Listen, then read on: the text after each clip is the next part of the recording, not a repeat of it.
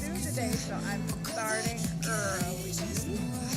Because, like, the past couple days I've been starting way too late.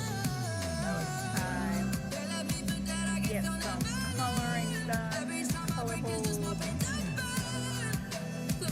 you know, I figure this is going to take at least 5 to 6, maybe 7 hours. I don't really know. Because there is, like, a lot of detailed stuff here, so the color holds is definitely going to be a time frame. But, alas, we're starting at 12:30 in the afternoon instead of 7 o'clock at night, so we got plenty of time. We got the whole day to get this. I wish you could use your gravitas to keep your eyes open. It always looks like she's sleeping. Her mouth open, like the camera tracking something.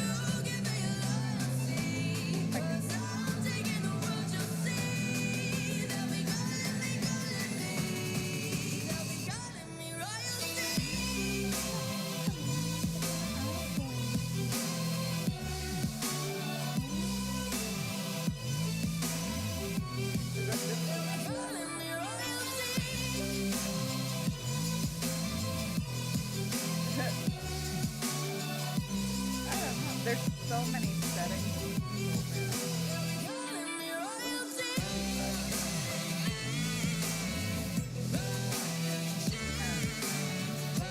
Something I don't have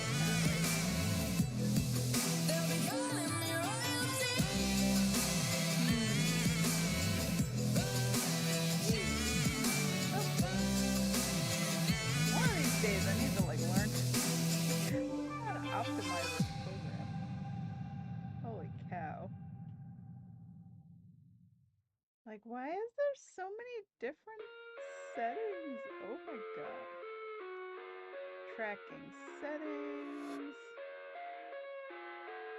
I don't know what any of this is. I live inside my own world of make-believe. Kids screaming in the cradles, profanities. I see the world through ice covered like, she opens her eyes if I open my eyes really cross wide, like. out the ones who heard my cries and watched me weep. I love everything. Fire spreading all around my room. My world's so bright, it's hard to breathe, but that's alright. Hush. You guys get to see the inside nitty-gritty. Advanced lip sync. Shh.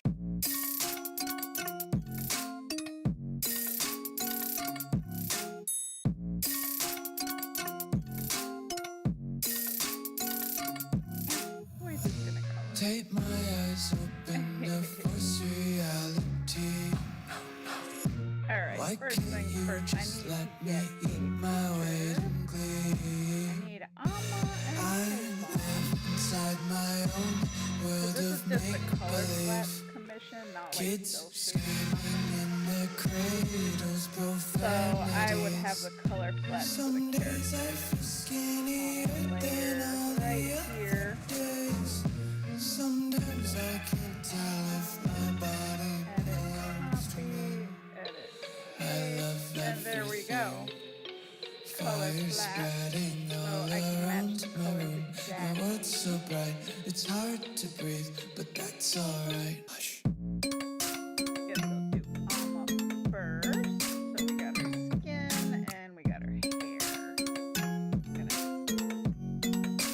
get going on that. Shh. Okay, make a layer, color flats.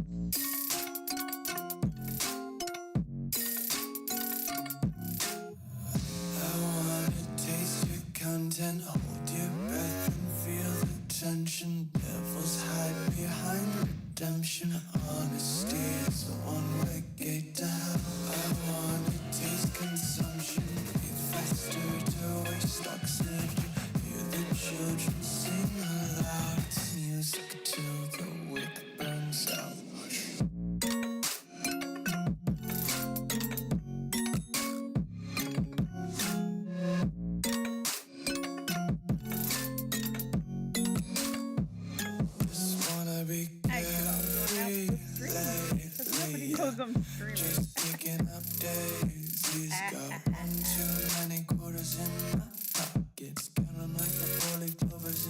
So this early in the day, who knows if anyone's even around to watch? 'Cause everybody's probably at work.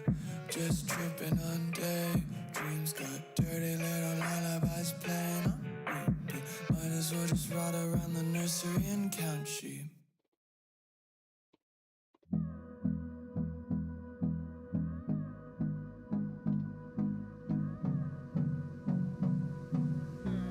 There we go.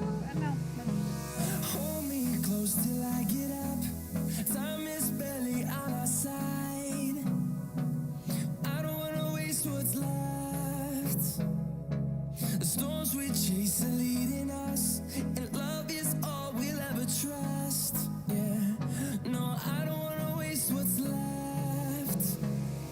And on we'll go through the wastelands, through the highways, till my shadow turns to sun rays. It's an early day today, and I have Dunkin' coffee.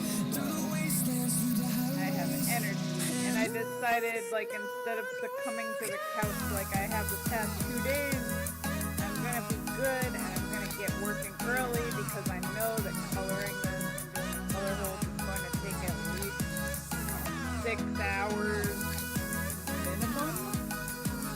And I know that if I'm bad and I end up starting really late again, like, I'm not gonna have the energy to finish this. I absolutely want to finish it today, so I stay on schedule and don't end up having to work on my day off, because I don't like working on my day off. I like sleeping on my day off.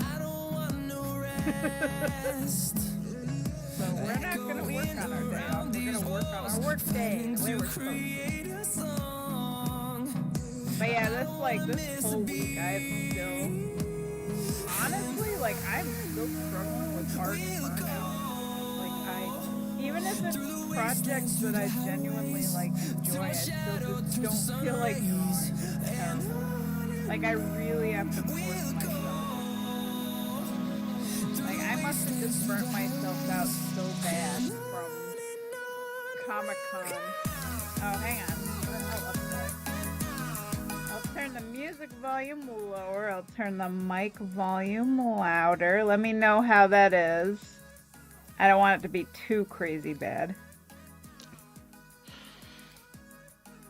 Is that better? Yay. But yeah, like, this whole week I've been still struggling with, like, art burnout. Like, I guess I'm just a little, like, overwhelmed because I have all my Christmas stuff that I have to do, which, you know, this is just kind of a stressful time of year for me. I mean, it is kind of for everybody. But yeah, like, even with projects that I enjoy and love, I don't feel like drawing. So every day it's been a struggle. That's why I've been starting my streams, like, really late, because I just find myself on the couch and all I want to do is post in role plays and I want to write. And I don't really feel like drawing. So, you know, I used to get burnt out a lot easier than I do now.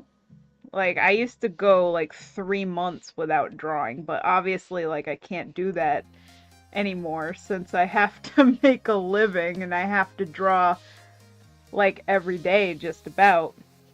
But boy, let me tell you, sometimes it's just getting the motivation just to turn on my computer, load up Clip Studio, and, like, get to it. Like, holy cow.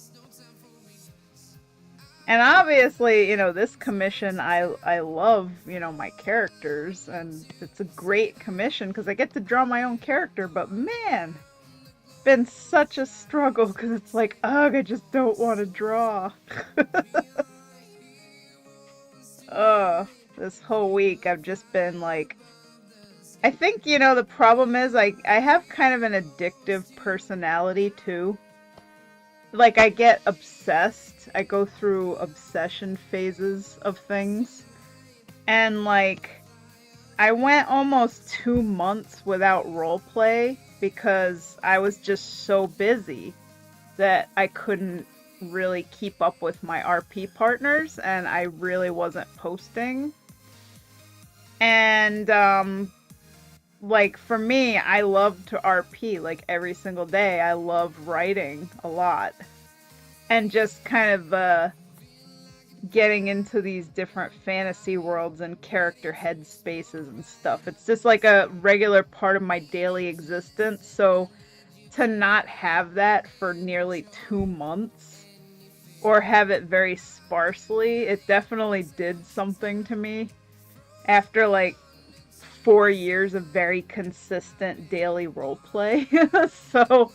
So now that like Comic-Con is over and like my commissions have gotten more back to what they used to be, like it's not crazy super high giant colored projects like every single day. It's like, I get some days where I get cut a little bit of slack where I just have to do like a portrait sketch or something. I'm just like, oh yay, I got time again. So I've been role playing again. And me and my addictive personality, like that becomes the thing that I want to do. Like, so I don't want to draw, I do want to write. And it's bad, like I get so addicted to doing, writing when I get back into it. I'm just like, oh, I just want to write all the time and I got so many things I want to write. And I want to make art, but like I want to make art for my role plays and not commission art. Although technically this is art for my role plays for Soul's End. Like this RP has been going on like I think we started this thing in 2020, maybe 2021, I don't know. But like Amma and Tilont are married and they have a kid and he has this cool scar now because this is from when Dalaran got exploded and he almost died. He got caught in it, but he survived, of course, because he's a main character. And Amma would be very sad if her husband got blown up with Dalaran. That would be bad. So, oops. That is Amma's hair color. I'm getting canceled. Okay. Alright, so we got her skin. But yeah, that's basically where I've been at. Especially this week. I've just been like craving time to write. And I'm also writing like solo stuff for the Alien story with Nara, and it's like literally the story is dependent on me to get these scenes written before we can move on with like the main plot and get to the climax of the story. So yeah, I've been really wanting to just devote more time to writing, but I have to do my work. People pay me. I gotta do it. But the good thing is that, I understand my burnout, and I did schedule myself a hefty 2-week vacation starting December 23rd. So instead of just taking 1 week off, I'm taking a full 2 weeks off. So that should give me enough time, to finish writing the important stuff that I gotta write. And also give me, like, time to, recharge my drawing spirit. Because it's just, like, if I'm not drawing Squid Boys, which is the main thing that I want to draw, again, I told you it's like obsession. I'm obsessed with my squids, like, really bad. So I was like, all I want to do is write and draw squids. I'm like, help, somebody send help. I love my aliens. But this is just part of being a freelance artist. Like, you have to balance out your time to do your personal art and then your commission art. But, I don't really give myself a lot of time for my personal art. I just kind of squeeze it in here, there, and whenever I can. So that just adds to the burnout because I'm doing like all the commissions plus trying to do the personal art.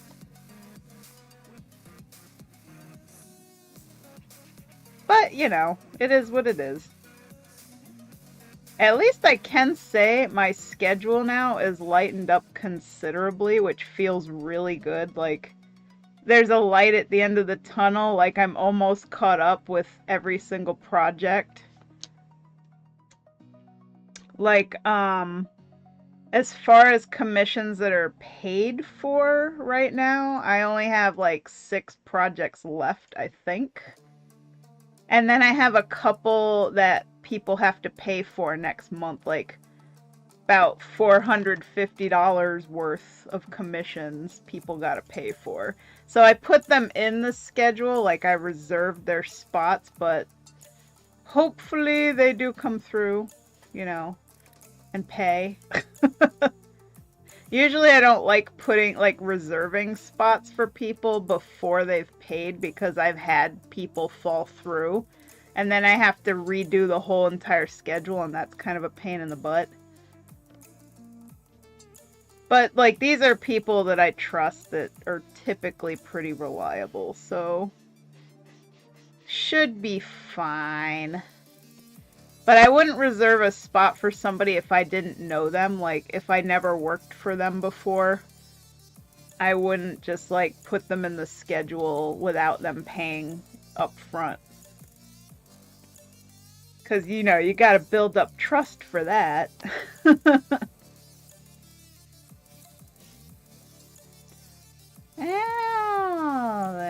Let's see. So this commission is going to just be color flats and color holds, so it's not like cell shaded, which is nice. So that will save a little bit of time. But if I ever do want to add cell shading to it just because, I might. I don't know. We'll see. Depends if I'm feeling up to it or not.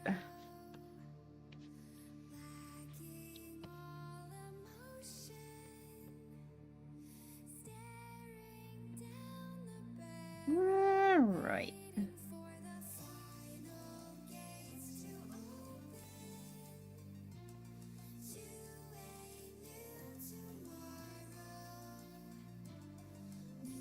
Also, I hope everybody's having a nice day today. It finally stopped raining where I am in upstate New York because it's been raining, pretty much snowing and raining every day, all week. And now we finally have a sunny day, but it is very windy and very cold.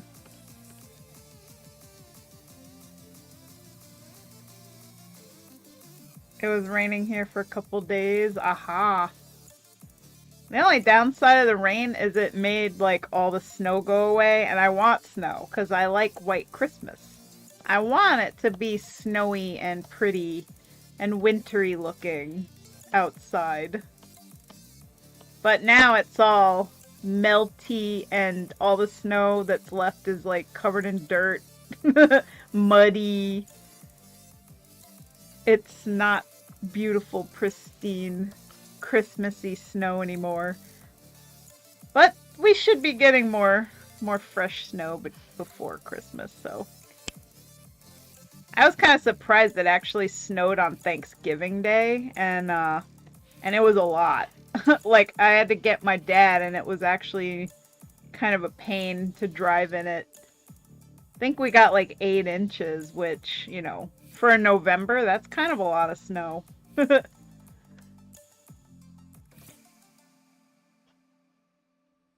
So I have a feeling this might be a really wintry winter. Because we've had a couple of years now where, like, usually upstate New York gets a lot of snow. But the past couple of winters have been kind of like, you know, really weird, dry and warm. And, like, you can see the grass just about all winter long and barely get any snow. And whenever we do, it just melts off, like, the next day. Which, for us, that's just not the norm.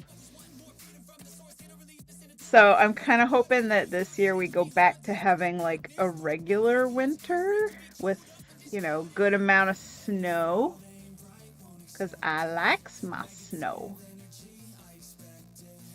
I know, like, in the southern states, if they even get, like, a dusting, they pretty much shut down everything from what I've heard. Because, like, southern states don't have, like, the infrastructure, like all the salt trucks and plows and all the stuff that we got up here. So it's like, if it snows down there, everybody's like, yep, we're staying home. But up here, like, no, you need like 5 feet of snow before you even get like a snow day off of school or whatever. Like, if you can drive through it, you're going. If the school bus can get through it, you're having class. And that's just how it is.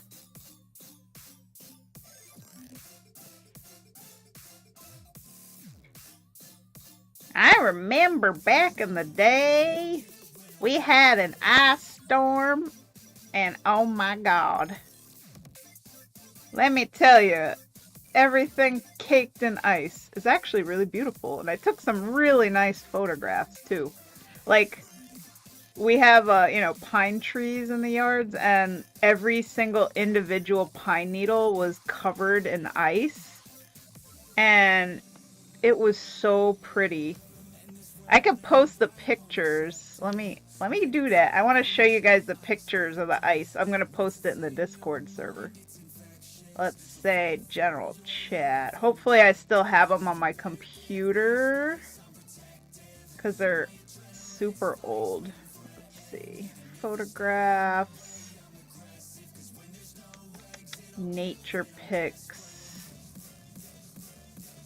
Okay. I know I have them up on DeviantArt. But yeah, I want to find, like, I have a picture of the pine needles cased in ice, and it was super pretty. Let's see. Trying to find the oldest photos I have. Wow, some of these are from college. Goodness. Like, some of these are going back to like 2008.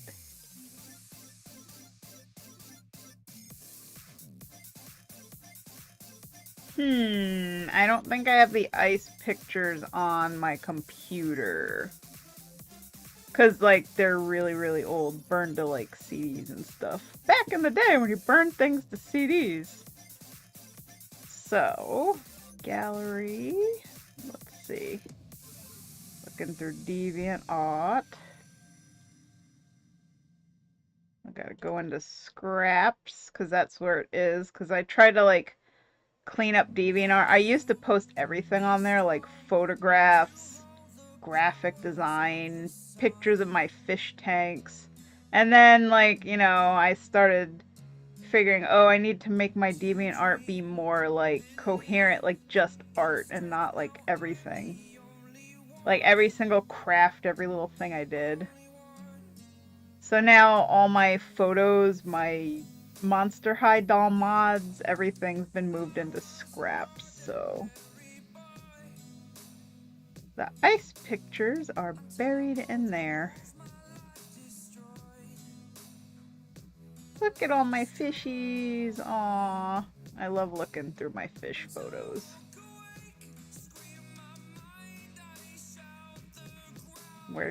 Oh my god, look at, I was so skinny in college. Not really. Oh, I found it. I found it. Ice photos. Let's copy image. Pasting them in general chat.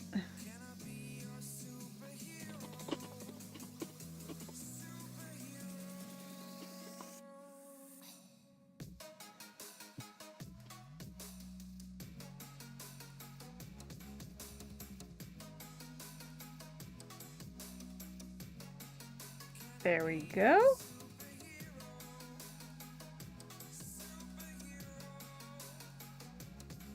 Okie dokie. Took me a while, but I finally found the photos.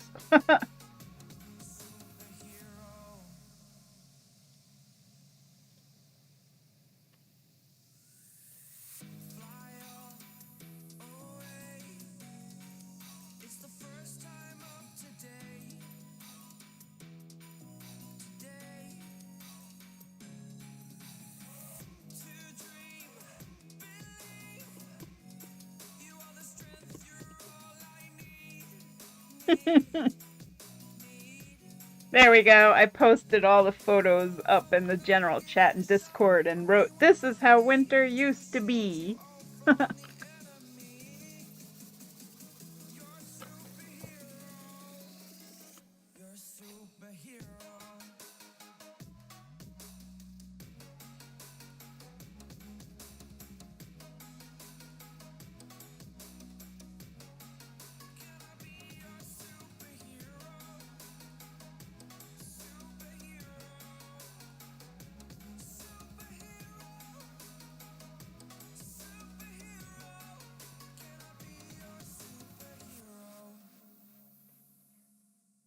Anyway, we're just highlighting all of Amma's hair so we could eventually fill it in.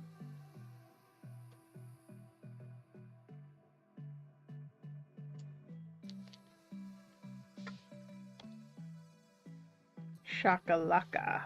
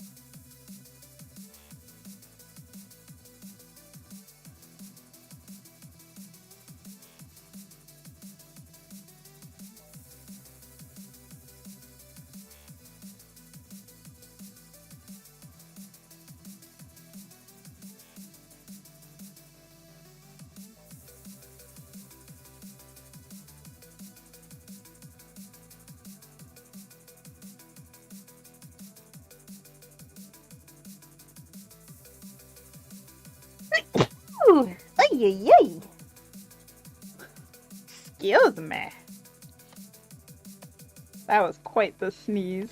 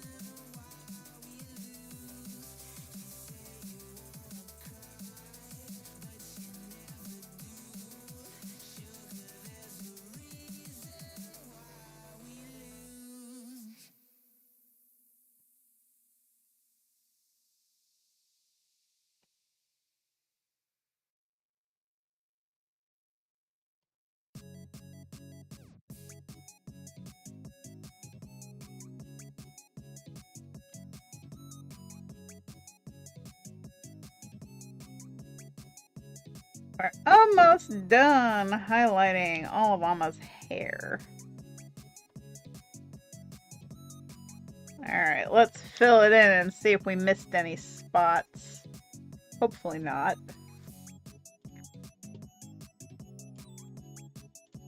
Boop. Oh, I gotta do her eyebrows. Eyebrows! And of course we gotta zoom in, see if there's any, like, you know, little pixely spots that need to be filled in, because there always are. One day, I hope that like digital art programs will be so amazing that like you'll never have to zoom in to fill in pixels ever again. Like the programs will just be so intuitive that they'll know how to fill in every little gap. And maybe that is already a thing and I'm just bad at digital art and I like don't know how to do it right, but you know. This has always been something I've had to deal with since the inception of digital art. I'm so old, I've been around since the very beginning of digital art. I used some of the very first Photoshop programs that there ever were. Granted, I didn't use them legally, but nobody did, because nobody could freaking afford that. Do you know how much it costs to buy Photoshop? Oh my god, dude. Like, I think way back in the day it was, I don't know, $600-700 for Photoshop, and then it just kept going up. Like, it was getting to the point where it was like $1,000 to buy Photoshop. Like, no little high school digital artist that started out on MS Paint is gonna have $1,000 for an art software. And then, of course, now Adobe decided to do the, like, $10 a month subscription thing, so you could get the program, but you have to, like, just perpetually pay for it forever and ever and ever, which also kind of sucks because, like, even though you get all the current updates to the program, Adobe really hasn't been doing very many groundbreaking updates, and definitely nothing that's useful for illustrators. So I feel like Clip Studio kind of swept in and really, like, saved the day for illustrators, the program that I'm using. Because they actually do fairly frequent updates, and you get to just buy it outright and own it, and you don't have to do a subscription fee unless you're using it on, like, a tablet. But, like, if you're using this on a PC, it's like a one-time perpetual license, and boom. Like, that's how it should be, I think.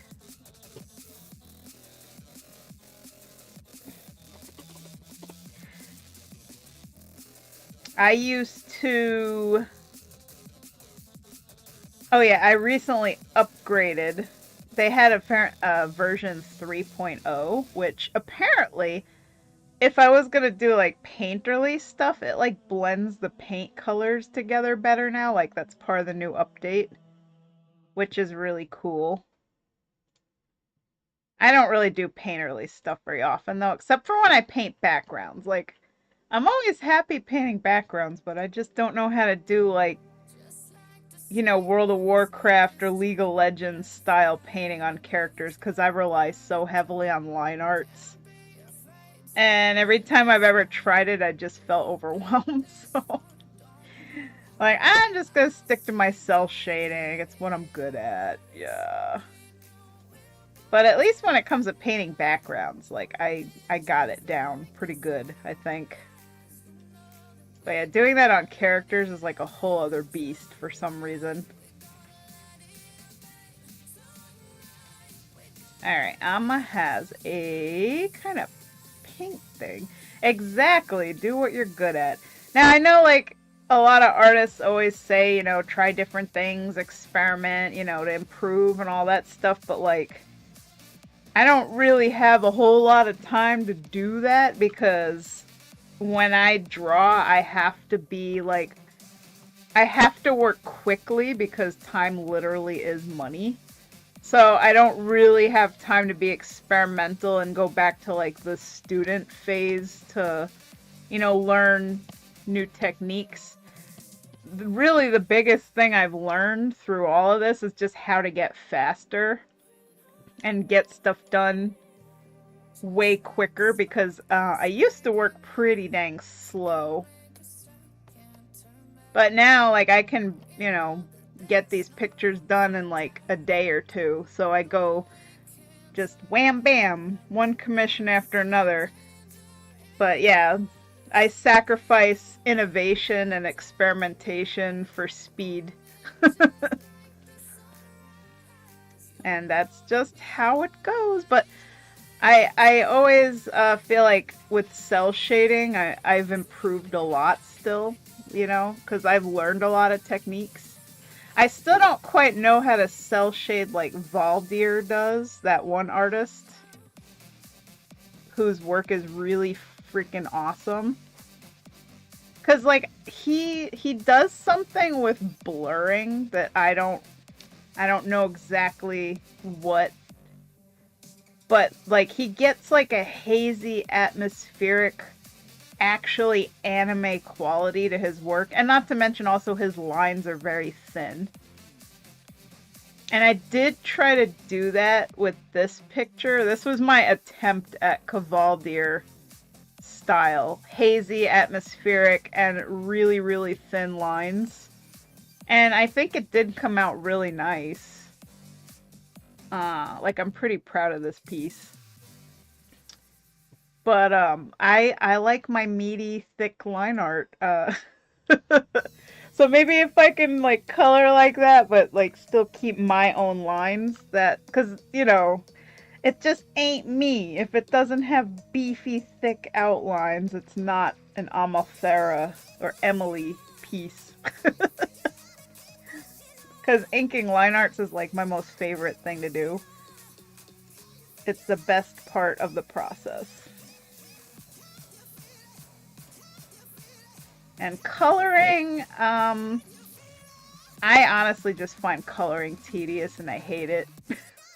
Like, I like the final part of coloring when you do the highlights and, like, glow effects and, you know, all the finishing stuff, but, like, doing color flats and color holds is literally just monotonous tedium. And it's the most time-consuming part, and it's the part I like the least, I would say, of the whole process. So, inking line arts and doing the final touches to make a piece pop is the best. Oh, she be talking! Hello, Chomp! The way you do your design, the thick lines make sense. Your whole style is what it is.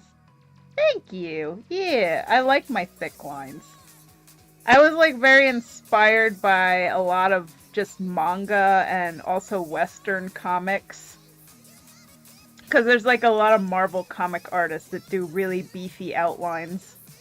So that's just kind of how my line arts evolved. And there were some people I used to follow on DeviantArt way back in the early 2000s, like 2006 to 2008, there was this one artist named Katibu. She changed her name and I can't remember what it is. I still follow her.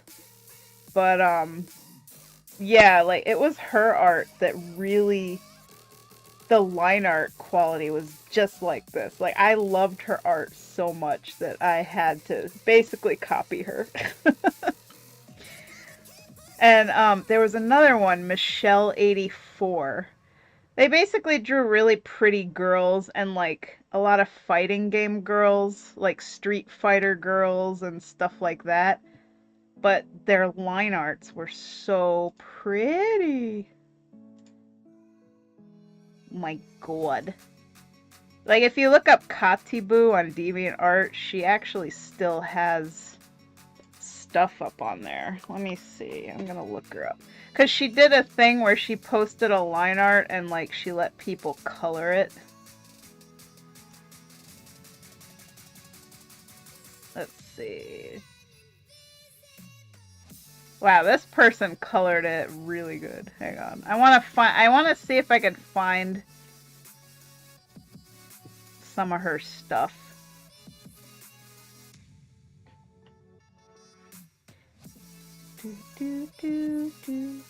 Katibu.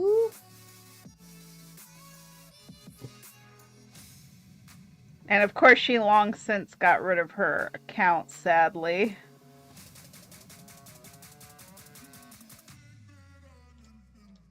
Anyway, so this is I'm gonna make a new file here. New.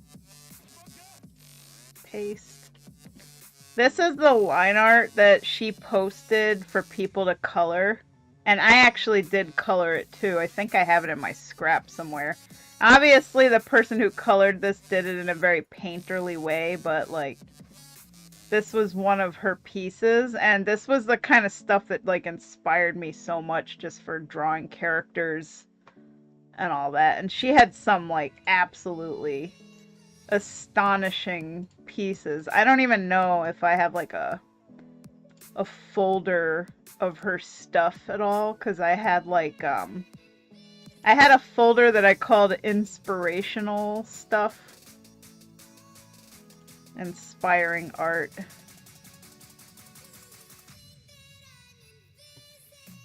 Let's see.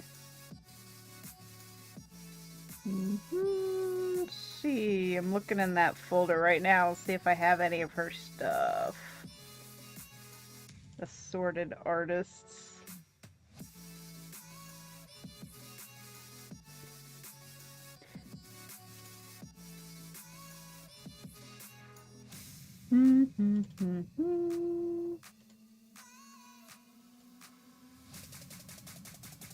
Oh, I also, believe it or not, you guys probably all heard of Sakimi-chan.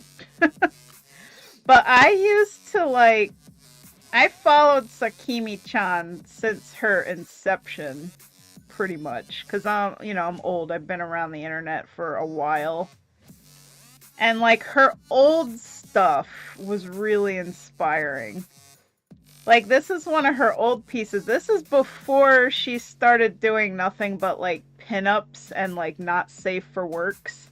And obviously I have nothing against that stuff. I mean, she makes fabulous money.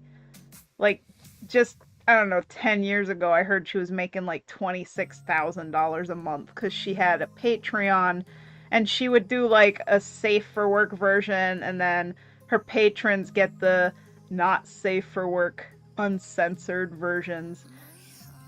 But I did notice over time her art became less experimental and expressive, and like even her brush strokes and stuff just got tighter. Her colors got like less vibrant, and it became a little bit more like a factory of just churning them out, just churning out the big booba bitches. And so like, she doesn't do paintings like this anymore, and I understand, because honestly, as gorgeous as this kind of art just doesn't sell well. And I know from experience, because I spent years beating the fairies, mermaids, and fauns thing to death and like not getting anywhere with it at all. Like, I couldn't sell them, couldn't make money. The niche for, generic fantasy art is so really, really tiny. Like, it's very, like, even at Comic-Con and at the fair, I always have those pieces, like the mermaids, the fairies, the fauns, for sale, and they very rarely ever sell. So, I get it.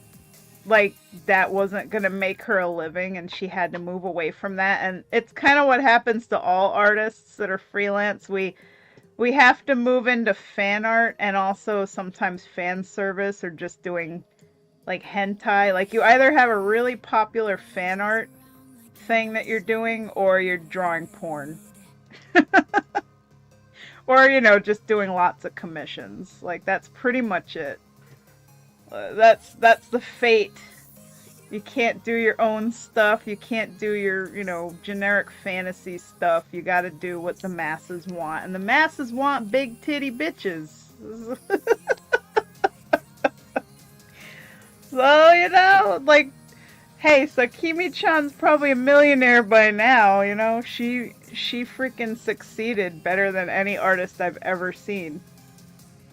But I still really miss her, I miss her old, just generic fantasy stuff, because it was actually really gorgeous, really inspiring, beautiful work. But there you have it. Oh. Let's see. Do what you feel is best and what you like because it still turns out great. Oh, thank you. My avatar's glitching. Ah.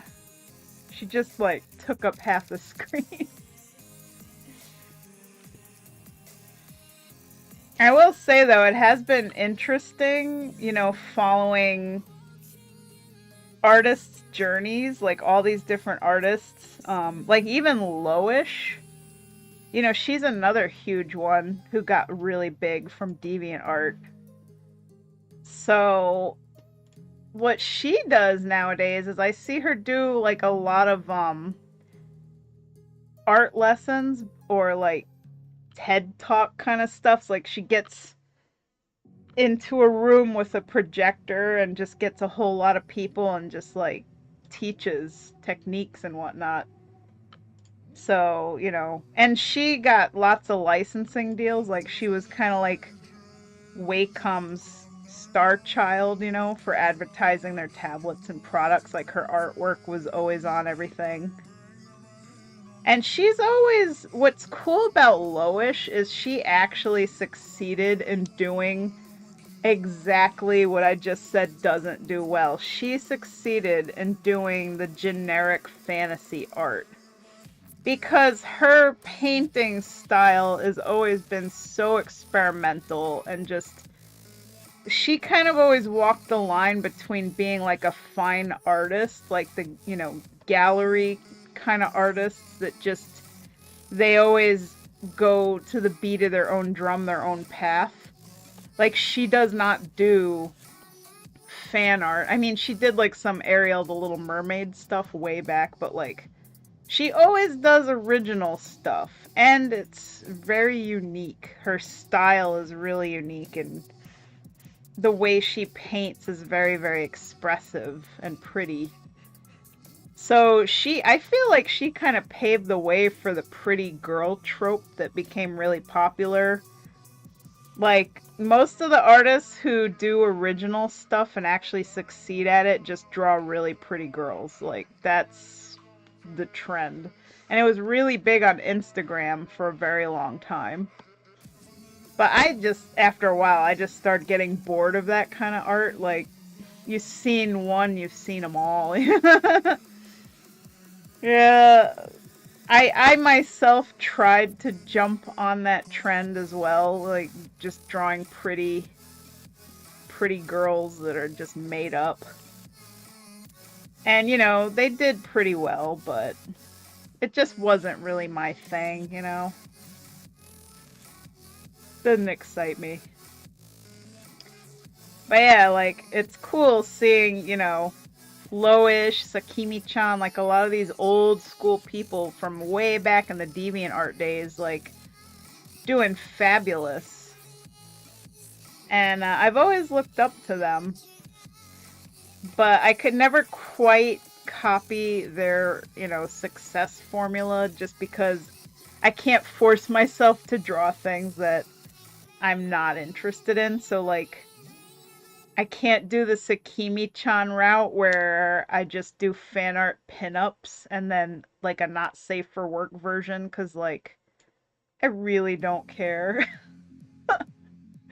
I don't want to draw women, like female characters with excessively exaggerated breasts and hips and asses, you know? Because that's the other thing, like these fan arts are like their body proportions are wow. It's just not my cup of tea. So I don't do it. I do make fan art though. Like I make fan art of things that are popular that I know will sell at like Comic-Con.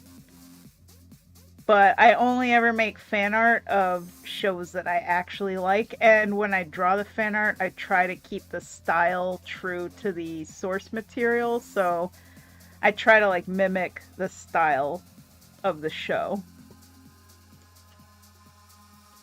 And that is how I do. And it does work, because I do really good at Comic-Con, for sure. Though I wish, like, I don't know, I wish people would buy my prints on Ko-fi too. Like, I wish I could sell my Comic-Con stuff throughout the year and not just like twice a year at Comic-Con. Because it'd be really nice to get that little bit of passive income, and I wouldn't mind, you know, packaging up stuff and going to the post office a couple of times a week, because you know, I'd be making some money. Would be nice. But we'll see if I could ever, you know, grow the following enough where people do want to buy my merch. That'd be good. But also, my printer is a little bitch. Like, I had so much trouble making my prints for Comic-Con. At least the big ones, the 11 by 17 posters. Because apparently it's a problem with my specific printer, but like it would keep putting black smudge streaks on the print. Like right near the end when the print's about to pop out, that last inch of paper, it would just smear black ink and just ruin the picture.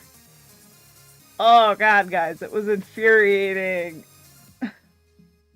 And then, you know, I have to open it up and then I have to take a Bounty paper towel and then douse it with 91% rubbing alcohol and then dab the little sponge part that soaks up black ink and try and clean it, and then run all these like print head cleaning cycles, and oh, it would take all day just to get like 30 prints, and then, you know, God knows how many of them came out ruined, so I had to sell them in the discount bin.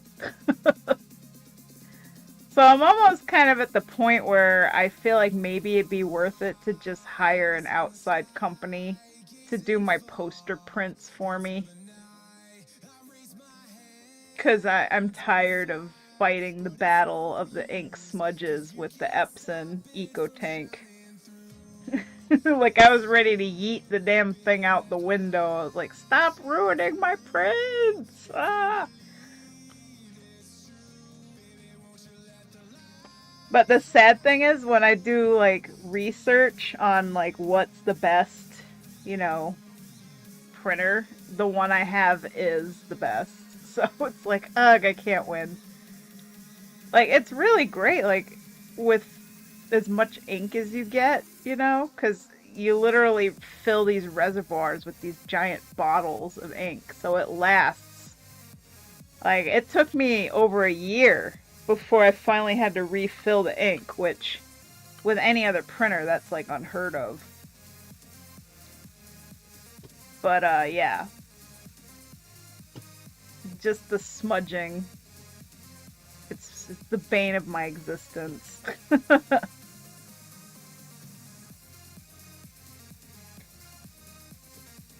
Boop. Glad I have color flats of Amma. That makes it so much easier. Just match the colors.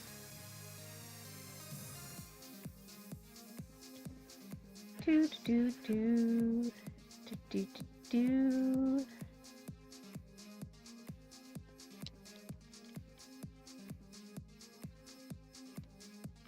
Oh my god, there she goes again. Get back down in the corner, girl. This boobalicious VTuber avatar. Oh, speaking of VTuber avatars, I found this artist that Mike sent me. They did some like Has-Been Hotel VTuber avatars of Charlie and Alistair, and they were like absolutely insanely phenomenally good. And you know, I decided to follow them and I liked their posts, and then they apparently messaged me, which I was kind of shocked. I was like, oh wow, people don't ever, like, nobody's ever messaged me on Twitter before ever, and I've been on there since 2010 and I've never gotten a single DM.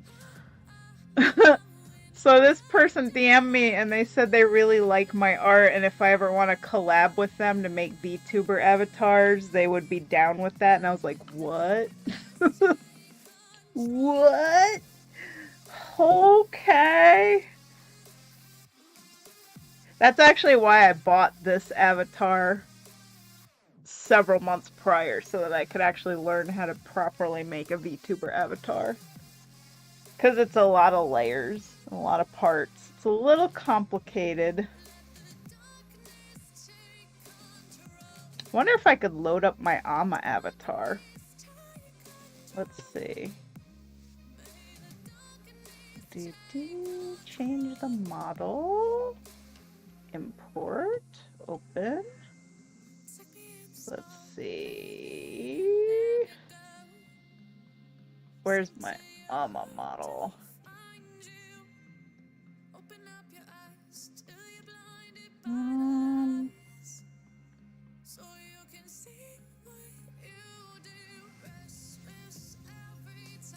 VTuber avatar.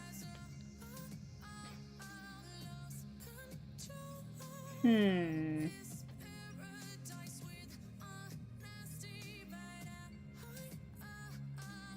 don't know where my Ama VTuber thing is. I haven't used her in a while. I don't even remember where I put her. I'm terrible.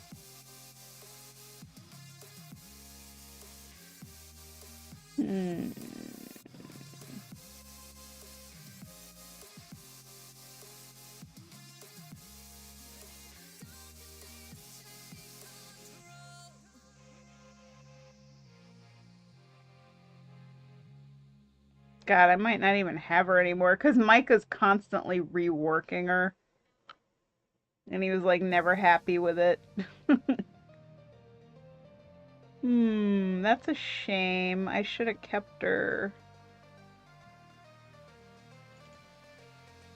I don't see her anywhere. Let's see, maybe. Hang on.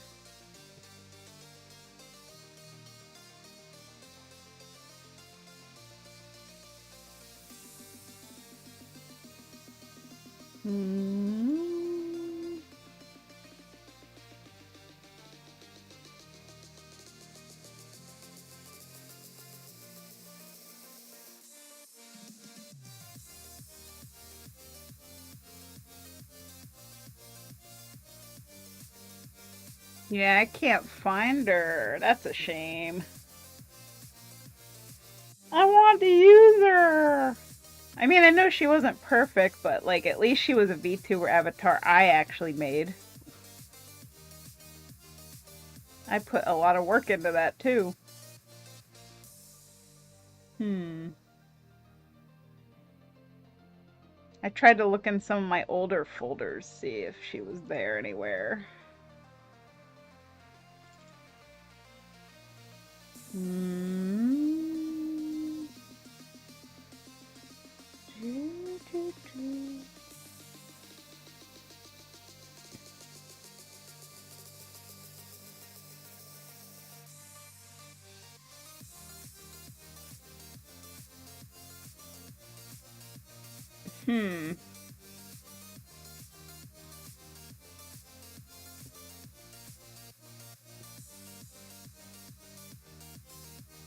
View. Adobe. Encoded.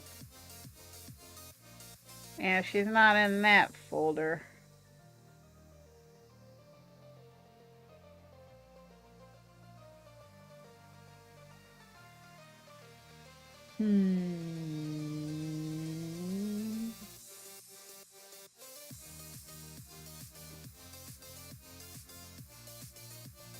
Ah, well, I tried. I don't seem to have it. Suffering succotash.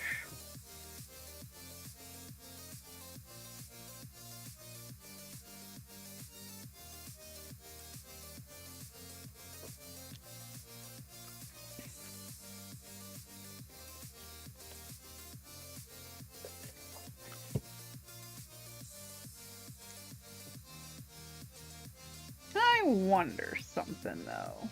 Hang on.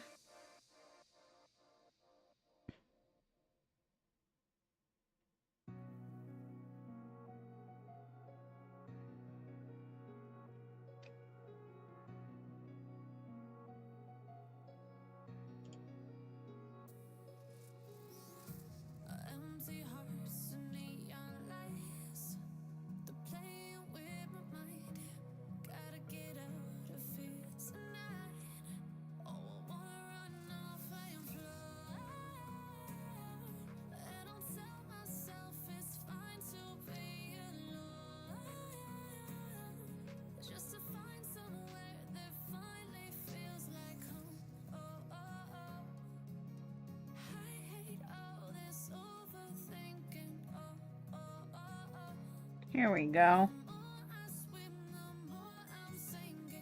PR Live. I might have her loaded in there.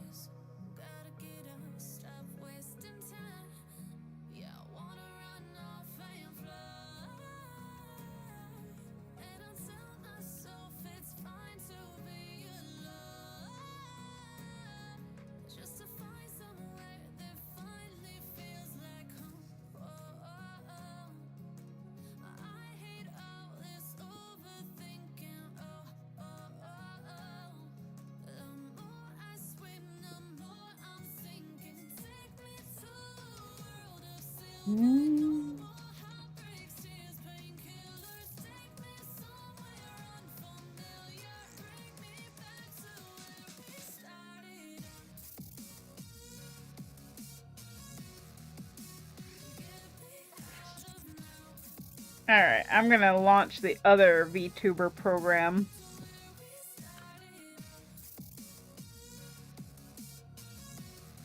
See if I got Amma in there. Let's see.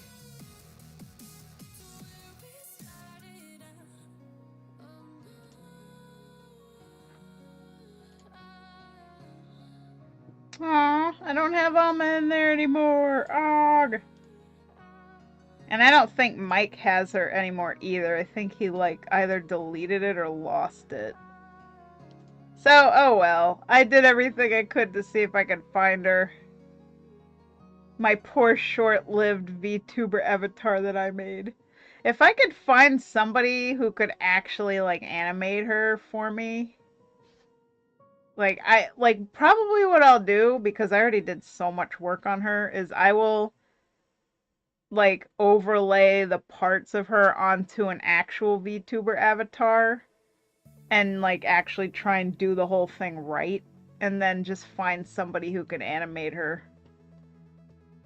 That's my best option, because like I don't want to completely give up on that avatar because I put so much work into that. But it definitely needs to be fixed a bit.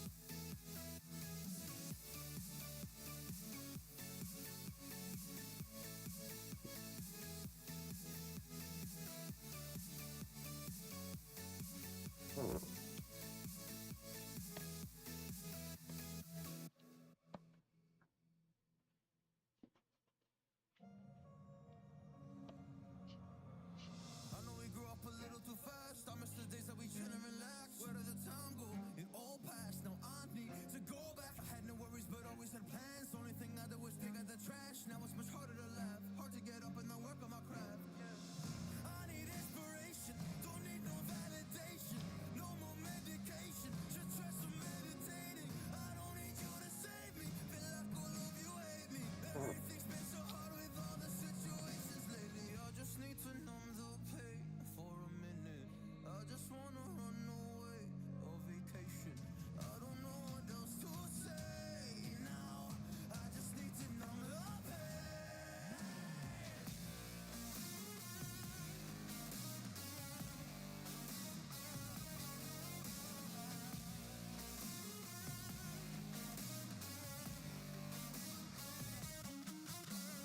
I just wanna numb the pain.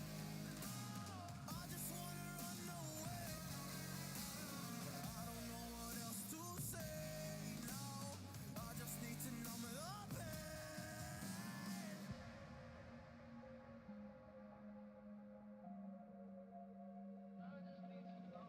Well, maybe I'm done, maybe I've lost. Still putting up a fight because I love my mom, I love my family. When I was young, they would all look after me. I don't know why, but I feel like a burden. I spent my life overthinking my purpose. Can't really cry, I'm so used to the hurt. Trauma keeps up at me at the wrong moment. I just wanna numb the pain for a minute. I just wanna run away on vacation. I don't know what else to say now.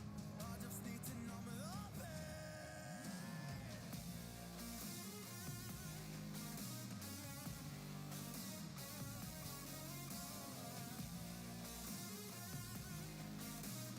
I just need to numb the pain.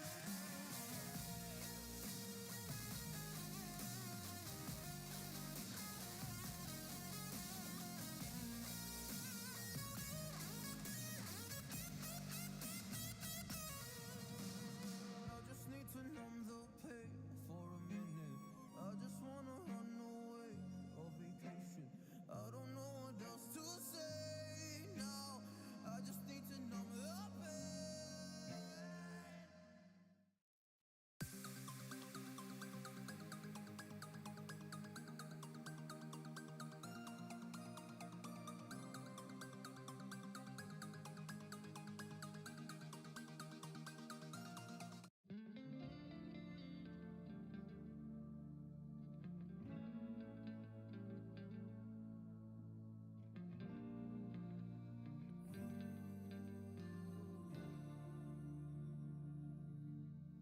There's a beauty in the way you're worn and the sharpness of your thorns.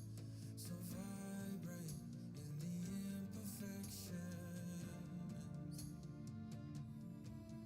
In the pain, there's something real. All that anger so concealed. Still, you're lost in how to feel. Just let me hold.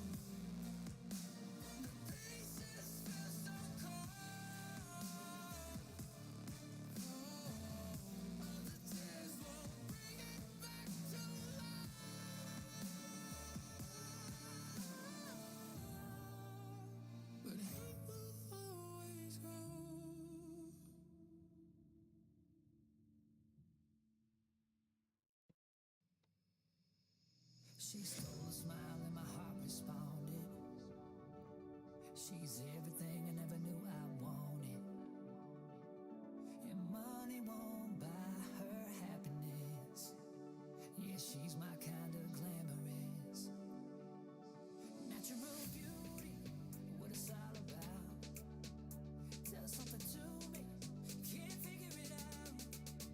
I never thought that. Alright, ready to fill. Bloop.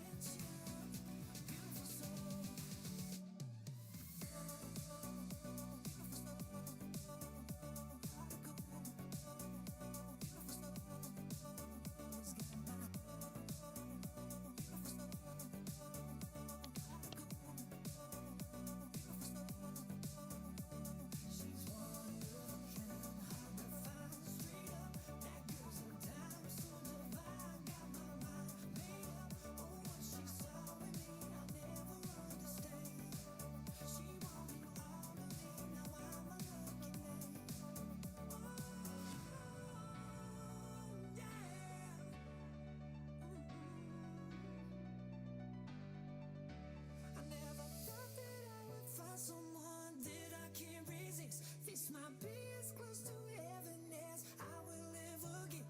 I see perfection and a heart of gold. Always got my attention. Beautiful soul.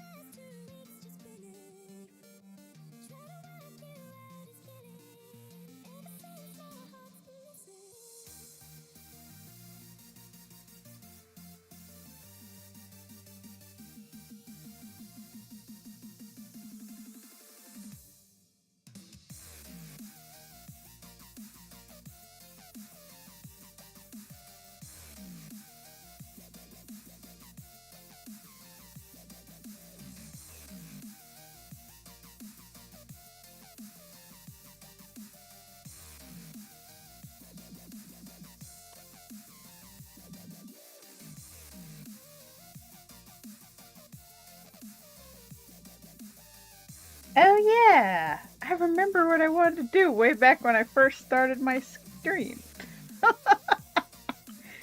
Oh my god. My brain's all over the place. There was like a Lucid Pixel YouTube video I wanted to listen to, but I wanted to actually play it for the stream to hear. And then, you know, I could just chill and vibe with it. He's an artist, a professional artist. And he puts out some interesting video blogs, and I like to listen to him. And I figured, you know, while I'm drawing, maybe you guys want to listen too.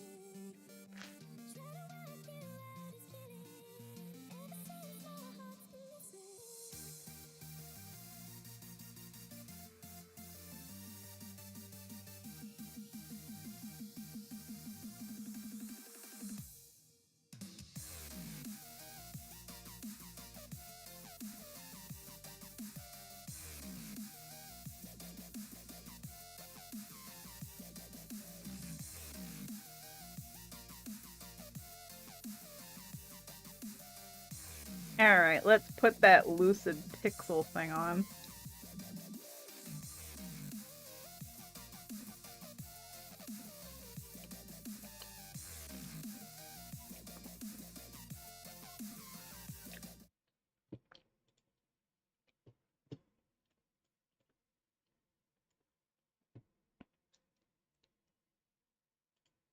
Pixel. Hey guys, it's Ed from Pixel. Today's video is a very, very important one, so I highly recommend you do your best to listen through to it to the very end, because I think there's a very important lesson in it for us artists, particularly young and aspiring artists that are trying to make a name for yourself, and for our community as a whole. And it's a very serious topic that this artist here is highlighting, not only through what they're sharing, but by the content that they put out as well. And I'm very glad that this artist did this. Although the example that we're going to be getting from this, the big moral, the big lesson from this is not one that necessarily shines a very positive light on this artist. So without further ado, let's listen to this, and I want us to listen to this from the perspective of an audience that wants to get to know who this artist is, this content creator, who's been around for around 3 years or so, okay? Let's have a listen. After 3 years of posting on this channel, with an embarrassing amount of infrequency, I finally made a video that people cared about, and it had nothing to do with my art. Why did this happen? I started this YouTube channel to share and talk about the things that I'm most passionate about, art and graphic design. I've shared parts of my career, my art process, some personal thoughts and experiences, and some big projects that I'm super crazy proud of. I even spent months on a documentary where I hunted down over 150 life-size Peanuts statues. It was an encapsulation of art history and Minnesota history, and I thought this would be my big break. But no matter what kind of art videos I made, I couldn't find my audience. And then one day I decided to do something completely different. A video that only kind of slightly had anything to do with art. This video essay got more attention than all of my other art videos combined. I'm glad this video resonated with so many people. I shared some of my experiences watching these advice channels to call attention to a really important topic that I was kind of worried I was imagining. But why is YouTube pushing me to make videos like this one? And why can't I make the art and design videos that I set out to make in the first place, instead of trying to think about what you want from me? Before I get any further, I just wanted to say thank you. I appreciate everyone who watched my last video and or subscribed recently. I've never made anything with this kind of response before, and it's crazy. Because of the response to my last video, I wanted to make a follow-up. So this video is going to be a little more conversational and a little less edited, though hopefully I can edit the audio in a way that is less bad. I got a lot of comments and messages about how bad my audio has been. Some of those comments were kind of mean, hurt my feelings a little bit, but that's okay. I just wanted to say that I truly appreciate your effort in bringing this matter to my attention. It's crucial for me to be aware of these issues to make necessary improvements. Thanks again for caring enough to speak up. There's nothing written on these cards, but I always appreciate feedback, and hopefully the audio is better now. Okay, so let's stop for a moment. So just to kind of recap what we've just heard. The artist, Morgan, who founded and creates content for this channel called Morg Design, so Morg is basically a play on Morgan's name, is expressing how they've been around for around 3 years or so on the channel, which is, by YouTube terms, a very, very short period of time, but substantial enough that they've put in a lot of effort at this point. And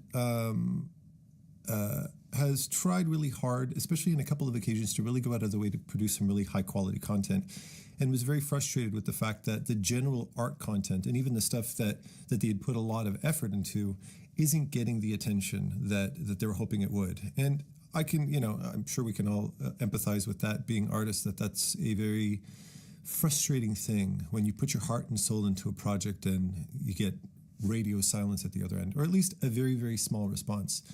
That said, putting things into perspective, especially from a creator like me who's been on the platform for over 10 years, that 11 videos, which is how many videos Morgan had made up to the point before this one, so this would be the 12th video as far as I could see on the channel, is a very small number. You're trying to get a lot of traction in 11 videos it's not a lot. So I would probably be thinking about hitting the 30 or 40 or 50 mark before really expecting some kind of momentum on your channel. And that has a bit of a retroactive effect. When people discover you, they start to discover some of your old stuff as well, once that traction kicks off.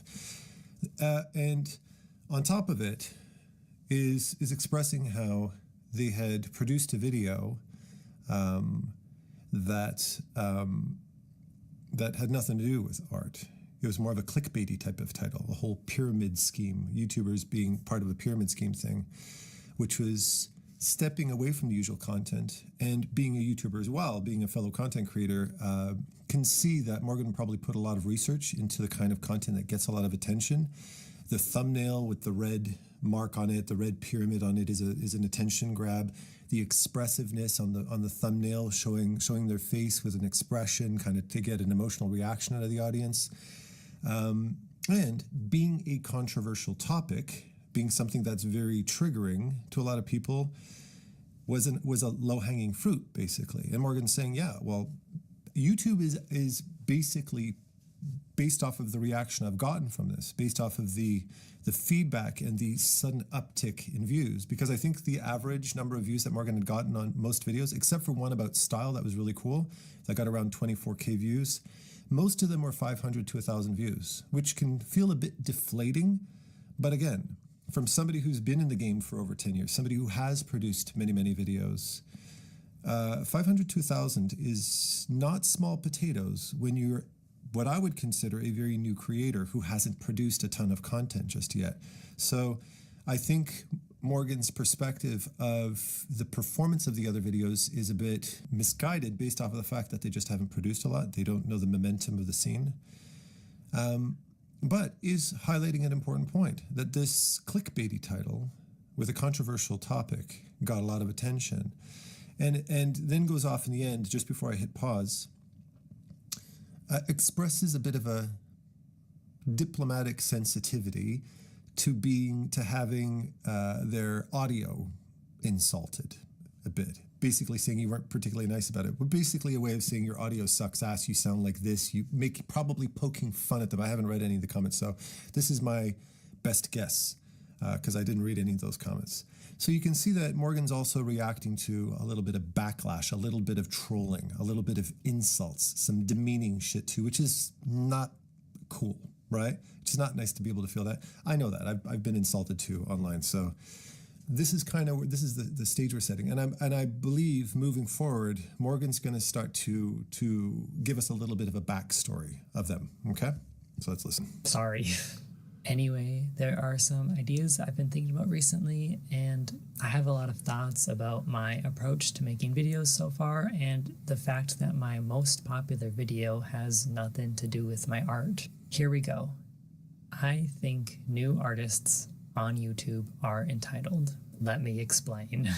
There's a journey that a lot of beginner artists follow. They start sharing their artwork on websites like Instagram, Twitter, Tumblr, and DeviantArt. These are picture-based platforms, so it's easy to take a picture of an artwork or export a PNG, share it, and start finding an audience. Beyond, how hard or scary it is to get started, it's easy for anyone to do this. I started posting my art on Instagram in 2017, and I had been posting my art on Tumblr for a year before that. Side note, at my first ever job as a young teenager, one of my coworkers told me that I seemed like someone who would be on Tumblr. She read me for filth, and I was so embarrassed. But If only this Tumblr post had been made 4 years earlier, I would have realized that she too was at the Devil's Sacrament. How did she know if she wasn't also there? Come on. But anyway, once a lot of artists get past this first step, they start thinking about how they would like to make art for a living. And this is already the second time I'm hearing Morgan express the fact that they're still ruminating over being called out or insulted or embarrassed, whether it be about what we just spoke about a second ago, about the audio, or now with this teacher or whoever made this Tumblr comment and stuff like that. We can see that Morgan is definitely making a point of discussing moments in their life when they felt insulted and embarrassed. So obviously this is a point of sensitivity for them. So this is something to take into account moving forward. And how they might start to make money. Money is very important, obviously.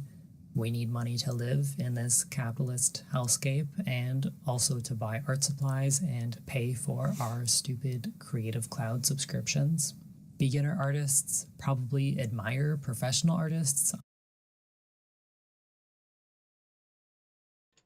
I just have to comment, pay for our stupid cloud subscriptions. Like, dude, just ditch Adobe. Get Clip Studio.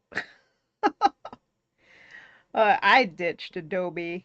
Like Photoshop stopped caring about artists a long time ago. And then, I don't know if you guys heard about the controversy with Adobe where they suddenly are like, yeah, we're gonna,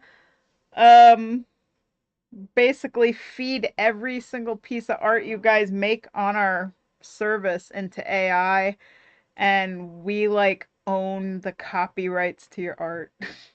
I don't think it was copyrights per se, but like we can use your art however we want if you're using our software, and we can train AI with your art.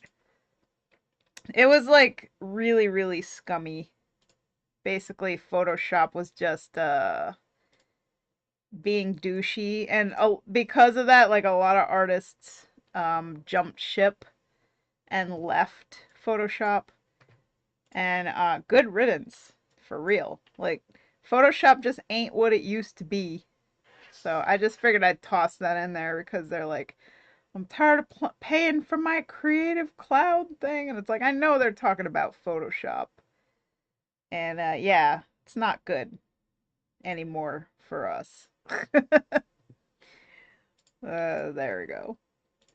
On YouTube. So YouTube is introduced as a way to make money and market our artwork. YouTube is probably romanticized or idealized the most out of all of the social media platforms because of this distinct sense of monetization. I feel like it's usually regarded as the platform with the least frustrating algorithm and the greatest sense of community. It's a platform that encourages longer videos that could be more personal, rather than videos that cater to trends or shorter attention spans.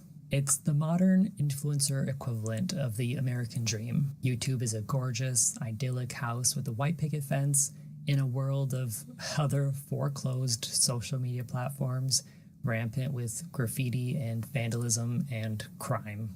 But it's not even just that younger artists are imitating the artists they see on YouTube. Art business content creators are also actively encouraging their impressionable audiences to start YouTube channels and invest in their art businesses because it's profitable for their businesses. It's the pyramid schemes, right? So beginner art... It's the pyramid scheme, right.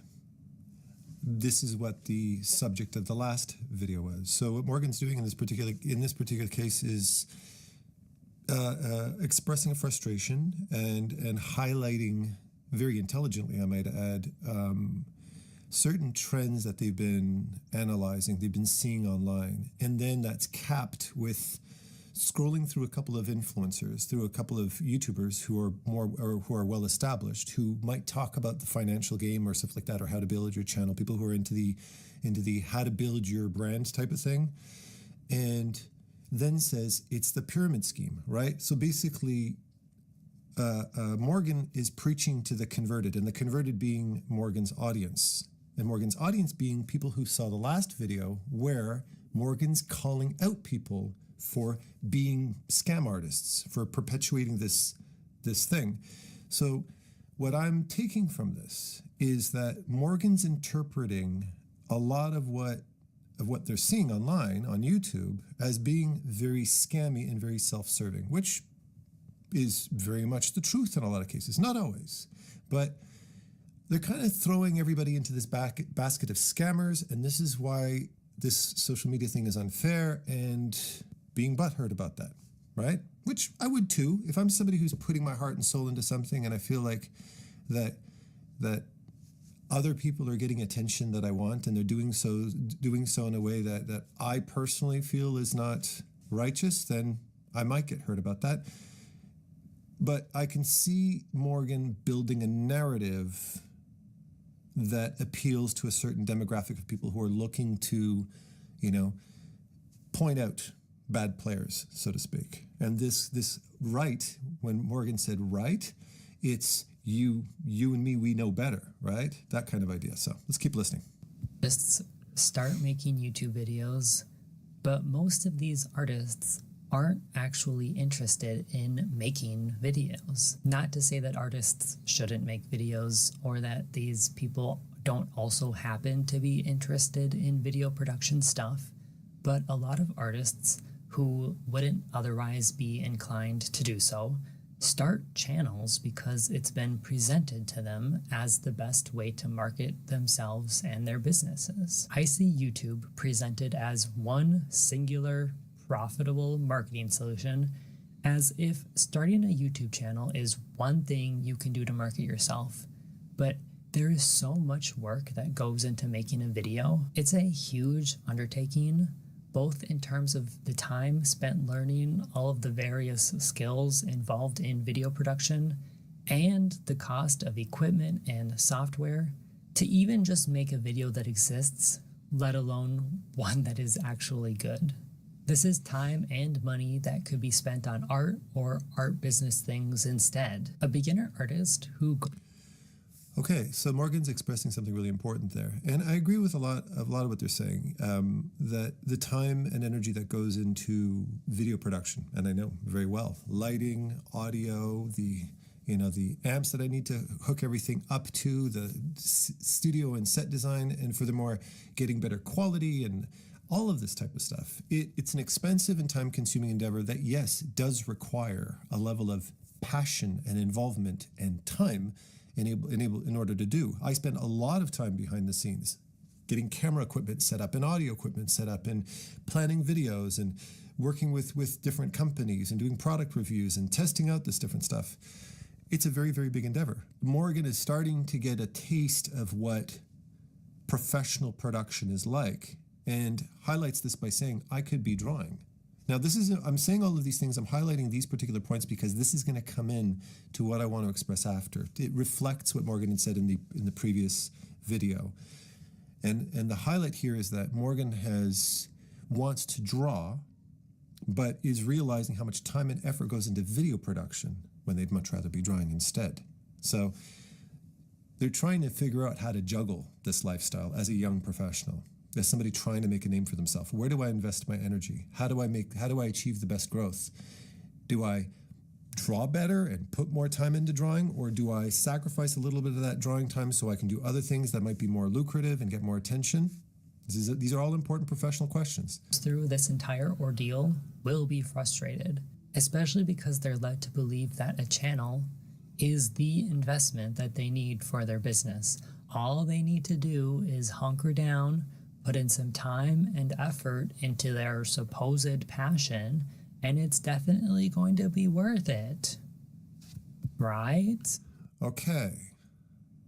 I think this is a very important point that Morgan's making right now, and it's something that all artists need to hear, particularly if you're younger and trying to make a name for yourself. A lot of artists, since the dawn of time, you can go back 50, 60, 70, 100, 150 years, think that you can just sit in your little studio with your paints or your stylus or whatever it is, whether you're digital or traditional, and you can just do your little drawings and then show them to people, and people hand you big checks. No. There's a marketing side. There's a public side to art. There's going to conventions. There's maybe building an online presence in some kind of social media. There's running another side business that might not be exclusively selling paintings, but it might be art related because you're a part of that art community, and there's other services that you can provide as well, either psychological or professional or strategic or financial or any of these different things, or technical. And you'll notice if you look at any of these content creators online, if you look at Brad Colbo, he's the de facto tech guy, right? If you look at Tyler Edlins, he's one of the de facto environment guys. And if you look at Kelsey Rodriguez, she's one of the de facto financial business strategy people, et cetera, et cetera, et cetera, right? And I have my own niche as well. I also teach online. So I'm not just looking at one little source of income and saying, okay, I draw and I make money making art. Nobody's ever exclusively done this. You need to be able to reach out and find other unique ways of using your skills. And that, in my opinion, is actually a benefit. I've learned audio, I've learned video, I've learned teaching, I've learned video editing. These have actually contributed a ton to being an art teacher. It's contributed a ton to my artistry. These are all different venues where I can get information. So my art doesn't just become drawings, it becomes an ecosystem of artistic practices. You see? So I can totally understand this conundrum that Morgan's in, but encourage artists like Morgan to give it time and accept the fact that just not drawing is not the big picture, is that there's more to being an artist than just doing drawings. There's a lifestyle and a career that's built around of your artwork, and the artwork becomes the foundation of your career. It doesn't become necessarily the be-all, end-all for everybody, okay?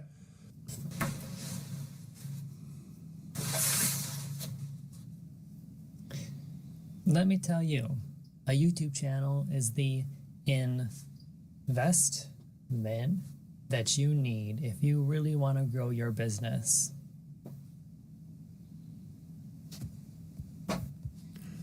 I invested, and I thought if I could only put in the work, then I could expect that people would eventually watch my videos.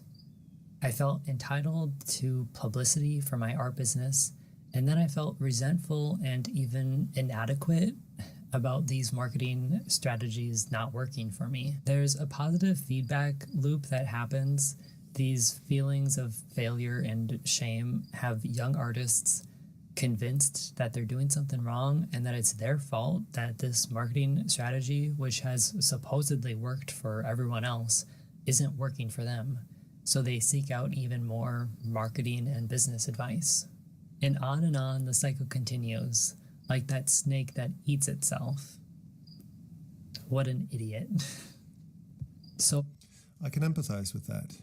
And I find that what Morgan's doing, the great service that Morgan's doing right now in this video is expressing a real frustration. Remember, I'm a teacher. I have a chance to speak with artists at the phase that Morgan is in their career, their artistic career, and social media presence and all that kind of stuff. And everybody from like 14 all the way up to 80. And I've taught every age demographic, every skill level, every professional level. And what Morgan's doing, the value that Morgan has in this video is expressing a frustration from the perspective of somebody who's living it, not somebody who's remembering it, somebody who's in it, somebody who's knee deep in the trenches right now feeling this. So there's value in what Morgan's sharing right now. I think beginner artist YouTubers are entitled, but it's not our fault. I think there's this idea of social media being the ultimate equalizer, and it's supposed to be more democratic than any other form of media. Everyone here has the power to post and the opportunity to be successful and gain a following, but just because anyone could be successful, it makes it so much more frustrating when you aren't. But if we want to make videos people care about, we have to overcome this entitlement. While I've been feeling this frustration and trying to figure out what I want to do with my business, I haven't been posting here on YouTube, but I have been posting my art on Instagram. To compare the two platforms, I posted this same gouache self-portrait to both. When I posted this painting, I had 44,000 plays and more than 87 hours of watch time and 4,400 likes. When I posted the same painting on YouTube, it was a 20-minute video It had 400 views with 25 hours of watch time up until recently. I thought the YouTube video was great. I put a lot of time into editing it and writing a voiceover that covered every aspect of my gouache painting process, and I answered every question I got about everything, basically. I know it's not completely fair to compare these two. It's the same painting, but I'm comparing Instagram Reels to YouTube Longs. But my point is, even though the YouTube version was meant to be educational and helpful, and I was sharing my vast wealth of gouache knowledge, it was just selfish because I was just talking about myself the entire time. Compared to the Instagram post, a very, very good point. Number one is making that time distinction. Remember, time is an investment that other people choose to or not to invest in you. So if you're sitting here you're still listening to me, a lot of people might have tuned out of my video a while ago, but for you who are still watching this, that means to you, at this point in the video at least, your time is still, this video might still be worth your time. Maybe you're waiting for the big punchline, the big reveal at the end of this video. And there's definitely a big reveal coming at the end of this video. But, and that's not clickbait, it's the truth. But it's making an Instagram reel or a TikTok is a very, very short amount of time. This is why it gets many more impressions, just because it's a fast, easy investment. There, click, click, like, you're good to go. Where a YouTube video can last 10, 20, 30, 40, an unlimited number of minutes. And people need to find out, or people want to find out, especially in, as Morgan said, a very short attention span generation that we're living in right now.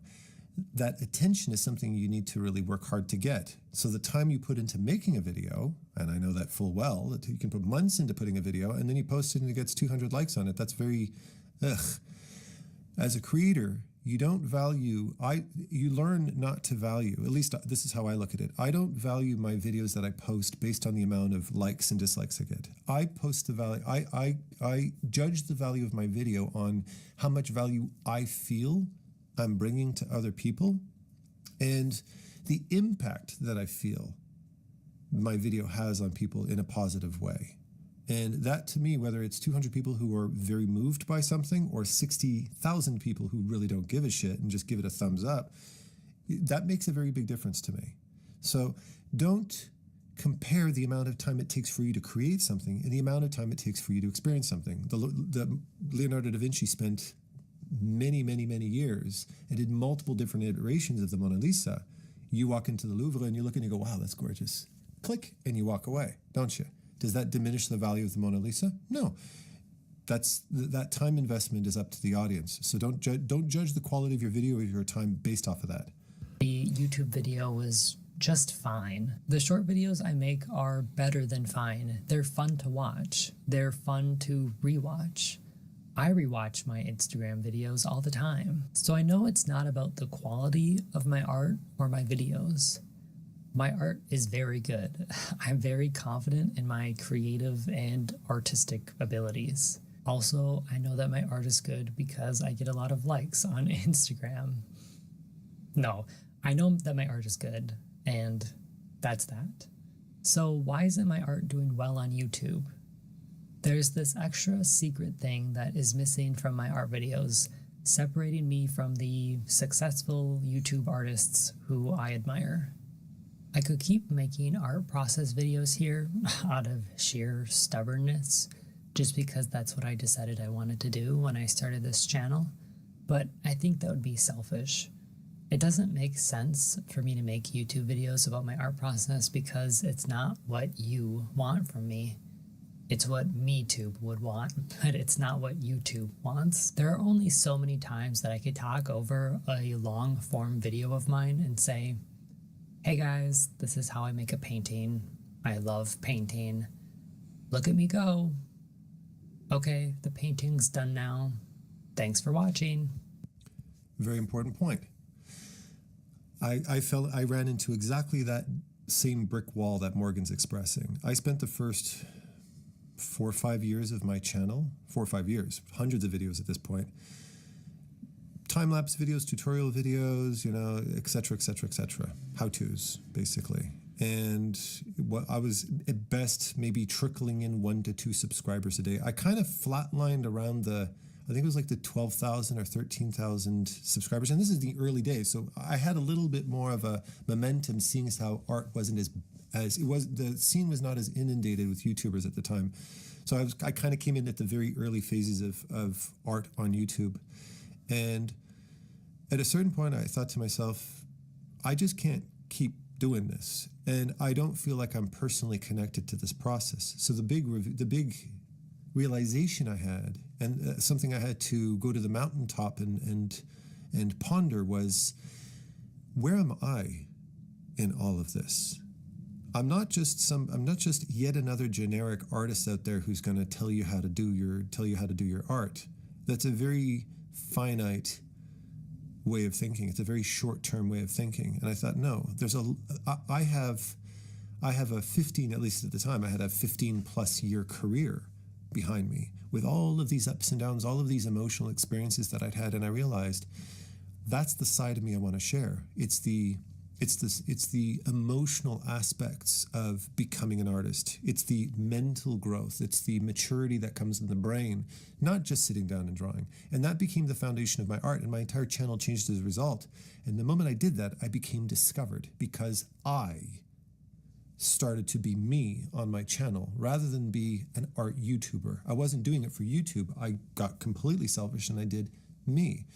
And the kindred spirits out there, the people who could relate to my story, who were going through what I was going through, appreciated that, because it gave people a sense of, hey, I'm not the only one going through this shit. And what Adam's saying is very sincere, because he's really going in depth, expressing an emotional reality that mostly only artists get. So I'm really speaking to a community that really gets how I'm feeling. So there was this very strong feedback loop. Morgan needs to discover this as well. And what Morgan's expressing here is, I can't talk about my art indefinitely. No, you can't. That's a very, very limited resource. What we want to see is more of you out of this. And this is the same goes to any YouTuber out there. Everybody thinks that their personal story is boring and unremarkable. It's only unremarkable to you because you're tapping into your own history. You're tapping into memory. But your memories to everybody else is a new experience. Remember that. An Instagram video is much more interesting to watch, and it's also easier, quicker, and more enjoyable for me to make. So if I'm not making YouTube videos about my art process, are there other kinds of videos about art that I could make? Well, no. I don't think so. I've done a lot of... You don't think so because you've only been at it for 3 years and you've only published 12 videos to date. Gotta give it time. Thinking about what kinds of videos I'd be interested in making, and, well, let me take you through my thought process, a glimpse into my dark and twisted mind. Before I talk about these, I just want to say that I love watching all these types of videos. They're great.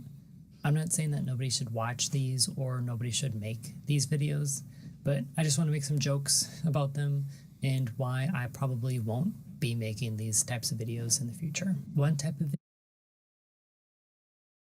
In character interviews, you say? What is that about? Also, this video is so freaking relatable, it's painful. Like, oh, this young artist's been on YouTube for 3 years and posting on Instagram, and I'm like, and then when Lucid Pixel's like, oh, and I only get 200 likes on my post, ugh. And I'm like, I wish I could get 200 likes. I get 12. I've been on the internet for almost 19 years and I still can't get any attention on my artwork. So it's like 200 likes. Oh, if only. If only I could get 200 likes on any platform. But, like, yeah, this video is so freaking relatable. I definitely feel this kid's plight. Also, a lot of art YouTuber videos are like really boring. Like I tuned out of those years ago. Painting process videos. I'm like, yeah, no wonder you're not getting any attention. Like those are boring. Characters interviewing people to fill positions at the infirmary she runs. Ah, cool, cool. I will be right back. I have to go pee because I drank a lot of coffee. So BRB. Hi, Pipple. And I got a kiss of Pipple.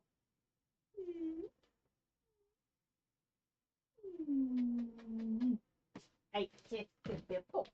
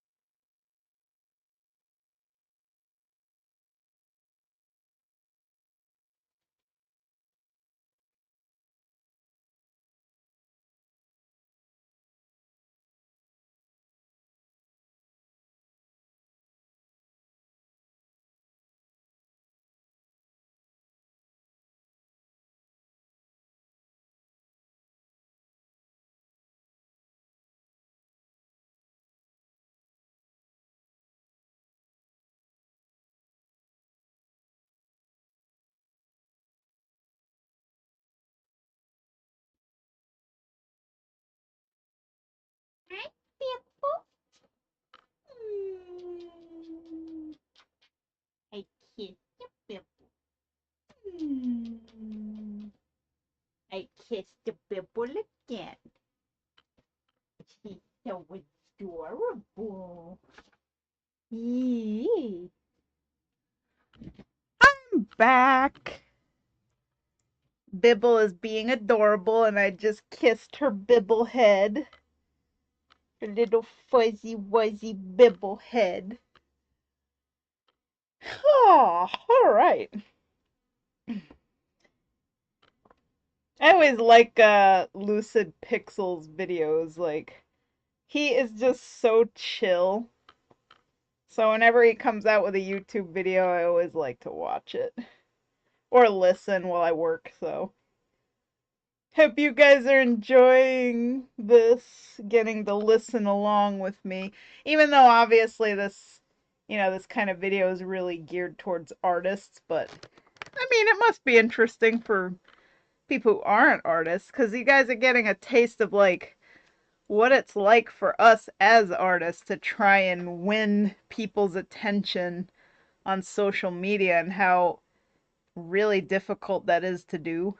And I definitely feel for this kid, Morgan, talking about how, like, they've been sold this, what they feel like is a scam of how YouTube is the be all and end all. I've seen so many art YouTube videos that are pretty much all saying the same thing, like, YouTube is evergreen content, whereas with Instagram and TikTok and all these other social medias, you have to be constantly feeding the machine, popping out art nonstop. But YouTube, your video, once it's up, it can be discovered and go viral at any time or even multiple times, like again and again. Like once you put a video up there, it's always up there, evergreen, as they say. So, but I feel the frustration of like, you put all this work into videos and then they don't get any attention. And also the fact that Lucid Pixel said, oh, you got to make like 30 to 50 videos before your channel can even become anything. And 3 years on YouTube is not long enough. And I'm like, holy shit, 30 to 50 videos? Like, oh my God, do you know how much time it takes to make one video? It's like a full-time job with the video editing and everything you gotta do. Like, oh my God. That's why, like, I have my YouTube channel and I just don't do it. I'm like, I just, ugh. I don't really like making videos at all. I hate video editing with a flaming passion of 1,000 suns. I don't enjoy the process. But I'm also terrible at social media, so I'm just like, well, I guess I'm screwed. But I like streaming at least, but like even when I'm streaming, I think I got the Twitch, year 2004 thing, and it's like the most people I ever had watching my stream was 24 people, and that was because I got rated. And most of them drop out right away, like, but literally 24 people is the most I've ever had watching my stream at one time. And on average, I have like anywhere from 3 to 10 people at most watching. So it's a little sad. And I know that, that's partially why my streams got boring, why I don't talk a lot. Because it's like nobody's watching, and most of the time when I talk, I feel like I'm talking to myself. Like the chat isn't really going. I don't know if people have me muted or if they're even listening. And it kind of feels a little isolating and a little lonely. So like I really just ended up using streaming as a means to just get my work done because I feel obligated. Like if I'm streaming, I can't be procrastinating. I can't be, playing WoW or watching YouTube videos. I have to be actually working. So it helps me get my work done in a, nice timely fashion. But I just completely like give up on the trying to be entertaining part of streaming because I feel like with everything else, I feel that deflated, nah, nobody cares, like I don't have a lot of followers, I don't have a lot of viewers, nobody's really interested, and if I'm not streaming something that's interesting to them, they're not really gonna give it, you know, a look. Um, so, I kind of was like, meh.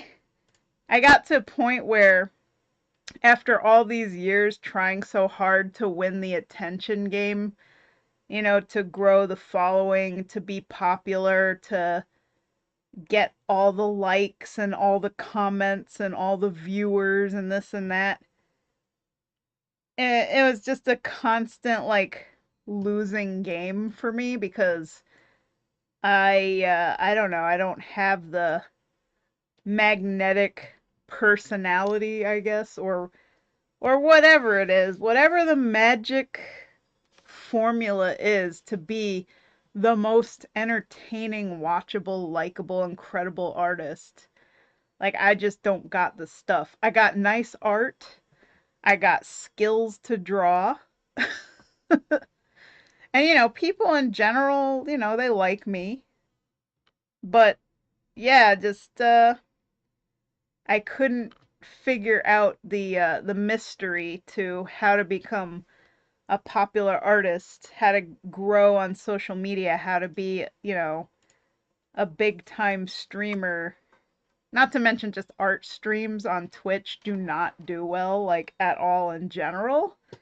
Like I even watched art streams from actual like big art streamers that had at least 1,000 people watching, and I'm like, compared to a lot of other streamers, that's not even a lot. I mean, it'd be a lot for me.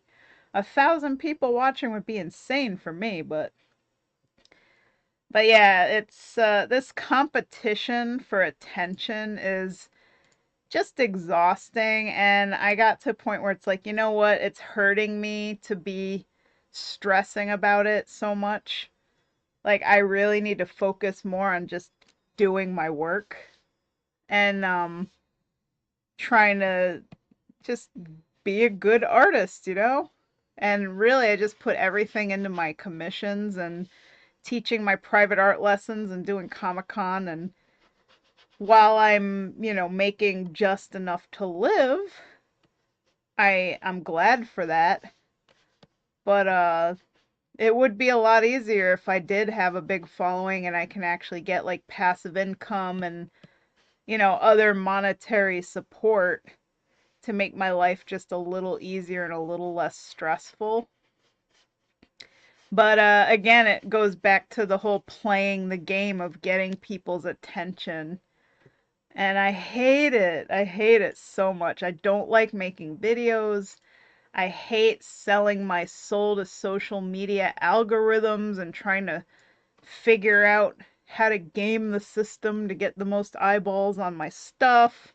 I don't want to make like clickbait or rage bait content just to get people to see my stuff, because like it's kind of against my moral code, like I don't want to inflame the internet. I don't want to draw negative attention because I definitely don't want people coming after me.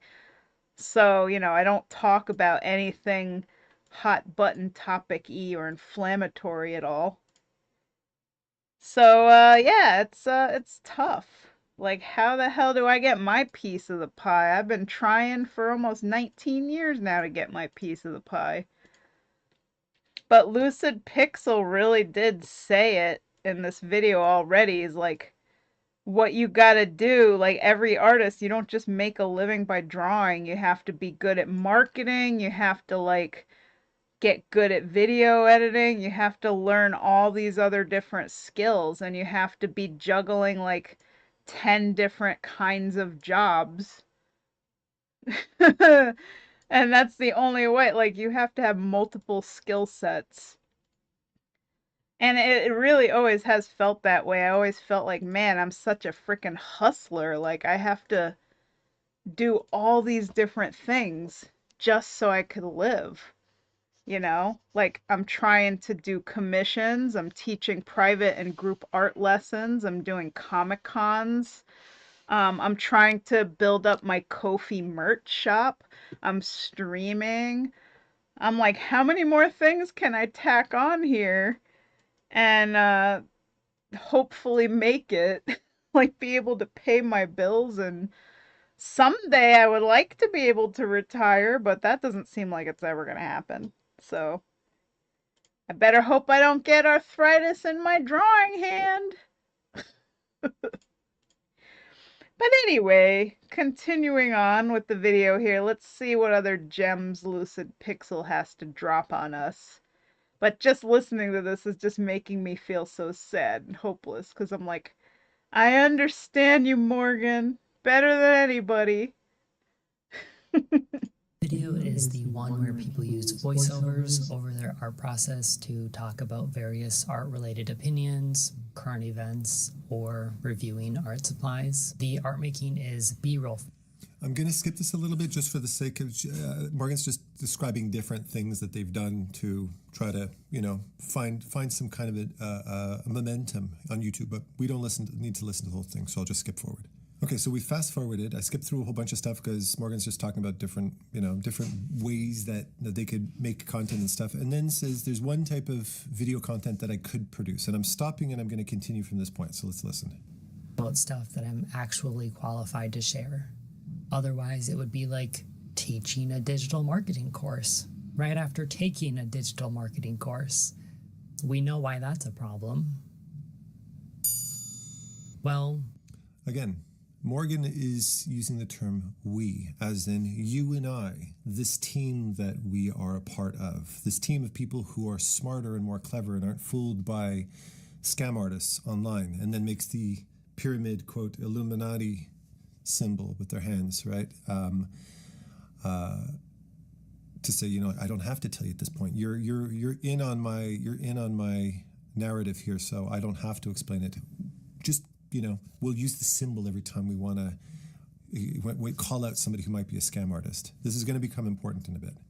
One other option, I could make sketchbook tour videos. I know that these videos usually do well on YouTube. The only problem is that it's going to take me a while to finish. We'll skip ahead again. My current. Again, Morgan goes on to describe different types of videos that they could create, but none of them, they couldn't see themselves doing that. And One of the things I would throw in at this point from a professional perspective, from a content creator's perspective, is everything that Morgan has mentioned so far are already existing ideas that other people have done, right? Art competitions or, different types of testimonials and different types of things, whatever. The list goes on. I can't remember everything. But all of these things that Morgan is referencing are things that are already pre-existing things that have been kind of exsanguinated over the years. These are very familiar types of videos. And of course, if the person who got there first is the one who's going to get the most attention, everything therein, everything that follows after that point is a diluted version of the original concept. So no, none of those concepts will work. The thing that an artist and a content creator needs to take the time and have the patience to develop is their voice. And a voice takes time. It takes experimenting with different things and dealing with certain frustrations. Life has to become part of your creation process to a point where you can sit and go, I keep hitting my head against the wall because of this stupid issue. And then a little light bulb goes off and you go, that's what I should be talking about.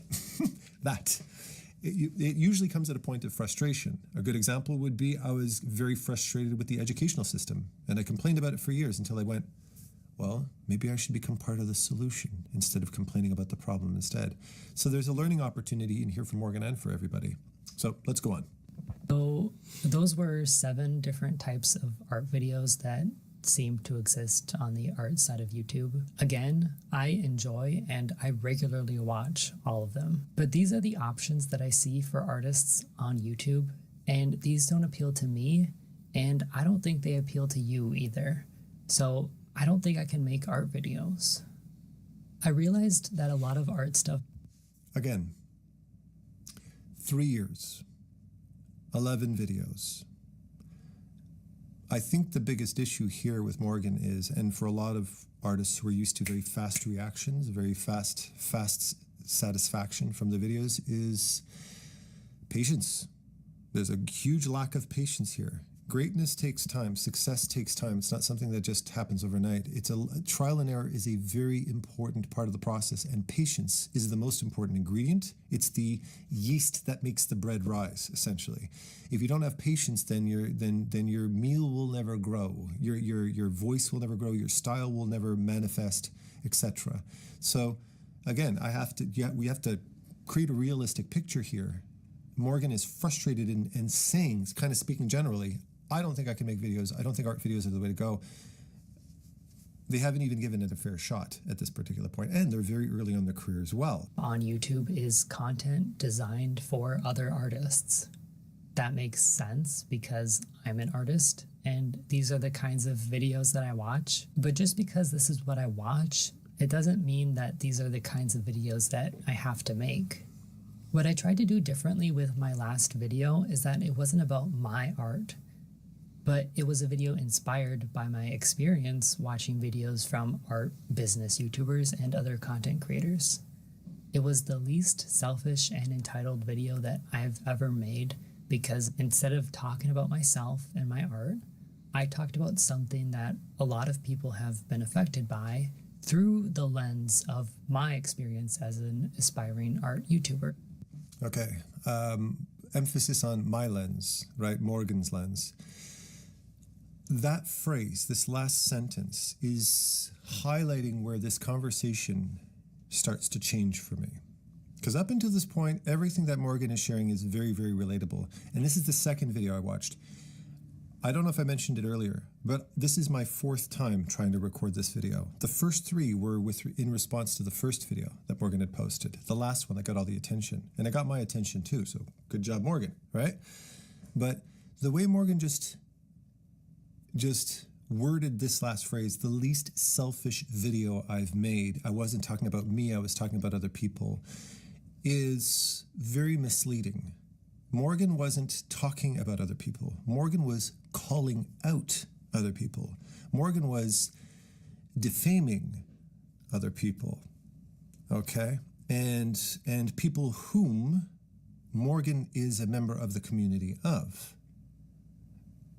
And without any regard to the person that they were defaming. Now, some of these people are just big names on the platform or whatever, but just like Morgan, one person in particular, or a couple of people that Morgan had called out for being scammers, pyramid scheme scammers, are people that are trying to find their own voice and have worked their asses off for years, trying to build a name and a brand and a business for themselves in an art community that Morgan himself very clearly states is a difficult niche to fall in. Art is a niche. It's not like the last video about pyramid schemes where it's very clickbaity and very controversial.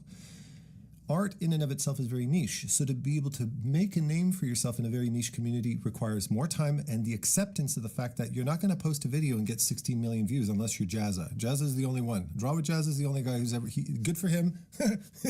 He's got 16 billion views on everything, but he's the god. And, you know, all hail Jazza. The rest of us need to build things up slowly. What Morgan is rewording some things that I feel is very, very bad, and rewording it in a way that makes it sound like an act of selflessness. It's not an act of selflessness. In fact, it's the opposite. It's a hugely selfish act.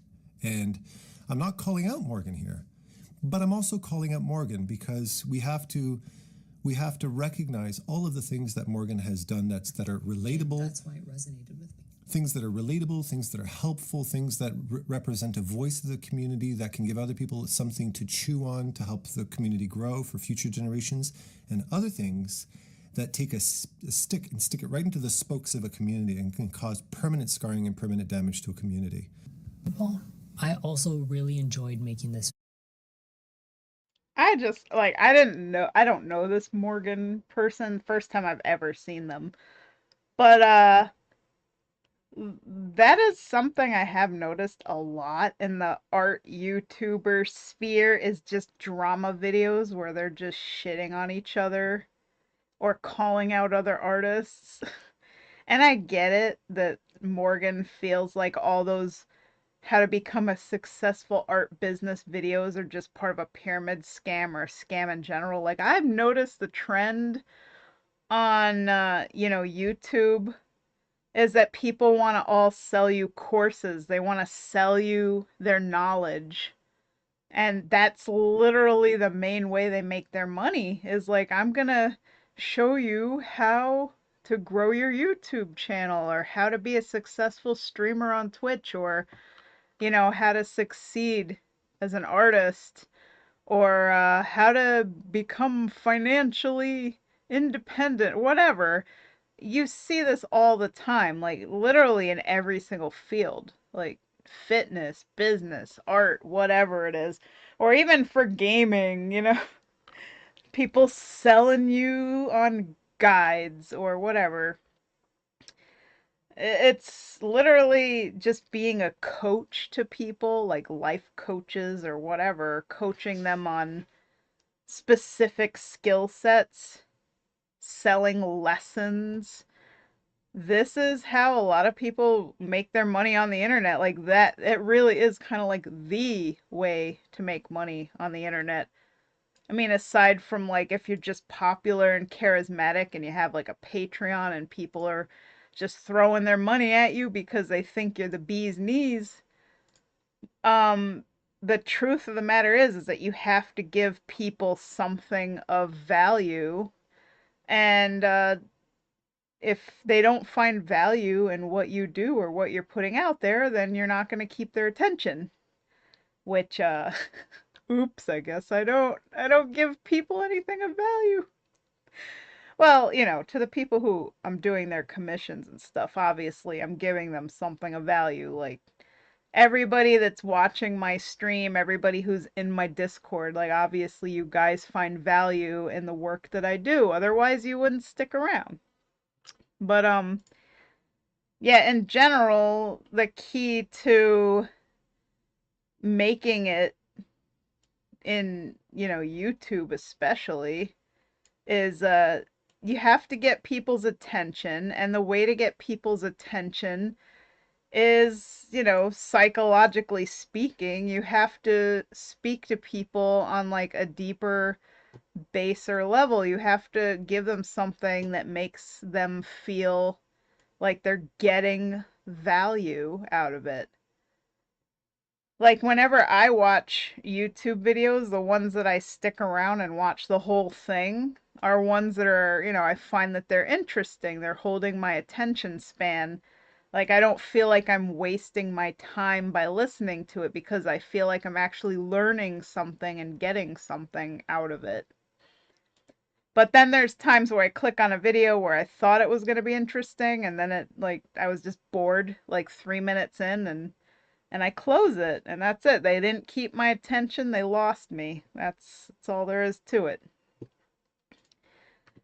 So but the fact that this Morgan person made a basically a drama video calling out other artists in the community um and accusing them of being scammers. Oh, that's not good. I sure as heck would not do something like that. Uh, like even if I knew like there was an art YouTuber who really was a scammer, like I don't want to get into the drama clickbait video realm because I see so many of those and they're just exhausting. Like I don't know if you guys have ever heard of Illuminati. This isn't an art thing, but she would make like a lot of YouTube videos about just about every kind of topic, but her main thing was pyramid schemes. And it eventually came out that she's just a horrible person. And oh my God, there was just video after video after video, Illuminati this, Illuminati that. And eventually I just got burnt out from it. I'm like, okay, I get it. She's a bad person. I'm not gonna watch her videos anymore. And then move on. But there's just way too many drama, mudslinging kinds of YouTube videos. And unfortunately, they do well because people love drama and mudslinging. And I just steer clear of it. Like I get tired of those kind of videos.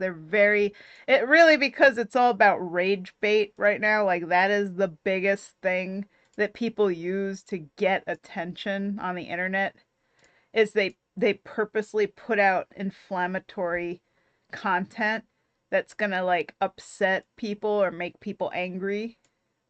And it works, unfortunately. That's why people keep doing it.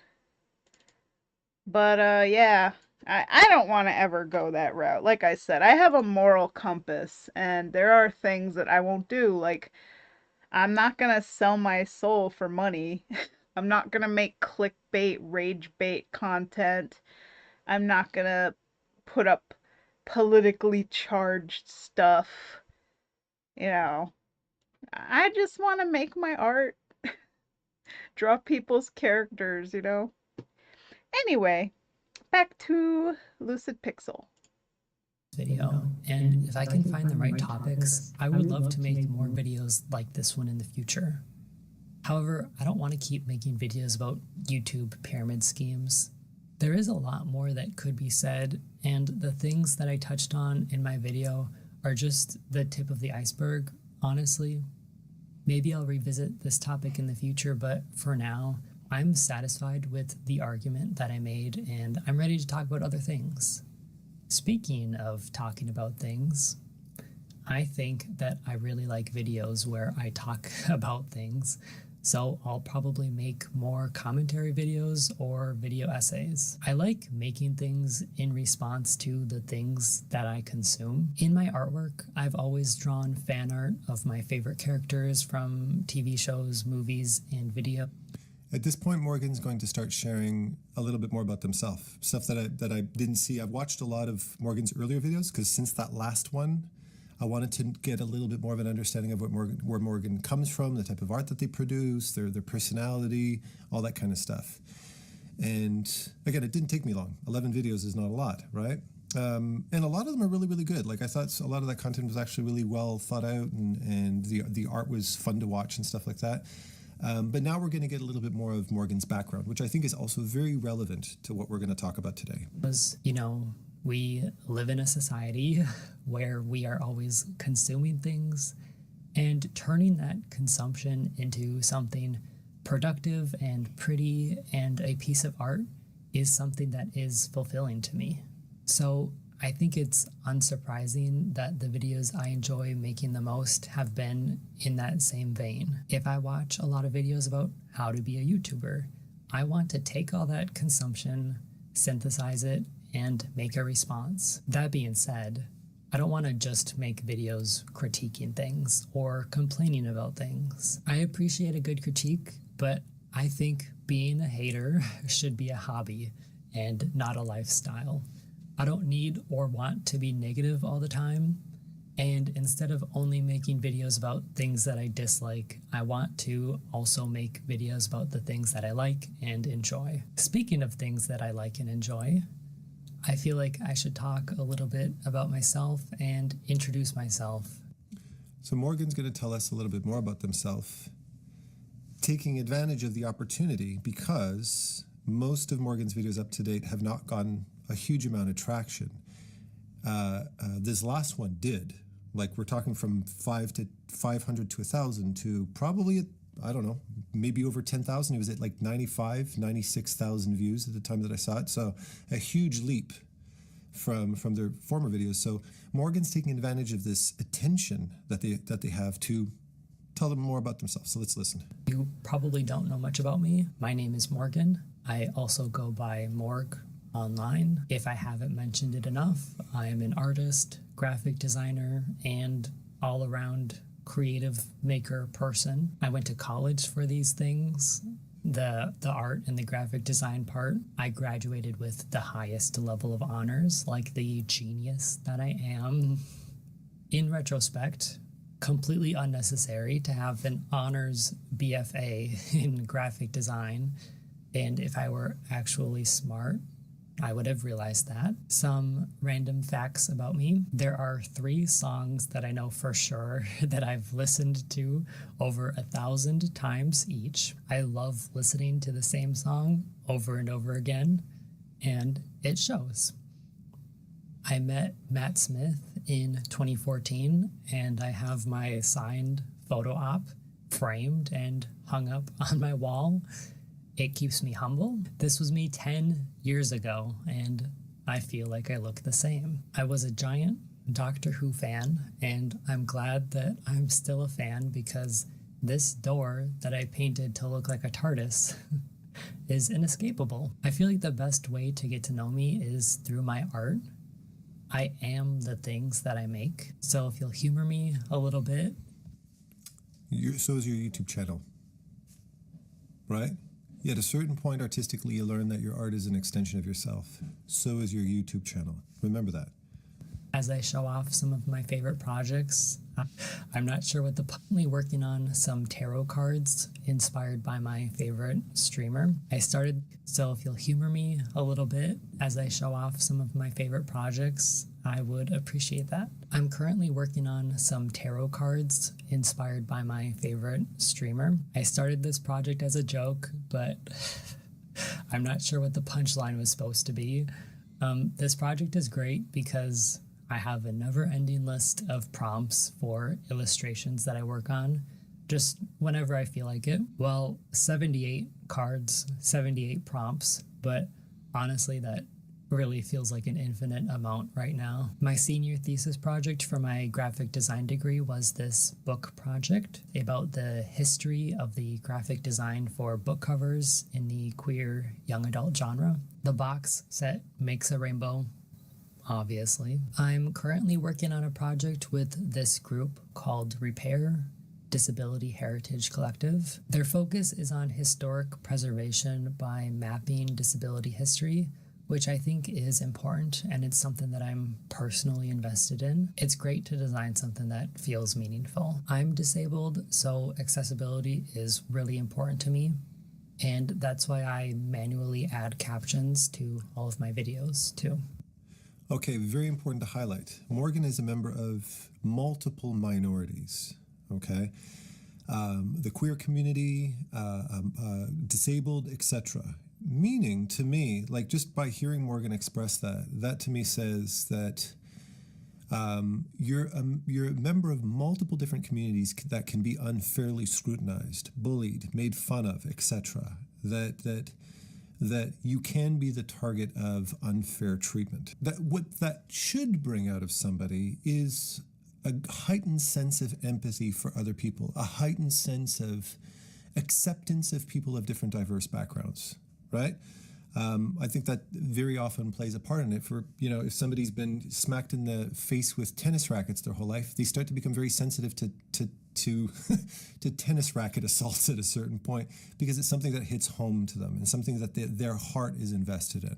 These art and design projects have been really important to me, but if I can't be an artist on YouTube, what am I going to do next? Here are my goals for this channel going forward. Well, I crossed 1,000 subscribers and I met the requirements to join the YouTube partner program, so I just want to say thank you again. While this channel is technically monetized now, I'm not currently trying to make YouTube my full-time job. In fact, I would like to share a quick rant about sponsors. I think it's crazy how normalized sponsorships have become, and I don't understand why everyone is acting like the current amount of ads and sponsors and marketing on YouTube is like acceptable or sustainable. It used to be that ads were annoying to sit through, but at least they supported the creator, right? Now, apparently AdSense is nothing, so videos also have a 1 to 2 minute long sponsorship, which are just ads built into the video. Videos also have promos for merch, Patreon, Ko-fi, and affiliate marketing. And make sure to subscribe and turn on the notifications. Follow me on Instagram, follow me on Twitch, check out my shop. I know how marketing works. But surely we have to be approaching some sort of limit, or is it still going to get worse somehow? We've reached rock bottom, but are people looking for shovels? Sponsors are the easiest way to make money on YouTube. We know that. I'm not interested in scripted ad reads. If I said, hey guys. Over time, something for anybody listening would be, just because you don't believe something or you don't like something, I don't think it's fair to speak for everybody. We don't feel this way. This isn't fair. It's an opinion, and that opinion is subjective. And some people just need to make a living, for goodness sake. So don't crap on anybody who wants to make a living just because they're doing something that even they might not find is totally virtuous. You get it? But whatever. I'm being picky here, but just, you know, don't paint over everything with such a broad brush and say this is my opinion, but not everybody feels that way necessarily. This is the stance that I take, and I'm pretty sure that's where Morgan's going with this. This video is sponsored by whatever annoying company, and you could predict my next paragraph of words. I don't want that. If I could talk about a product or company I respect and use my own words, maybe I'd be open to that. And this is assuming that I ever get to this point where I'm important enough to have sponsors. I don't know if that'll happen, but I want to be clear about my priorities and morals now. I'm sure many content creators felt the same way when they first started, but things changed. I like that Morgan put a point thing. This exactly highlights what I just said. It's like everybody, you do you, I'll do me type of thing. So that's cool. That's fair. Magical green pieces of paper. Again, who gives a shit? It's Morgan's opinion. I'm not going to pick apart Morgan's opinion. They're entitled to their own opinion. And then suddenly they can't say no to any sponsorship opportunities, so they have a brand deal for every weekly video lined up for the next 6 months. I'm better than that. So here's how I want to make my living for the sake of transparency. I have an art store. I love packaging orders, and I love the idea that not only my artwork, but the things that I've physically touched are going all over the country and the world. Running my art store is incredibly fulfilling, and I've got an update that I'm working on. Another way that I want to make money is by being one of those merchants who travel around. I'll bring my wares and sell them in my little tent. I'm going to stop there. There's more to the video for sure. There's still another there's like another 4 minutes to the 3-4 minutes to the video. But I want to stop there because we've gone through Morgan's entire video. I also watched Morgan's last video, and I actually discovered Morgan through Morgan's last video because it was just recommended on my feed. I didn't know Morgan was an artist, and I clicked on it and I go, oh, there's an intriguing topic. Let's find out. And I hadn't scrutinized all the fine details of the thumbnail at that point because there was the big red pyramid in the front of it. I think that everything that Morgan has mentioned, some of it's personal opinion. We get a little bit of Morgan's background, being a member of the queer community, being disabled, being an artist trying to make a living for themselves, having built a channel for 3 years, having produced a lot of content, but does put their heart and soul into what they do. And in most part is relatable and humble to a certain degree, minus maybe, a little bit of self-flattery, whatever, that's confidence. But yeah. All of that is perfectly cool, fine and dandy, and even should be a lesson to Morgan on maybe this is the type of content that people might want to hear, because what I'm hearing from Morgan is something I haven't necessarily heard in earlier videos. Like Morgan had said, they're talking about my art. How much of that can I do before it becomes a very dry topic? It was already a dry topic before they even started doing it in the first place. I mean, it's been a dry topic for the last 6 years. Albeit, I still do love listening to people talk about art and stuff like that. That's all good. That's a good insight into how to personalize your videos and make your channel an extension of your artistic and personal expression. It's an extension of you. This is you. This is your life. And all of that's great. But the reason I'm watching your video right now is for the worst possible reason. Because this very community that you want to reach out to, Morgan, to get to know you better, to get to know about your past and your life and your skills and your shop and your beliefs, is the very community that you just threw under the bus in the last video, didn't you? That you took a hardworking professional artist who's put her heart and soul into her channel. Regardless of your beliefs, you're entitled to your beliefs. You're allowed to have your beliefs. But in all of this video, all of these different beliefs and things that you've experienced and all these different challenges you faced, at no point did you stop to reflect on the fact that you took somebody else, a hardworking member of this community, drew up a narrative of them being a scam artist and defamed them publicly, and got a lot of views doing so. And I know this artist, and I've been following her career from the beginning. The artist that you threw under the bus is an artist who's been dealing with hardship since the beginning of her channel. And you, Morgan, publicly humiliated and even went as far as poking fun at some of her little mannerisms. Like you put on a pair of glasses and kept commenting about the fact that she's always playing with her glasses all the time, and talked about how distracted you were because what value does that bring anybody? Shit. If you thought of maybe reaching out to the community members, maybe fellow artists that had a bigger name, actually reaching out to them and saying, hey, could you give me some advice on how to build my channel, because I've been at this for 3 years and I'm really getting frustrated. You didn't think of that. You instead believed that this needed to be a party of one, and in order for you to find some kind of popularity or infamy, that you would talk about an artist that everybody knows and completely drag her name through the dirt. Why is that so terrible? Well, it's not terrible for the views that video had. That video did great and I discovered you, so good job. That job was accomplished. But what you've done, the damage it's caused you and the potential damage it could cause a community is not worth the cost unless you're completely oblivious to the impact that your actions have. Number one, you backstabbed a hardworking member of the community. You made fun of her studio. You made fun of the volume of painting that she produced, even though the skill level of her paintings are very high tier. You made fun of her glasses. You cherry-picked thumbnails and painted her and posted pictures of her and video clips of her next to video clips of, business guys with the red tie in court type of scam artists, you went deeply out of your way to destroy her reputation and didn't think twice about it. And did so with the same soft-spoken voice that you're doing right now.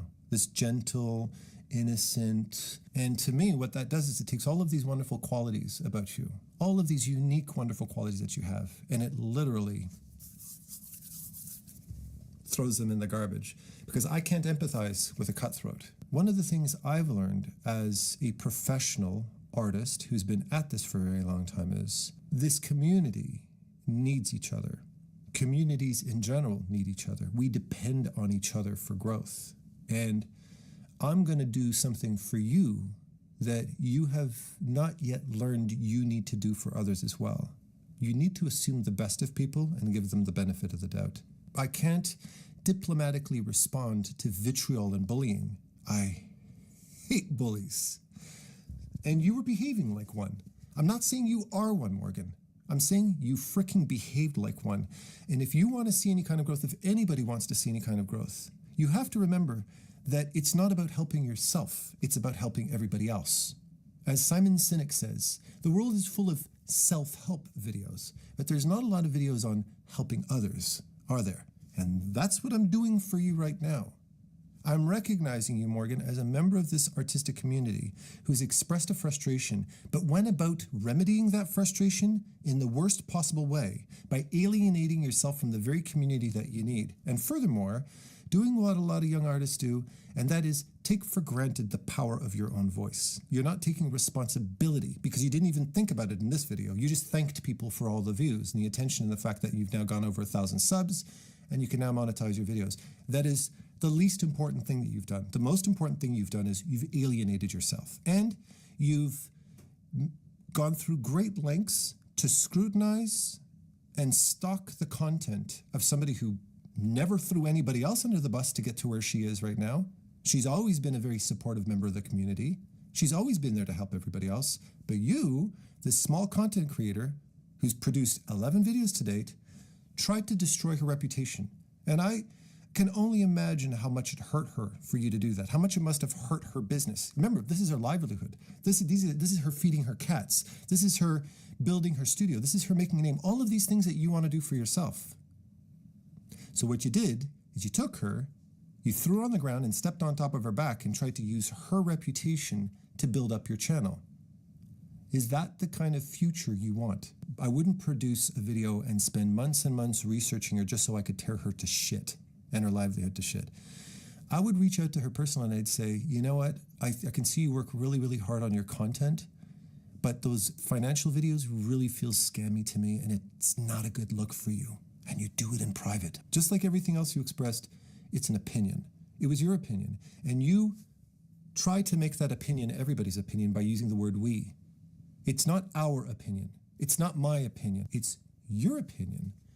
You're entitled to it, but make sure it's yours. And don't try to speak on everybody else. Don't speak for this community, because what you end up doing is you create a community of people that are out for each other, to help each other grow, to support each other, to do podcasts, to offer advice, audio, video, all that stuff you want to learn. And then it creates these Lord of the Flies community of people who just want to see the world burn, and they want to complain, and they want to whine and complain and be entitled, as you say, and think that the world is not designed for us artists and life sucks, and instead I'm just going to do this and that, and humble little me, I'm going to try to make my little shop work, and nobody cares about me because I'm so unimportant, I'm so small. No, you're not. But you just made yourself small because you just, that big community that makes you big, now it's a community of one, Morgan. Does this mean everybody blacklist Morgan and call them out for being pieces of shit and call them toxic? No. Instead, I'm going to say, Morgan, that was very toxic behavior. And I think if you do want to have a future in this community, you have to remember that in order for you to grow, you have to use your energy and your time and all of this amazing research skill you have to help others grow. Okay? That's how you find growth, by showing your community that you're somebody who helps the community grow, not by serving yourself and anybody else who feels entitled. All right? Hopefully we learned something from today's lesson. All right? Take care. Whoa, so I wasn't expecting that part at the end. I actually looked up that Morgan person's YouTube channel, and I know now exactly who it was that they were freaking saying is a scammer. It's this artist on YouTube named Kelsey, and I actually I'm in her Discord server, and I watch her YouTube videos, and I get a lot of really good information and advice from her videos, and she's like a really sweet person and a really good person in the art community. So the fact that this person made a video slandering her, I totally get what Lucid Pixel was saying now. Um, and actually, looking at the thumbnail of their video, I see a couple of art YouTubers that I recognize, and like, I don't know, that's just lowbrow. Though I did actually get one thing out of it. The Lucid Pixel saying you need this community. And it kind of made a little light bulb go off in my head. Like, maybe the reason why I have been struggling so much is because I have never had the art community. You know what I mean? Like, they don't even know that I exist. I've never reached out to any of them. Like, I don't DM them. I mean, in the past, I think on DeviantArt, I might have messaged some artists. I remember there was one time I messaged an artist on Instagram just asking them, "Hey, where did you get your enamel pins made?" And they kind of like gave me a little bit of hostility, like, I'm not telling you, it's like a trade secret. Like, I don't want competition. And that kind of left, a little bit of a sour taste in my mouth.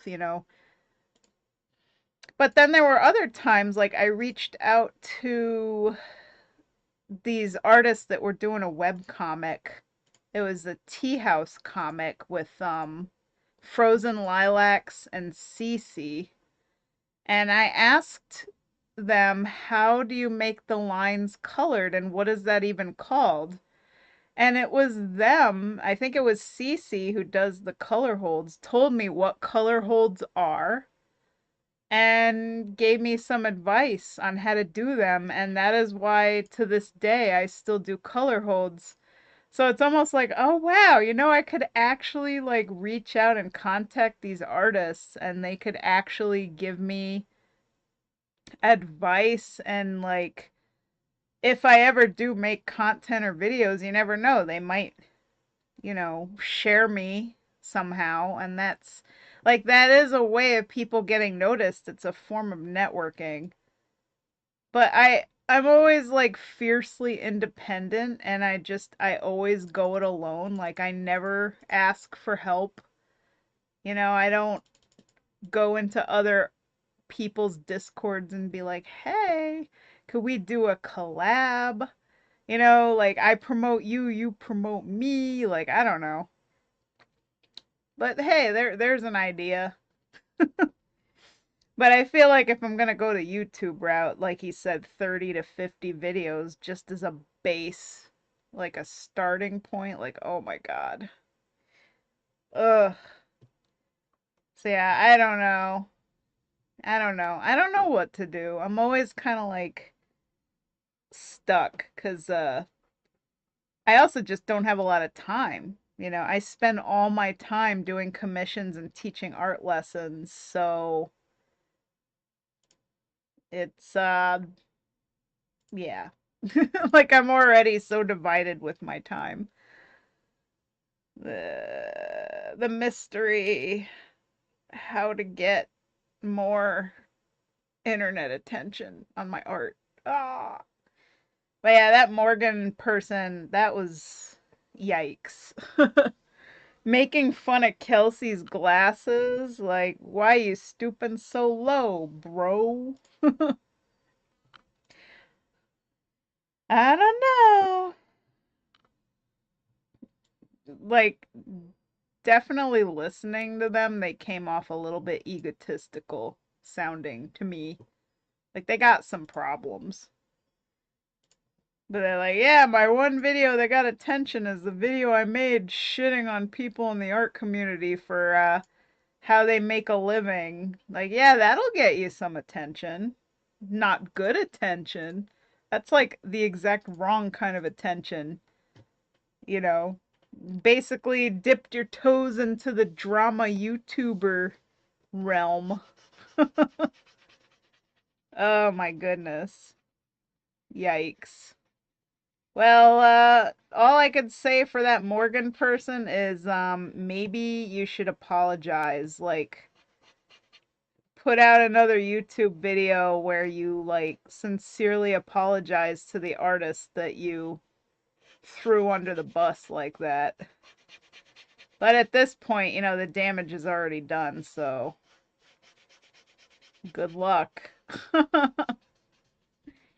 Yep. Apparently, Kelsey herself made a video calling out Morg for the harassment, which I think is interesting. Let's see. I kind of want to put that one on. My response to the Morg video. I'll put that on. You know, stuff to listen to while I work. And I know it's drama YouTube, which is not my thing, but since I listened to the Lucid Pixel video, now I want to know, like, what did Morg say about Kelsey?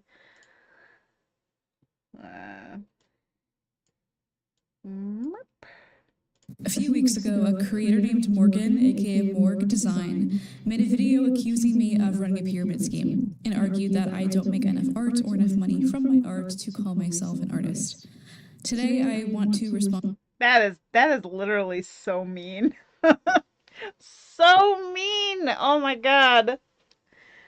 I would be super pissed if somebody did something like that to me. Oh wait, somebody did try to do something like that.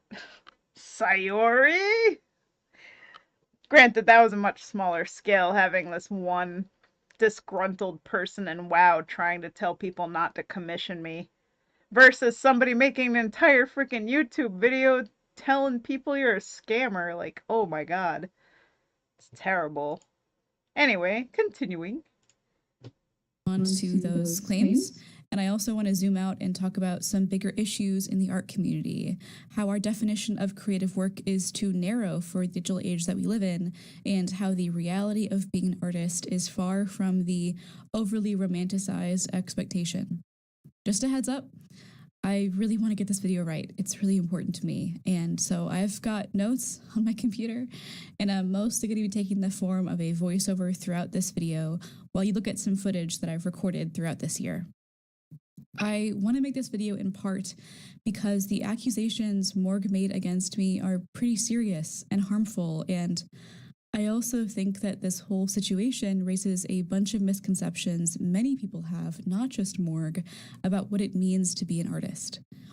Please do not send any hate to Morg Design. I don't care what your reason is, I don't want you to do it.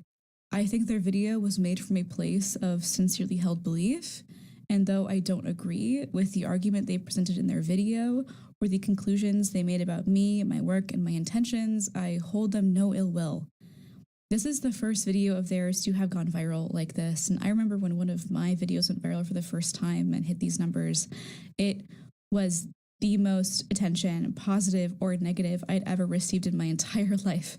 I was having panic attacks. It was incredible, but it also, in a lot of ways, wasn't the most fun experience. But Morg's video has affected me and my community enough, and it's large enough now that I think it merits a response. But I don't want to add to this stressful experience for them. I am not going to be clipping their videos. I just hope that at the end of this, we can all have an amicable solution and it doesn't have to be this whole divisive thing in our community. Anyway, part 1, Morg's video. In their video, Morg accuses me and several other creators of running pyramid schemes. Let's try and figure out what they mean by that, because clearly they don't mean that I literally run a pyramid scheme with some kind of downline thing, because there's literally no incentive for any of my customers to recruit anyone into buying the things that I sell. There is no mechanism or monetary incentive where someone who buys my products can funnel any more money to me by recruiting more people. So what I think they're actually pointing at is more of a vibesy kind of thing. I think Morg views my content and the environment around it as unsustainable.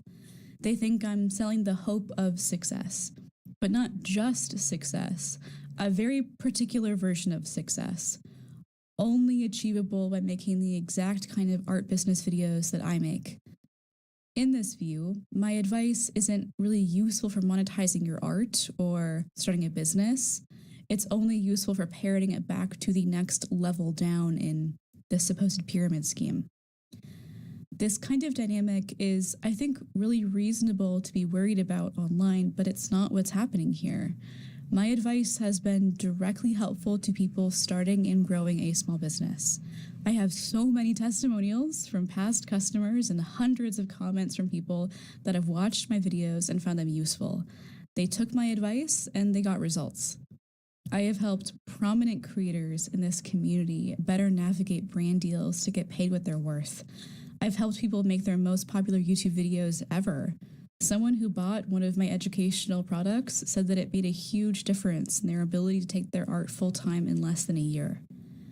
When I was still figuring out whether or not I wanted to make a response to Morg's video, I ended up putting a poll on my community tab asking if it was a thing people thought merited a response. Most people voted no. I decided that I would make a response to this video because, again, these are pretty serious claims, and also this video is going to live on the internet forever, Morg's video. And I don't want someone to come away from it thinking that I'm a terrible person. I don't know, call me selfish. But I do want to take a minute to highlight this comment that I got from this creator called Courtney Mermaid on the community tab post that I just talked about. She says, literally go look at my channel. Go look. See the 800,000 plus subscribers? That's from advice, free advice, mind you, that you gave me in an email once upon a time when I asked you for feedback. You have helped me so much. To maybe give more context here, Courtney is a small business owner that creates custom made-to-order mermaid tails featuring her own original artwork.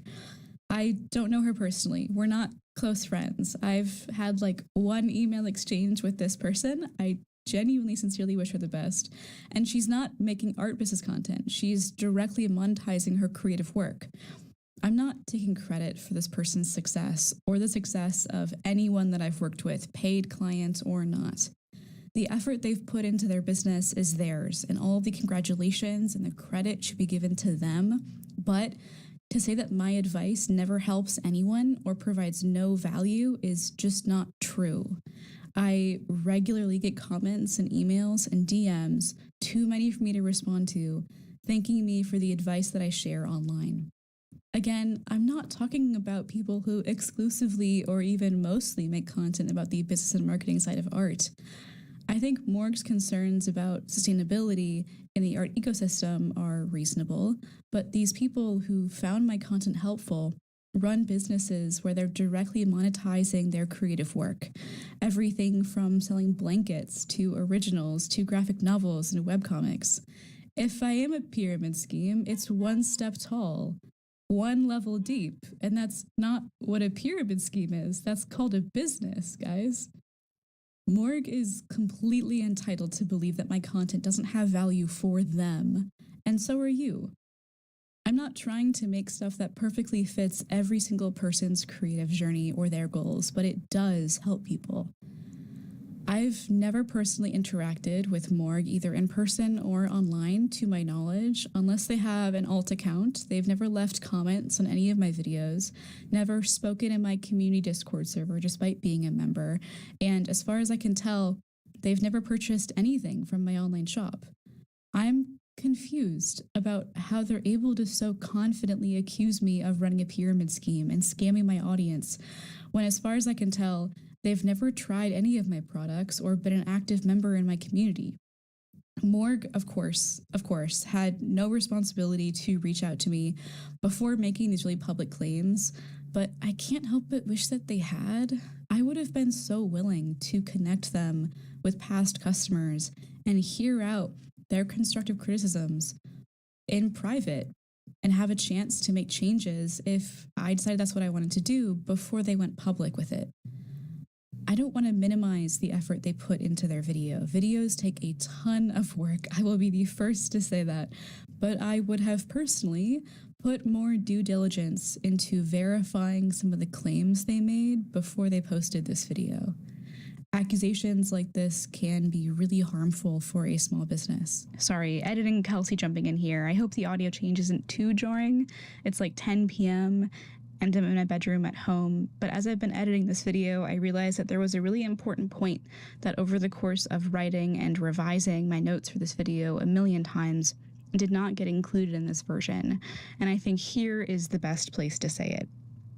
I don't want Morgue to be driven off this platform. I don't want them to be canceled.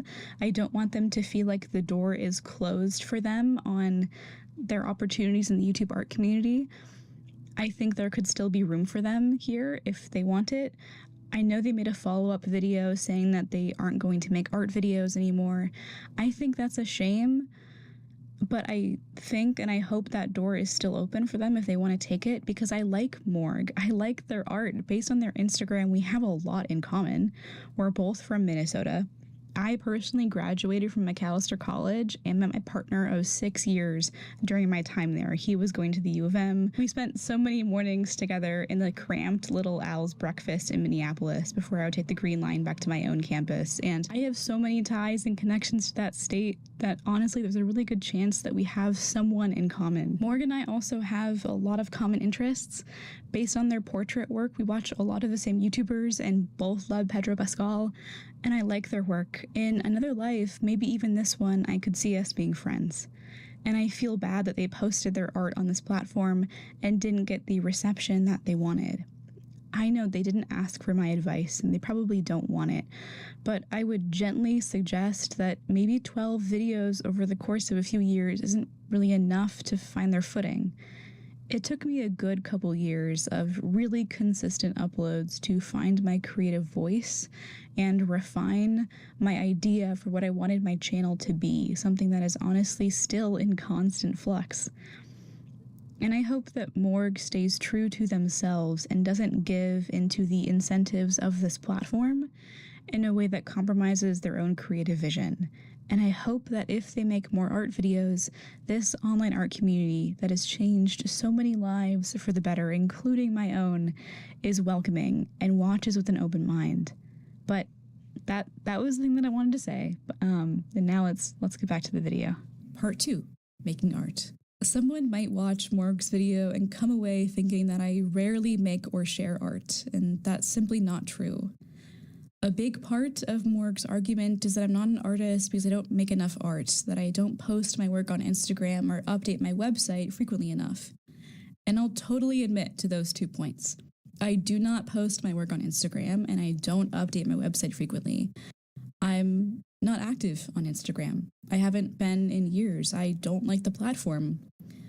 Leaving Instagram and not liking it is actually the entire reason that I started this channel. I tried to grow on Instagram for years and it never worked for me, and I tried this instead, and it did. Why would I be on a platform that every artist that I know of outspokenly hates, myself included, if I don't have to be? Also, yes, Morgue is totally right. Keeping my website extremely up to date is not my priority. I photograph and digitize my work a few times a year when I want to do a big shop update, or when the pile of stuff gets big enough that I just decide that it's time. Getting everything imaged at a high quality and color correcting it and removing any little brush hairs or specks of dust or cat hair takes a solid bit of effort. I usually only digitize the pieces that I want to turn into prints, which means that I usually default to showing off my other work via work in progress shots and staged photos and stills from videos. I don't think batching those tasks and updating things in big chunks makes me less of an artist or diminishes the work that I make. For those of you that don't know, or maybe watched this video having no idea who I am, I'm a one-woman show. There's no team, no assistant, no editor, no brand deal manager. It's all me. I script and write and film and edit all of my videos on my own.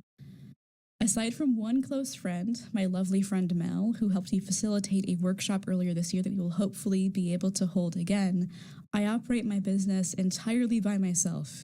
Maybe that's something that will change in the future, but right now that's where I'm at. And on top of all of the admin and the content responsibilities, I also make art. I go on hikes to take my own photo reference. I plan out the compositions, and I can spend weeks to months working on a single oil painting.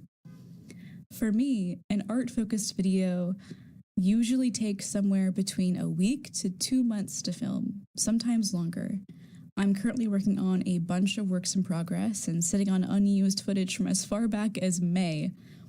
Because art videos and paintings often just take a long time, I'm currently working on a bunch of them. I've attended 2 oil painting workshops in the past few months, and I want to make videos on them.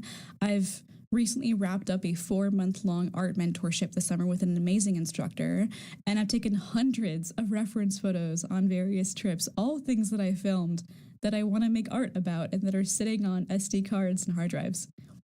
It's been my mission this year to increase the production quality of my content and imbue my creative voice into everything that I do. That, for better or for worse, and in this case, yeah, for worse, often dramatically extends project timelines. I have terabytes of footage. You've been seeing a little bit of it in this video. I have this idea in my head of an art video that spans not just the process of a single painting, but an entire collection. This video would be something crazy, like 2 hours long, but it would cover the entire creative process, from going on that hike to doing those studies, to doing an entire thing of work. I know it's probably a stupid idea, but man, I want to try it. I've come to view video making as an extension of my creative practice. I think that videos are art. It isn't something that I do for the exclusive purpose of marketing my work or getting a paycheck, and I would never recommend that anyone make videos for that reason. I do it because I genuinely love it.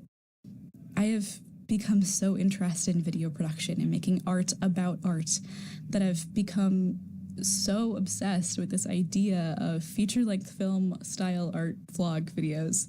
My brain is just so cooked. But for what it's worth, this year I have been making a dedicated and concerted effort to post a way higher ratio of art videos compared to business videos than I have in a long time. In 2023, I posted 37 videos. 25 were about business and marketing and stuff like that, and 12 were about art. In 2024, I have posted 23 videos at the time of writing this script. 8 of those 23 were business and marketing focused, a huge cry from the 25 from last year. And 5 videos were pretty random things, like moving into my studio or my thoughts on Cal Newport's new book, Slow Productivity. The remaining 9 videos that I've posted this year are art videos, each covering the process of at least one piece. There is real, genuine effort put into the things that I post on this platform. I've probably spent thousands of hours practicing videography and video editing and sound design and script writing, making shot lists for my videos and analyzing my favorite films for inspiration. I've made it a huge priority to get even better at showing my creative journey in a way people will find compelling, and I've been doing a good job of that this year, frankly. These 9 videos are a huge fraction of my entire creative output for the entire year in terms of videos on this channel. It's frustrating to see that minimized into nothing or deemed insignificant or not enough.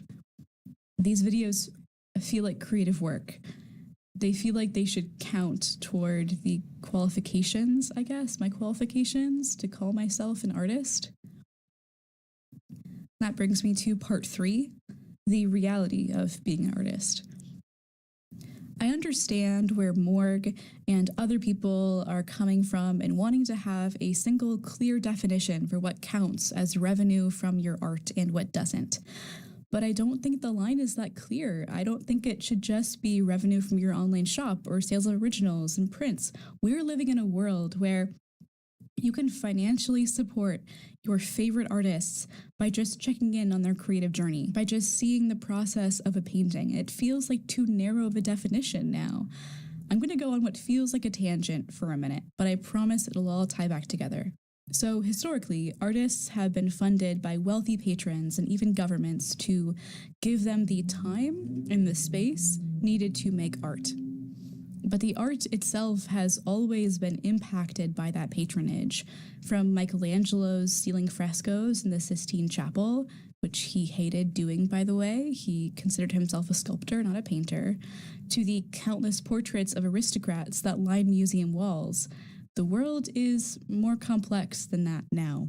That old system of patronage has become more crowdsourced, more decentralized, either directly using tools like Patreon or indirectly using tools like YouTube AdSense and social media creator funds. Artists are now getting paid for getting eyeballs on their work. And you, the viewer, can support the creatives whose work you admire by just enjoying what they're putting out into the world. That's kind of crazy if you think about it, right?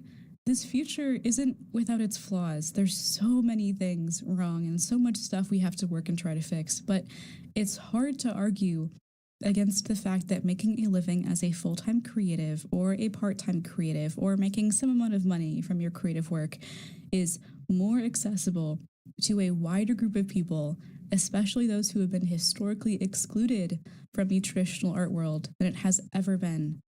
I was recently invited to this event called Creator Camp. 80-something other online creators and I were flown out to Switzerland on this trip to get to know each other, to network, to make art, and to share our experiences in that beautiful country. It was gorgeous. I had a really good time. I was among the pretty few, like a handful of actual quote-unquote artists there. Folks that use paint and pencils and brushes, but our common definition of that word feels too narrow for the immense breadth of creative skill on display at that event. Everyone there was an artist. I wish that you guys could have, seen how talented everyone was. We all posted these little short films that we made, and I would love it if you watched them. They're great, total aside.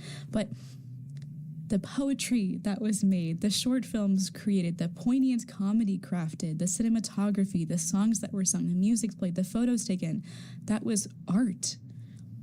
And many of those amazing creators are full-time thanks to the internet, thanks to the eyeballs on their work that their content generates, thanks to the brands that pay them for their work, our modern-day equivalent to the wealthy patrons of old.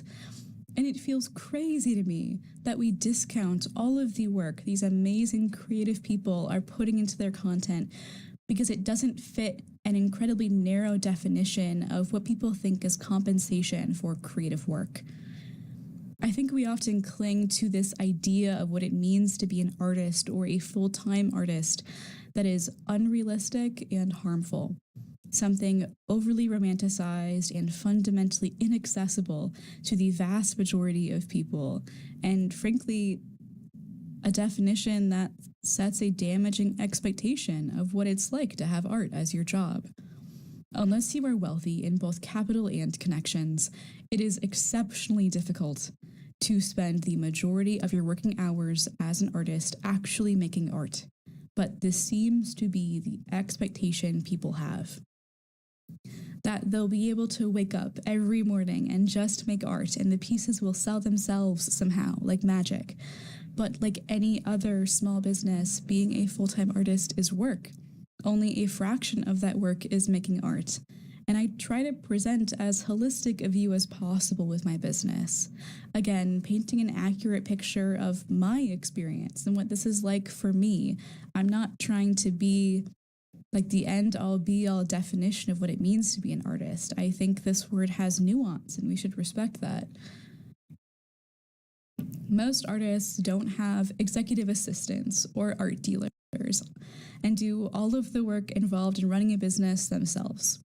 They're doing things like figuring out who their target audience is, where they are, marketing to that audience, which is an entire job in itself, running their online shop, getting product photos for their website, packaging orders, responding to customer emails, filing taxes, and oh my God, just a million other things that are all crucial to running a business.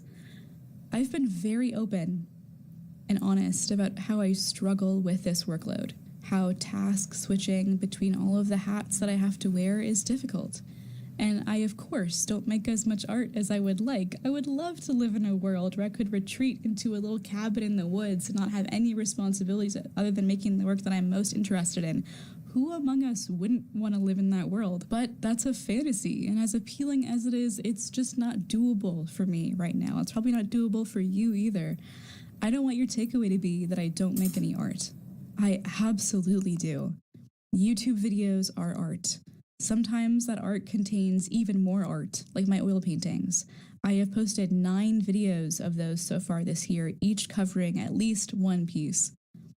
And for every finished piece you do see, there are probably at least a handful that I abandoned or didn't deem good enough to make an entire video on. I have been getting negative comments on my art since I started posting it online. Since I was like 17, 18 years old, I've been posting my art in some form online, and there's always been mean comments. Maybe this makes me a thin-skinned, sensitive little loser, but I've become more selective with the pieces that I share on this channel. If I could only post so many videos, if they all take some amount of effort, I want to save that effort for the pieces that I'm really proud of. When Morg's video first came out, I was trying to figure out how I wanted to respond to it, and if there were changes that I wanted to make in the way that I do things. I kept thinking of all of the extra stuff that I could do, that I could add onto my plate. I could make more videos, right? I could post twice a week. I could get back on Instagram. I could start posting on TikTok. But all of those ideas just filled me with dread. They were just extra responsibilities that would just result in me spending less and less time making art. I don't like Instagram.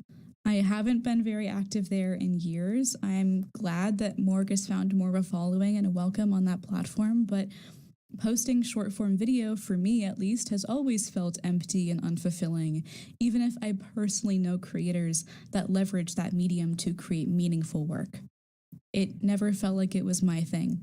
I really do sincerely wish Morg the best. If you're interested in watching more of a response video, Adam Duff made a nice video in my defense. You can go and watch that if you want. I doubt there are any actions that I could take that would leave everyone satisfied here.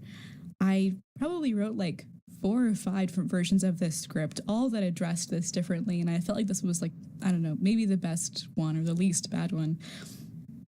If you've watched all the way to the end and you have thoughts on what you want to see from me or the changes that you think that I should make, let me know.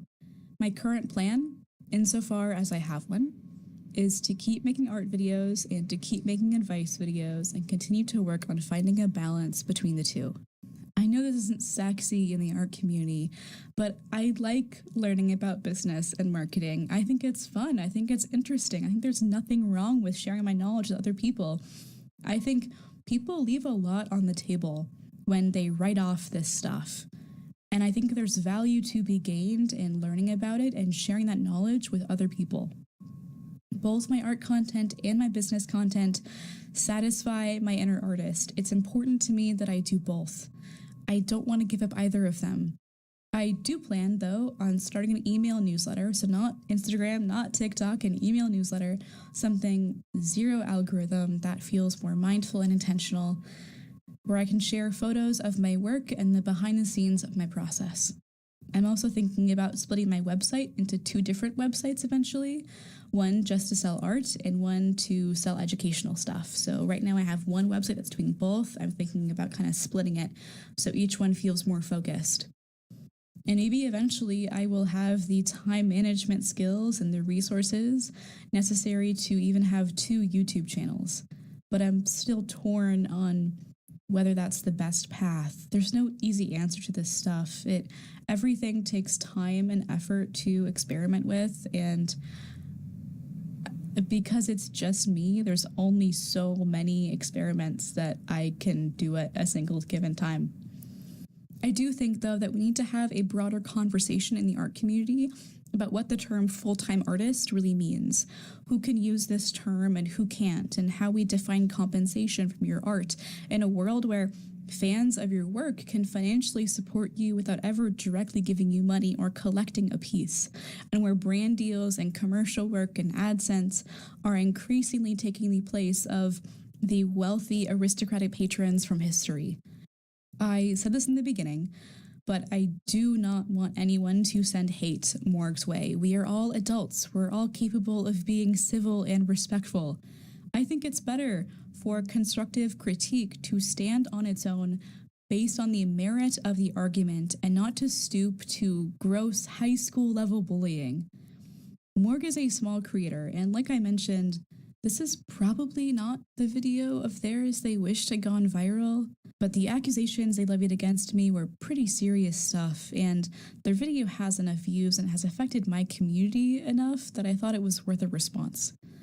Unless something crazy happens, this will hopefully be the only video that I make on this topic. I don't want this to turn into a back and forth. I don't want to become a drama channel. I just want to put this behind us. I want to address these claims. I want you guys to be like cool with me and with Morg. And I want to get back to making the stuff that I am creatively fulfilled by and that you guys enjoy watching. Yeah, that's it. That's all I've got. Thank you so much for watching this video and hearing me out, and I hope to see you in a more wholesome video soon. I'm gonna link my art videos in the comments. Please watch them. Like, be the change that you want to see in the world, right? Like, if you want more art videos, watch art videos. That's all. That's all. Sorry. Goodbye. I'll see you soon. Okay. That I like how she ended that. If you want to see more art videos, watch art videos. Cause yeah, it's true. It's really hard to get views with just art videos, and that's actually why I never did them for my YouTube channel. Cause like not only are they a dime a dozen, there's like 50 gajillion of them. Just like, look, watch me draw. See me drawing? Isn't it so interesting? Look how I draw or paint. And it's like, no. Like when I'm streaming art too, and like I'm just drawing or coloring and I got music going, I know, I don't have a lot of people watching because like it's kind of boring. And I know I have people in my chat say, it's not boring, it's relaxing. I love watching you draw. And I'm like, well, how many of you guys are actually watching me draw? And, you're not really doing other things. You got like the stream minimized and you're playing WoW, you're role playing, you're multitasking, doing a bunch of other things, but you're here because, you want to support me and, you know, like that's awesome. I'm happy you're here, but I know you're not watching all 6, 7 hours of me drawing. Holy crap, I wouldn't even want to watch that. I'd be bored to tears. Especially since it's all in real time and it's not sped up or anything. Like, I'm the one that has to freaking be sitting here drawing for 6, 7 hours, man. If I could draw faster, I would. But anyway, my point is, like, art YouTube videos. Like, yeah, art YouTube videos are kind of boring. I mean, there were a few that I used to like in the day. Like, I used to watch a lot of Mark Crilly and just kind of be totally mesmerized by his process. And also, his videos were educational, so he was like actually teaching me stuff too. So it was kind of more tutorials than just like a sped up art video. But yeah, I've watched a lot of those art videos, and oh god, I got so bored of them. But then the ones that got interesting were when I started seeing artists post sketchbook story times.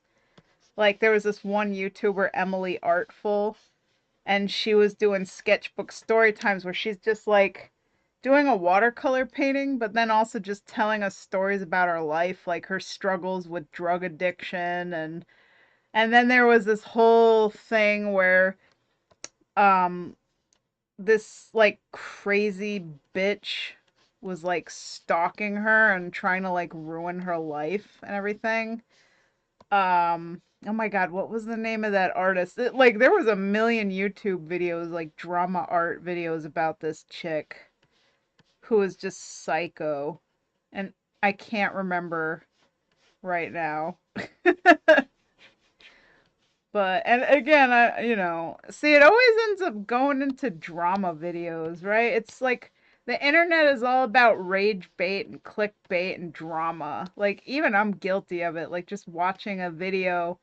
Like, I watch so many videos about Illuminati and what a piece of shit she is, and then that one, like I said, that crazy stalker artist girl. But yeah, I don't know. But point is, yeah, just plain old wholesome art videos are kind of boring, and that's why I really haven't done much with my YouTube, because I have to come up with ideas for how do I use all this footage. I have like terabytes full of footage from my streams, like to speed up the artwork, like condense, 6 or 7 hours of footage down to like, I don't know, 10 minutes, and then voice over and talk about something that's actually interesting. And I can't ever really think of good ideas. Like, what could I possibly say or talk about or make a video about with my art that hasn't been done before and would also be engaging to my audience? And I know, like Lucid Pixel said, talk about, your life. Like, sure, you live it and you think it's mundane and boring, but it's new to everybody else that's listening. And I'm like, but I don't really got anything interesting going on in my life. Like, you guys see in Discord, I'm like, I take pictures of Bibble. Sometimes I go to the grocery store, or I watch TV. Like, I'm a really, really boring fucking person. Like, if I'm not streaming or making art, I'm really not doing anything interesting at all, and I don't have anything fantastical to talk about. And on the rare occasions where something interesting does actually happen in my day, I will talk about it, but it doesn't happen very often. I am just so boring. So, yeah, there you go. Say if you play good music, I'll be here. Hee hee hee hee. I wish I could play freaking copyright music. Like, if I wasn't streaming on Twitch and YouTube, like, I know Twitch just mutes my videos after, but YouTube literally just takes them down, sends me an email like, you're getting a copyright strike. We heard 5 seconds of an actual copyright song in your video. You're in trouble, Missy. So, yeah, because of YouTube. And then you're probably like, well, why don't you just stream on Twitch only and not Twitch and YouTube? Because again, it's that evergreen content. Like, if I get up to 1,000 subscribers on YouTube, I can start monetizing my videos, and every single stream I do is technically content having the VODs up. Even though I know, most of my stream videos are just boring as shit because it's literally just music and me drawing for like 6 hours, and nobody's gonna sit through all of that. But point is, someday if I get 1,000 subscribers on YouTube, that can all be monetized. So however much time people do sit through it and watch it, that could be passive income. So, like, I obviously want to stream on both Twitch and YouTube. And, not to mention, YouTube's like a whole different audience of people that could tune in and see my work and discover me. So it's just a way of branching out and trying to get more eyeballs. Because remember, the name of the game here, it's succeeding as an artist, is attention. It's the business of getting people's attention. and I suck at it. I always have sucked at it. I'm really bad at getting people's attention because I'm a boring person. I don't have any drama in my life or anything truly interesting to talk about, and my day-to-day is about as mundane as it possibly gets. And I'm not doing anything overly exciting. I don't have any really big ambitious projects going on. You know, I'm not offering anything to the community that's of any import at all. I'm literally just sitting here for, you know, anywhere from 4 to 8 hours a day streaming art commissions, and that's like all I do. So if people find that fascinating, well, that's cool, I guess. But I know personally that it's not enough to grab people's attention, and that, you know, overall, my whole shtick is kind of boring. It's only really interesting to whoever I'm doing the art for because people like watching their art get made. But once their art is made, those people don't tune back in. They only tune into the streams when I'm doing their artwork. They don't tune in when I'm doing other people's art. Astute observation. I literally only have 3 people who tune into like all of my streams regardless of whose art I'm working on. And that is Savannah, Babone, and Chompette. And I think, although I will say, I've seen some lurkers. I've seen Bear Maw, and I know Rogue Cat pops in, so I'll give them credit too. But like you 3 are the 3 that I know are watching my stream almost every time, and you guys do talk in the chat, so it's like, you know, I know that you're actually there, which is cool. But yeah, usually like people don't watch my stream unless I'm actively like making their artwork, and then once their art is done, they don't tune into my stream anymore. So, you know, it is what it is. I know like my streams are not super duper interesting most of the time, and that's totally on me. Which is why, like, now and again, I'll pull out the sexy booby VTuber avatar like I am today, and I'll actually, like, go on microphone, and I'll try to talk, and I'll try to be more engaging. And, you know, I'm listening to some art YouTube videos, doing a little bit of commentary, you know, like, I'm trying. I'm trying to be a little less boring. But notice nobody's watching the stream except for me and Chumpet. Like, I don't even think anybody else is in here. Says I got 2 viewers. And one of them is the Kofi stream bot. So yeah, Chomp, you're the only one here. Oh, yeah, I think it's the Kofi bot that's the other person.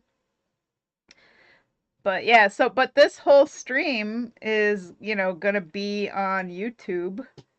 So maybe someday, like I said, evergreen content, somebody will come along and find this, you know, stream and find it interesting. Maybe there's something in this that will be entertaining somewhere. So yeah, but I do need to really try to like branch out more. Like I know there's a lot I can do that I don't do. Like, you know, the contacting other artists, asking them for advice, making more YouTube videos. Apparently I need to have like 30 to 50. Like, that alone just makes me want to cry. I'm like 30 to 50 videos? Oh my god. Maybe if they're shorts. But like full length freaking videos? What would I even make 30 to 50 videos about? God, I don't even know.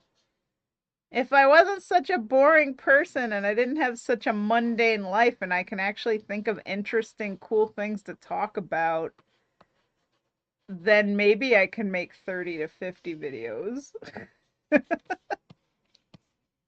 Oh, I feel like that guy Ben Stein. If you're old like me, you'd remember Ben Stein. He's like this, I guess, comedian who talks in a really monotone voice. And like his whole shtick is that he's really boring. Like that is the joke to him. I feel like that's me. Like I'm boring. Hi guys, I'm drawing a commission. I threw out the garbage. I have a cat. Oh, I have to feed the cat.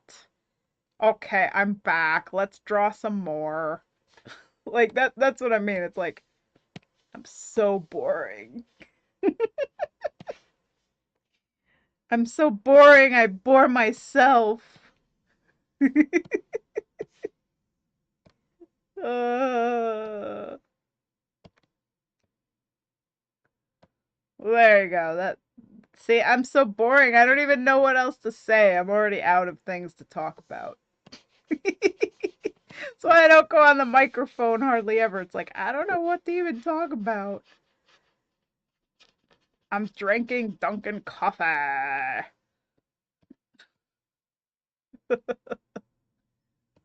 Send help. Ah. Chomp, help. What do I talk about? Why am I so boring? Even my Kofi bot can't stand me.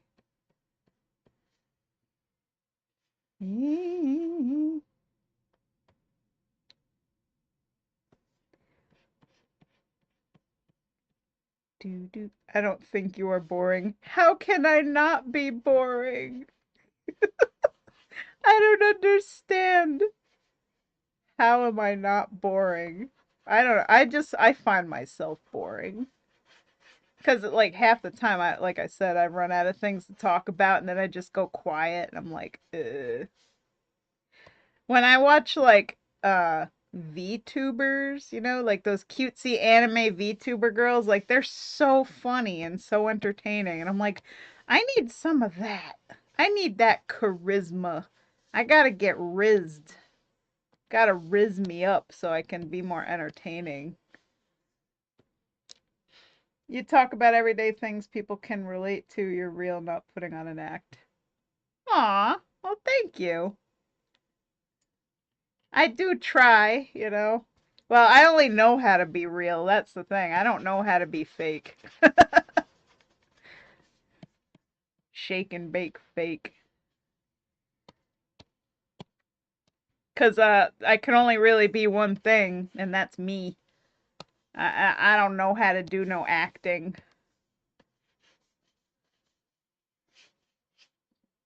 But you know what's terrible though? When I like listen to myself, I always hate that I talk so freaking slow. I don't know.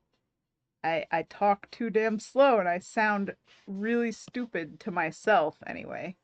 Like why can't I talk faster? Just up the pace a little bit. I talk way too slow. Some people just like the hyper cute act while others like real. Well, I'm definitely the far opposite of hyper cute. I'm like super slow. I talk so slow. I always have ever since I was a kid. Like every time I ever heard any kind of recording of my voice or my talking, I'm like, why do I sound so retarded? And yes, I said the word retarded. I know that's an offensive word nowadays, but I don't give a fuck. I'm gonna say it. I sound stupid because I talk too slow. Like I might be saying good stuff, but I'm saying it really slow, so I sound like I got something wrong with me upstairs. Maybe I do. But yeah, that always bothered me. Like I don't really like hearing my own voice, so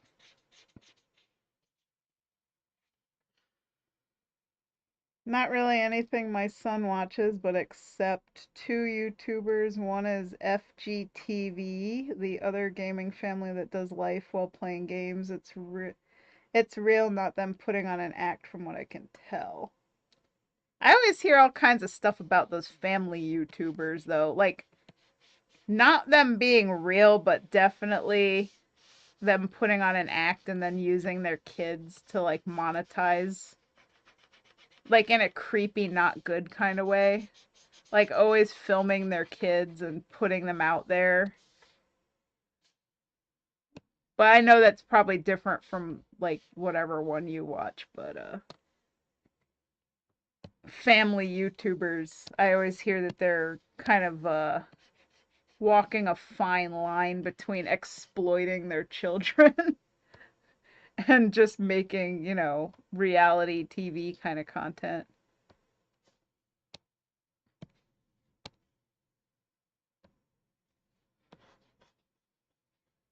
But anyway, I do apologize for all the self deprecation. I don't mean to do that, saying that I'm retarded and I hate my voice and la da da da da. I know I do a lot of self deprecation and I should stop doing that.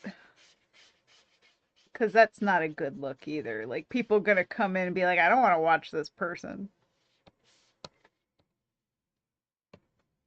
Like, overall, I'm cool with myself, but, I do want to figure out, like I said, the secret to getting more attention. Like, it would be nice to have more people watching my streams, more people chatting, like, more people, like, engaged and, whatever. Because also, I find, like, a lot of the reasons why I don't talk on the microphone is, nobody's chatting. Like, the chat is dead.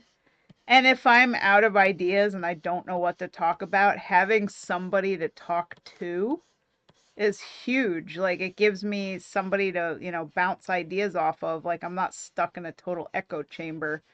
Like I could actually have a conversation and then, as a conversation goes, different topics will come up and then all of a sudden I'll have more things to talk about. But that really only works if I have, an active chat. Which most of the time I don't. Or like I'll have people who talk a little bit and then they just kind of disappear. So I will like try and get them to talk more, but then they never respond and it's probably because they just left the stream and I'm like, oh. So I've just been talking to myself this whole time. And then, I get bored of just talking to myself and then I just go quiet and just turn on the music. But it's like I want to be more engaging and I want to talk on the microphone more and, be more entertaining. But when you don't have an audience, it's hard to do, like being in a room all by yourself talking to the wall kind of deflates the whole feel of it after a while. So let's see. Not like that. A lot of the kids are now like teenagers and stuff. So yeah, years of doing this. Some episodes have the kids, some episodes don't. They did episodes of them just going to Disney World, Star Wars, and the world's largest McDonald's over there. Oh, interesting. I have never been to any Disney anything anywhere, and I can't afford it either. I would have loved it as a kid, but as an adult, I'm like, I don't really care. I'm not super into Disney anymore, especially lately with the way Disney's been going and a lot of their movies kind of being hit or miss. And also all the soulless, boring live action remakes. And if you like those live action movies, I apologize for shitting on them, but I don't like them. I think compared to the originals, they don't hold up at all. But that's just my opinion. And apparently a lot of other people's opinions.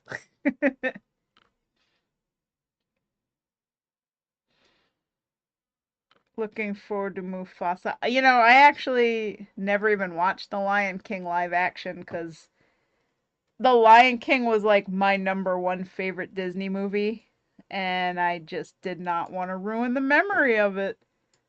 Like, I saw footage of the live action, and I saw what that YouTuber I Hate Everything did, like a very thorough review of the movie and how bad it is, and comparing it to the original, and I'm like, yeah, this looks really bad. I don't want to watch this.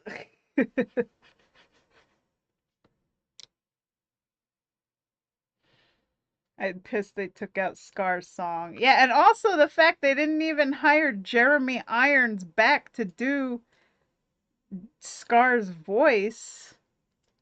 And like also for freaking what's Zazu, they could have had Rowan Atkinson, Mr. Bean, who originally did his voice, but instead they had John Oliver. Like, I don't know. And I totally get too that what's his name was like super duper ancient and old. So they did have him reprise his role as Mufasa. What's his name? Oh my god, I'm drawing a blank. He passed away too, I think. Uh, I'm terrible at names, like celebrity names, voice actor names, just remembering names in general off the top of my head.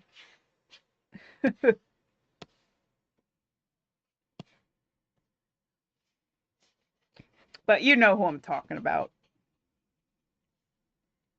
But like having heard some of the music too and just seen how what really bothers me about the live actions is that they're just trying to copy almost scene for scene and frame for frame the original animated film rather than actually do something new and interesting with it.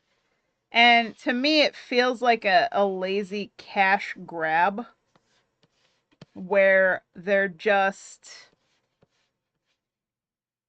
trying to pull in people for nostalgia's sake and be, hey, look, remember this? You liked this. Yeah, you sure did. Thanks for your money again. And it's like there's that South Park episode with the member berries. Remember this? And right now, like Hollywood and Disney is nothing but remakes and sequels, and they're all just so bleh. Like I even went to the theaters and I saw Beetlejuice and the new one. And I love Beetlejuice, like the original movie. And I even saw like the Ghostbusters movies, and I love Ghostbusters. But I see these newer movies and they still just do not capture the essence of the original. And also I love Predator. I love those aliens. And I watched every single Predator movie and the Alien vs. Predator movies. And you know what? The first Predator movie is still the best. It's the only one that really holds up. And I'm not saying it was like a super fantastic great movie either by any means. I mean, it's entertaining. But the sequels, oy vey. It's so rare when you get a sequel that's actually like really good or even better than the original. But I definitely have a case of Hollywood fatigue, like a lot of people do. Because it just feels like everything coming out is a cash grab on nostalgia. And like, there's very few brand new IPs coming out. It's always like the established stuff over and over and over again. Like how many freaking Star Wars and Indiana Jones and this popular movie from the 80s or 90s and that popular movie. And look, we're making Moana 2, this movie that absolutely did not need to be made because the first Moana was fantastic. So let's shit on that franchise too. And I heard Moana 2 is terrible. Not surprised. I'm just like, why can't people make new stuff that we've never seen before, but actually make it good, you know? Because there's that problem whenever they do actually take the gamble on making something new, it's just not good. It's like the writing is bad. A lot of problem with writing in these movies and shows lately. A lot of refrigerator logic going on. And, you know, even like say something I really do love, like Arcane. I don't know if you've ever watched Arcane, and I won't give any spoilers if you haven't. But like season 1 was pretty phenomenal, and then season 2, which, you know, finalized the show, it was good, but it was also bad. And again, it was because of the writing. Just, it was really confusing. It was really rushed. They assassinated a lot of the characters, like literally, but also in terms of their characters themselves. Like especially Victor. And then they just killed off characters like crazy, crazy, just murdering everybody. Like total Game of Thrones. And I'm like, why? Why do you need to do that? You don't need to Game of Thrones all the characters. Like, no.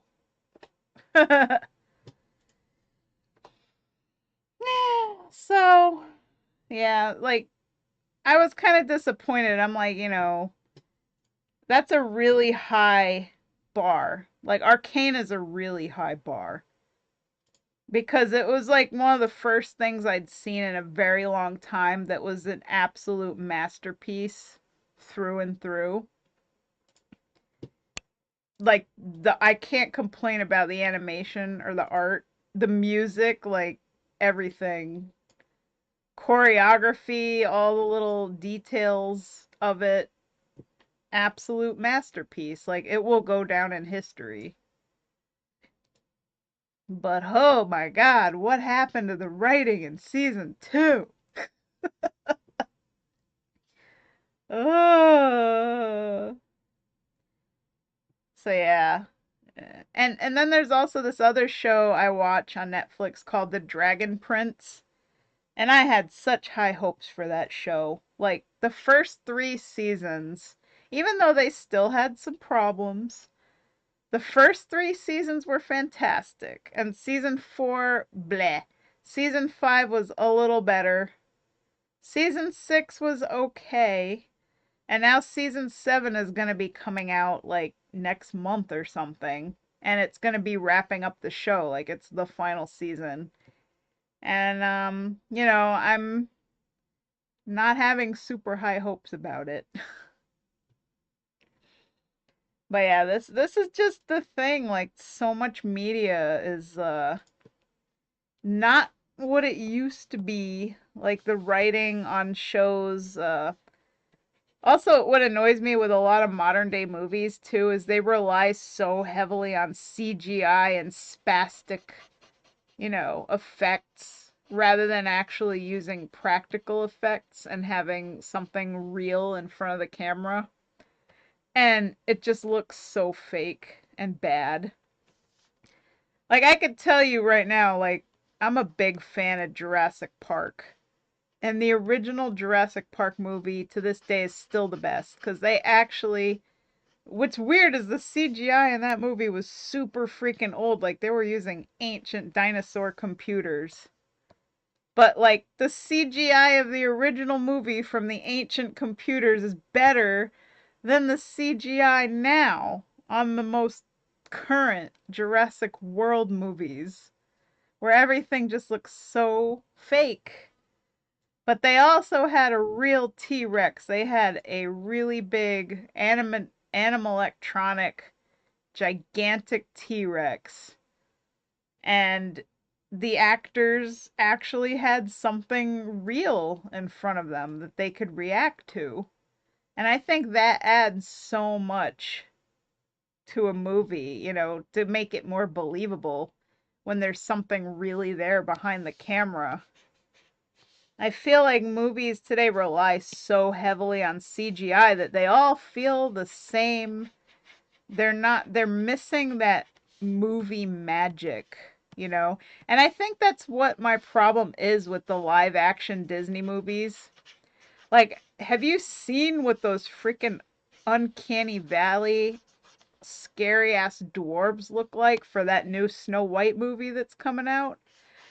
When they should have just hired, 7 actual little people to play the roles of the dwarves, but they instead had to listen to Peter Dinklage, Tyrion Lannister from Game of Thrones saying, "Oh, it's insulting to hire little people for stereotypical roles to play dwarves that live in caves." And Disney took that personally. They're like, "Oh no, we got a negative celebrity unendorsement here. We have to change it up."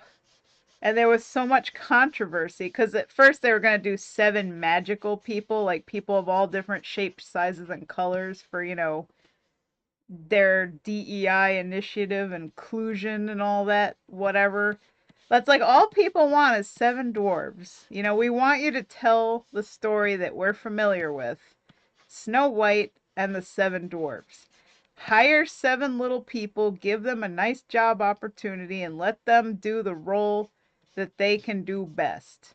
And that's not being insulting. I mean, there's a lot of little people that actually wanted that role. They wanted the job opportunity. But nope.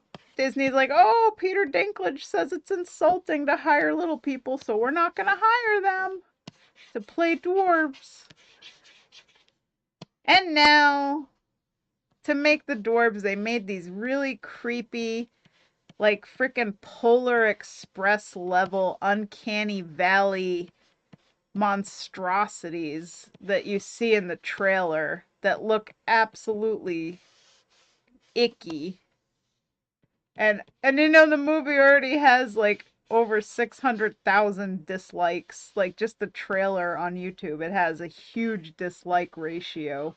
So the movie hasn't even come out yet, and it's pretty much already guaranteed it's gonna bomb.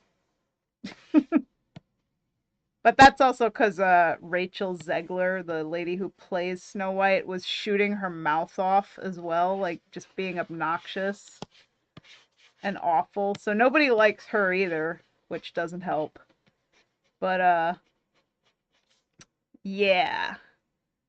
Live action CGI overload. No more like really good practical effects, constant remakes, reboots, sequels, all this kind of stuff, and also just bad writing.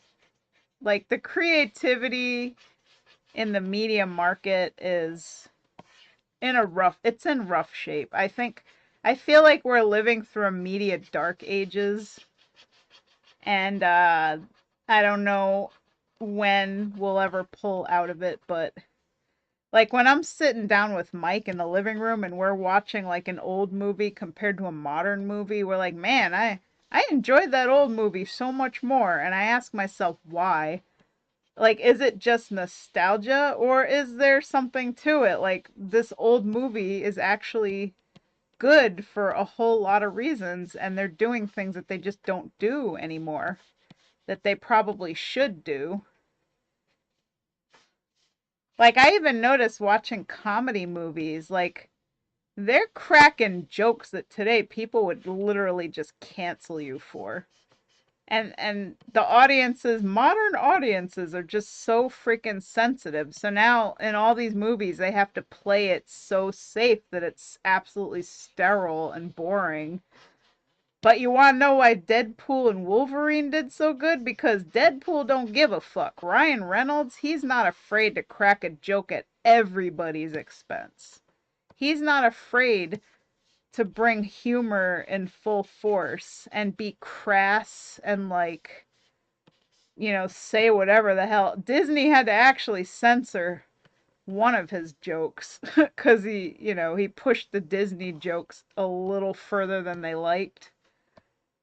But I was amazed with how much they actually let him get away with. But that's because Disney's hemorrhaging billions of dollars, and Deadpool and Wolverine was like the one movie that's actually going to make them money and not be a total flop.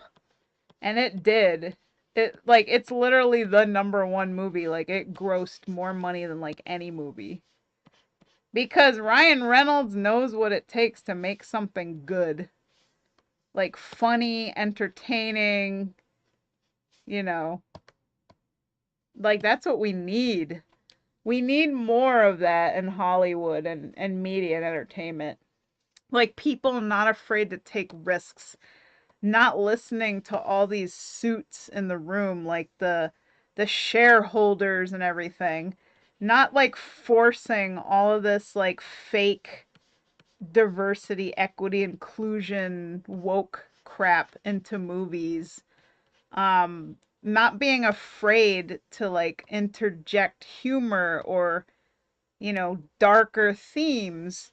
Maybe actually go back to the drawing board of why older movies and TV shows and things were better in some ways. Like, really analyze their writing and how to write a good character and an interesting, compelling character. And also just take a risk and make something new and like knock it off with the remakes. And like, I'm so tired of seeing the same stuff over and over again. The new young generations of today, they don't have hardly anything new. I mean, the only new stuff comes out in like TV shows, like cartoons and all. Like, we had the Owl House, we had Steven Universe, um, Arcane, the Dragon Prince. Like, cartoons do stuff, but then you know what? They get canceled.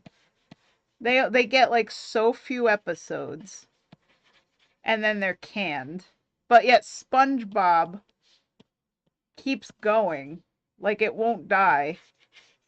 And you look at cable TV, like Cartoon Network is literally just nonstop Teen Titans Go, and then Nickelodeon is nonstop SpongeBob. But in the 90s, we had like so many shows. We had Hey Arnold, we had Doug. On Cartoon Network, we got Dexter's Laboratory, Powerpuff Girls, Johnny Bravo. They would also put on all the old like Looney Tunes and Merry Melodies and Flintstones and Jetsons and all the Hanna-Barbera cartoons and Scooby-Doo. And holy cow, we had a huge variety of stuff growing up. But kids today, they have so little. And, compared to back then, so little stuff. So, like I said, I feel like we're in a media dark ages. And that even translates over to the video game industry too. Like, triple A video games are suffering, whereas indie games are where it's at. Like, the indie games industry is flourishing because they're actually making, really creative stuff and innovative stuff. But triple games, they're just trying to monetize their things, predatory loot boxes and games that are buggy and broken and just not fun. And yeah, people are getting really tired of it. So I don't know how the media dark ages will come to an end, but I do hope it does eventually. Like, I really want to see good movies and TV shows and video games and media once again that's like has some kind of soul to it and isn't just out for cash grab.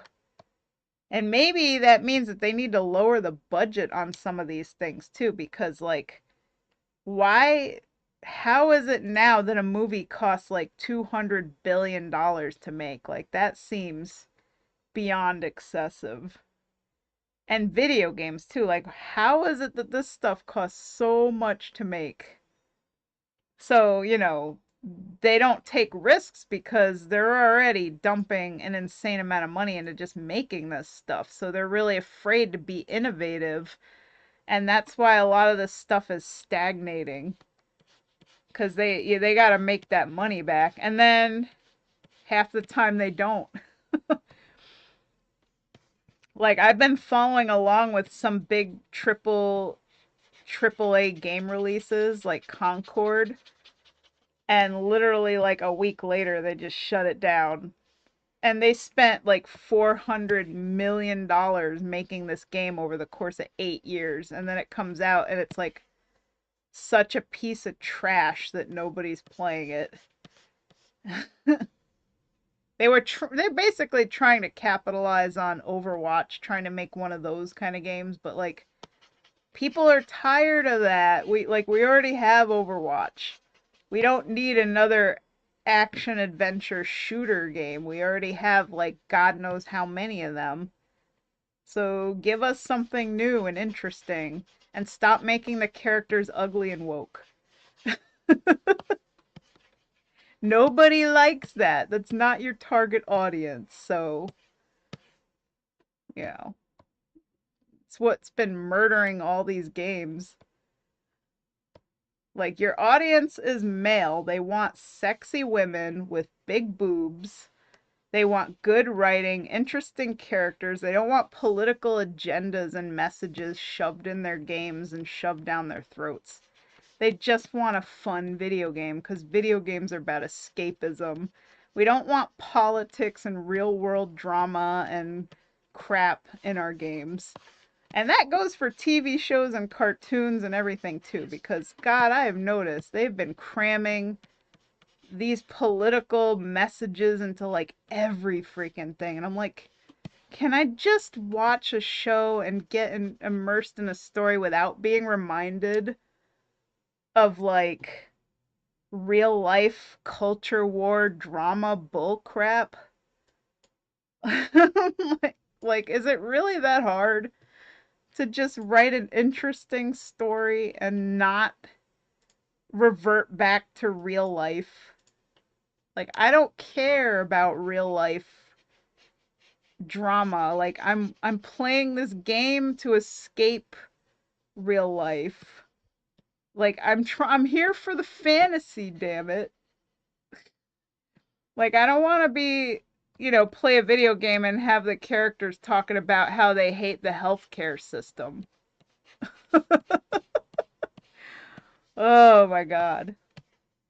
I don't think there are any games. That was just like an example I made off the top of my head, but just like when I'm playing a video game, I don't want to see body type 1, body type 2, choose your pronouns, choose to be trans or not. Like, I just want to play a fantasy game. Like, I don't care about gender identity or identity politics or like the sexuality of the character or whatever. Like, I just want to play like an elf in a fantasy world and I have to go defeat a monster or whatever. Like, I don't want to be thinking about any of that other stuff.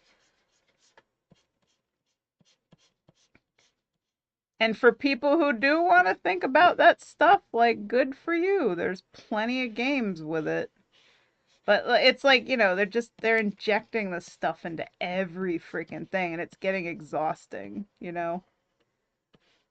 Like, I'm getting tired of it. And the movies and the TV and everything as well. They're getting like preachy about stuff rather than just telling a good story. They're telling us what we have to believe and how we have to be good moral people. And I don't really appreciate that.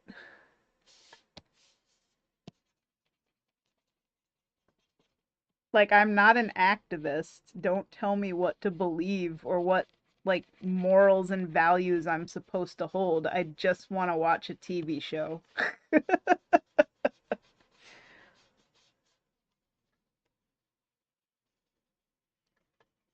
So, yeah. I guess the overarching rant is that media today sucks. Not all of it, but a lot of it. And I haven't really been enjoying it. But I can at least bring up some that I do enjoy. that they didn't need to be made, but the new Beavis and Butthead show, which is a continuation of the original series, still funny. The new Futurama, which again didn't need to be made, but it was funny and I enjoyed it. And we just watched the last episode this morning. You know, they like, if you had to bring it back, okay. It, like I said, it didn't need to be made, didn't need to be there, but at least they made it funny and they didn't fuck it up. Also, Lower Decks, which is a Star Trek cartoon. I've been enjoying that. It's entertaining to watch. Not bad. Let's see what else. Castlevania. I liked the first show better than the second show, because the second show again has a lot of those problems that I'm talking about, like the inserting the agenda, the politics, the woke, the DEI into everything.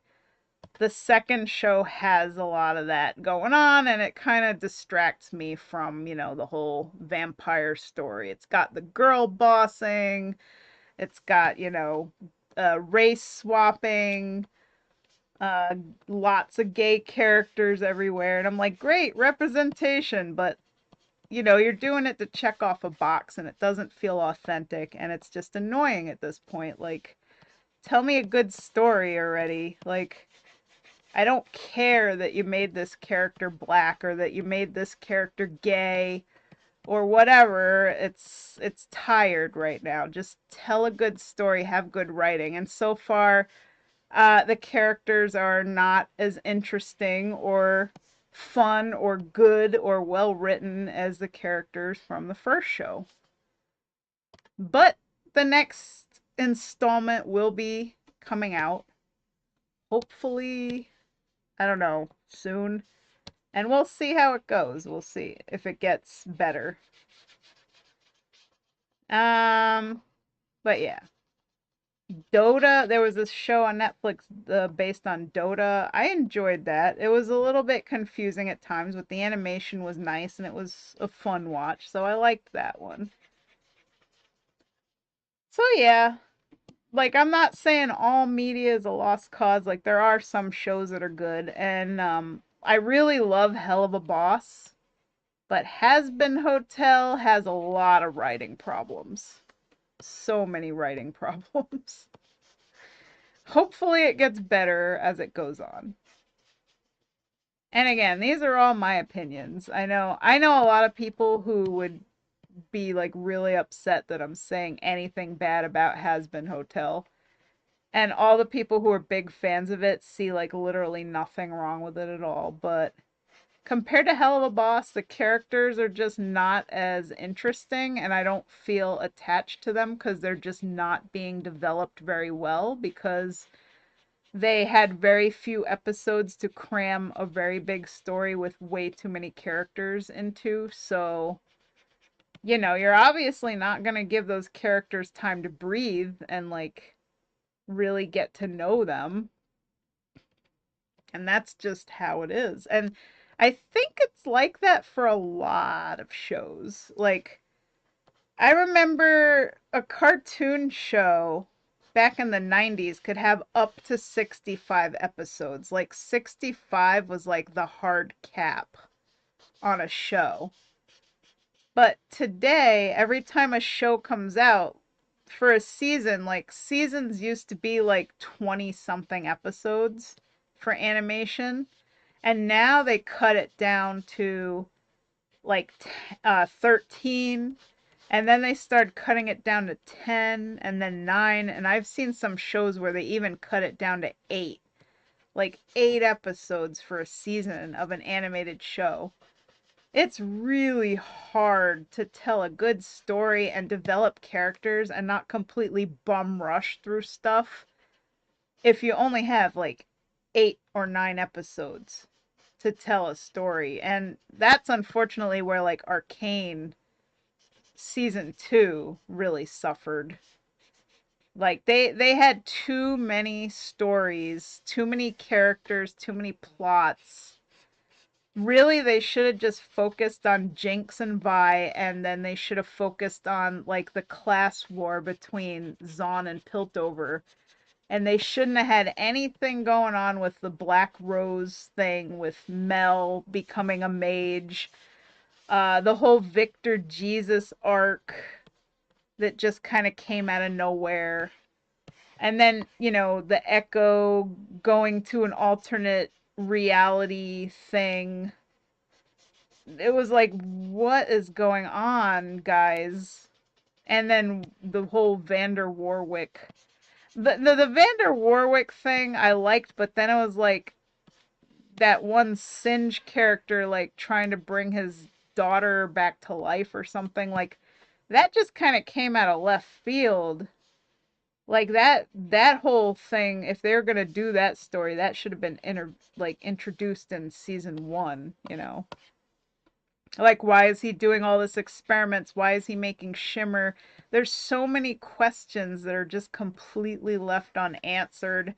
And that's kind of a problem with the writing and just the limited time, limited screen time that they had to tell this really big, super epic story with all these freaking characters. So, yeah, I do feel like when it comes to animation, more episodes is better. And then you get shows like The Owl House that, you know, they get canceled, and then Disney gifted them with like three more episodes to finish telling your story. Like, y'all better wrap it up. So you wind up getting a whole lot of animation montages. Just speed running through stuff because you don't have an actual season to tell a story. And it's really unfortunate. You know, you gotta give them time to cook. So yeah, there's a lot of things with why writing in these shows might be suffering, because they just don't have the time and they don't have the budget and they don't have enough space for enough episodes. So they have to cram as much as they can into as little as they can, and it's not a good thing. Because if you want to develop characters and make people care about the characters, you have to have a little bit of time with them. And that's also my big critique too about like the World of Warcraft movie. They were trying to tell such a big story, and like they jumped between scenes so fast. It's like we get a tender little scene with, you know, Thrall's parents, and it lasts for like 20 seconds, and then they're already jumping into like, you know, Khadgar, and then they're jumping into, you know, the king, and jumping into freaking you know, Burning Legion stuff. And I'm just like, whoa, can we go back to Thrall's parents and that tender little moment where they're like in a hut together, you know, just talking, and she's pregnant, and like, can we have some time with these orcs to get to know them before we move on? You know. I mean, I like the Warcraft movie, but holy crap, for anybody who doesn't know anything about World of Warcraft or the lore, that movie must have been like really confusing, I imagine, with them just jumping around like they were. I was getting whiplash. I was like, holy shit, these scenes are like 30 seconds long, and then they jump to the next one. Oh my god. Oh, but yeah. I have to go to the bathroom again. Sexy women and hacking slashing. Yes, that's what men want in their video games. I will BRB. Going potty. I hope you enjoyed my rants about the state of the media landscape. I will be right back.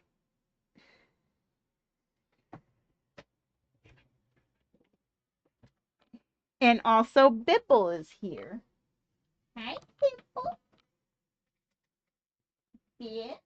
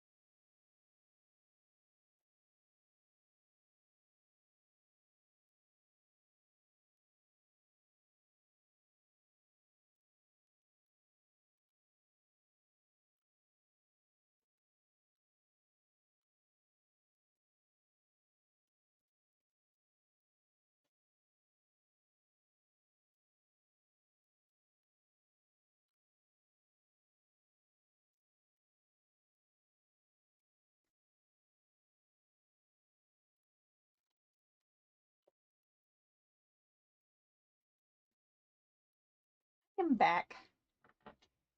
In the middle of medical RP, people are shooting each other. Oh no. I got myself some Vienna sausages and White Castle burgers. And I fed the bibble. So I'm going to mute my mic and nom nom, and I'm going to put on some music. And then continue with color holds.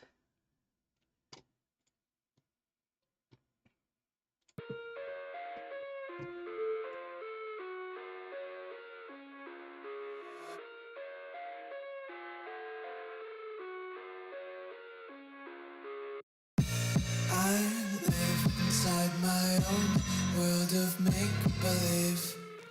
Kids screaming in the cradles, profanities.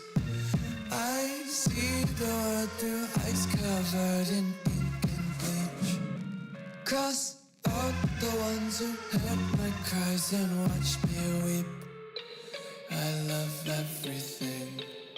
Fire spreading all around my room. My world's so bright, it's hard to breathe, but that's alright. Hush.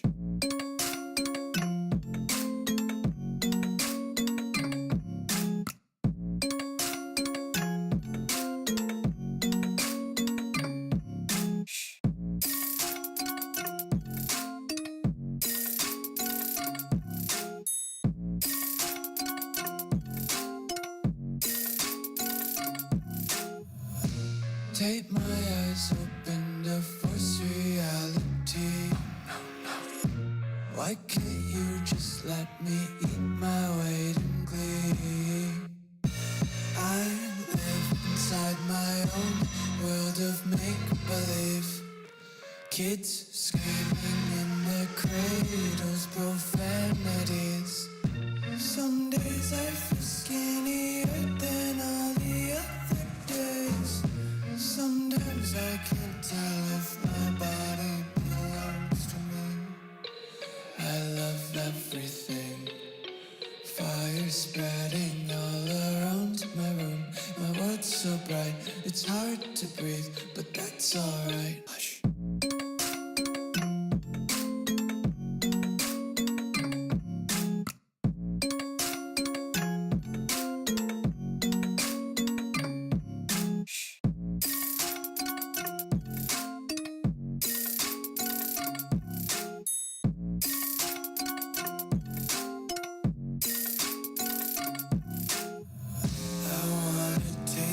Content, hold your breath and feel the tension. Devils hide behind redemption. Honesty is a one-way gate to hell. I wanna taste consumption. Breathe faster to waste oxygen. Hear the children sing aloud. It's music till the wick burns out.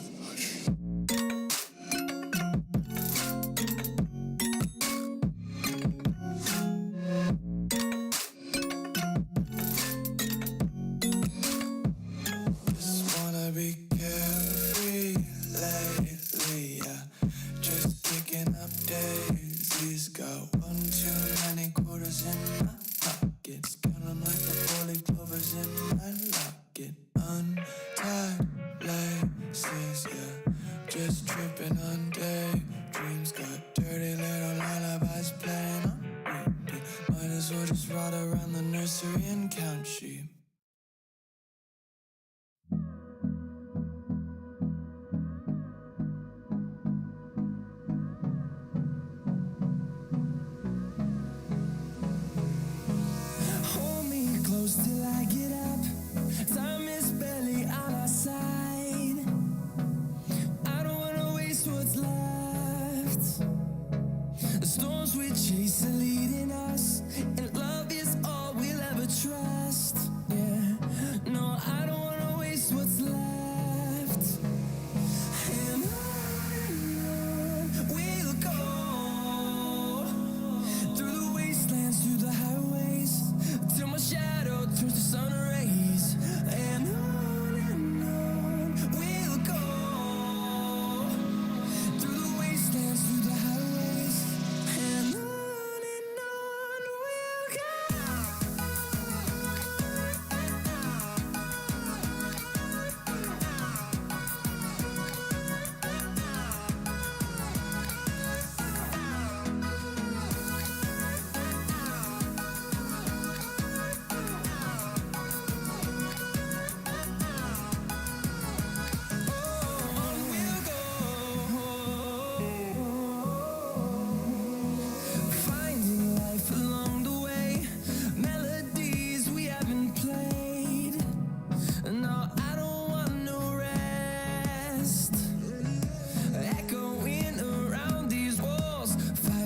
create a song. I don't wanna miss a beat. And on we'll go, through the wastelands, through the highways, till my shadow turns to sun rays. And on we'll go, through the wastelands, through the highways, and on we'll go.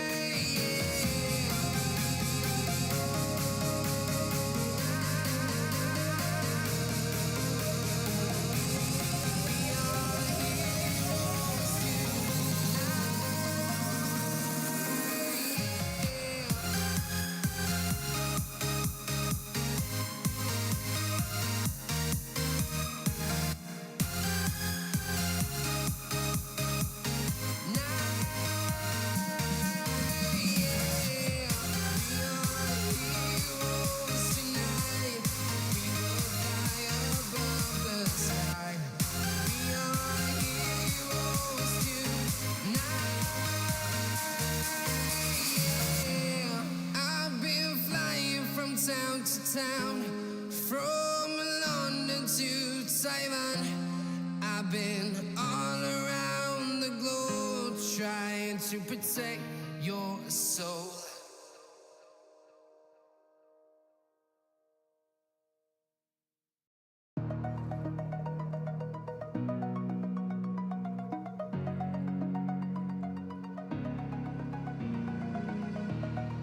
Over the edge, feel like I'm floating through the air. The pain I felt is paid for, all is said and done. Oh, I am restricted, fixed upon the web. I need to kick the habit that my mind is breathing in. Break out, I've got to see. Spent all my life holding all of it closely. I played it innocent, a feel of discontent. I'm finally facing it all, fearless.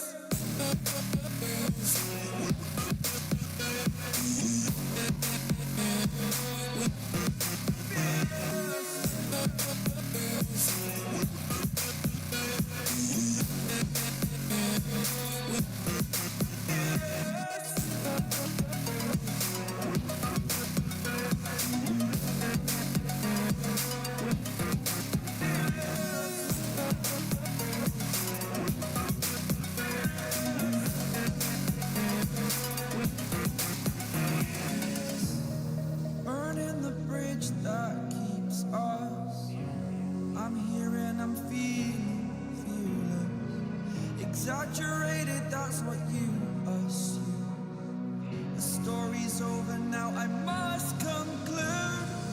I am conflicted, watching where I step still, hanging in the balance. Not the life I want to live, I want to take it all. Standing tall, fear outweighed the person you are. Oh, break out, I've got to see. Spent all my life holding all of it closely. I played it innocent, a feel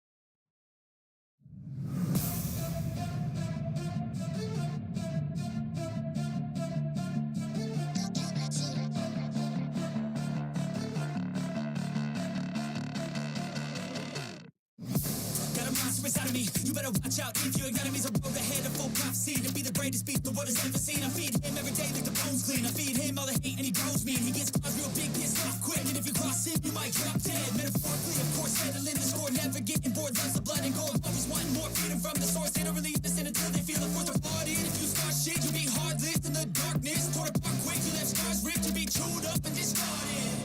And this world ain't right, won't accept it. Negative energy, I expect it.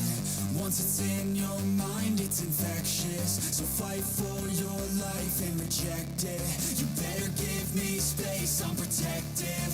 My adrenaline spikes when I'm threatened. And if you stay in my way, I'm aggressive. Cause when there's no exit, I'll kill when I'm desperate.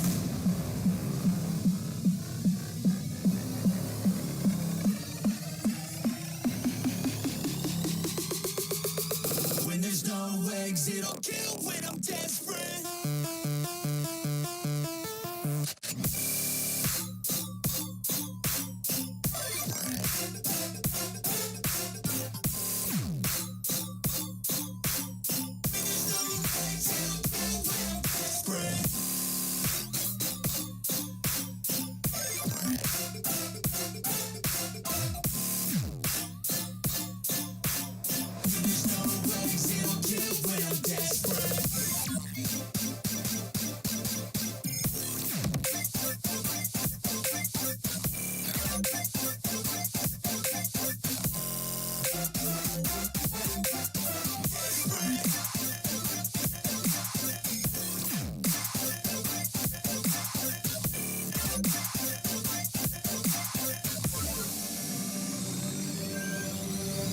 And this world ain't right, won't accept it.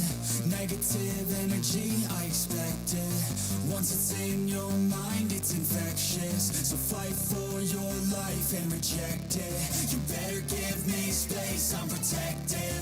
My adrenaline spikes when I'm threatened. And if you stay in my way, I'm aggressive. Cause when there's no exit, I'll kill when I'm desperate.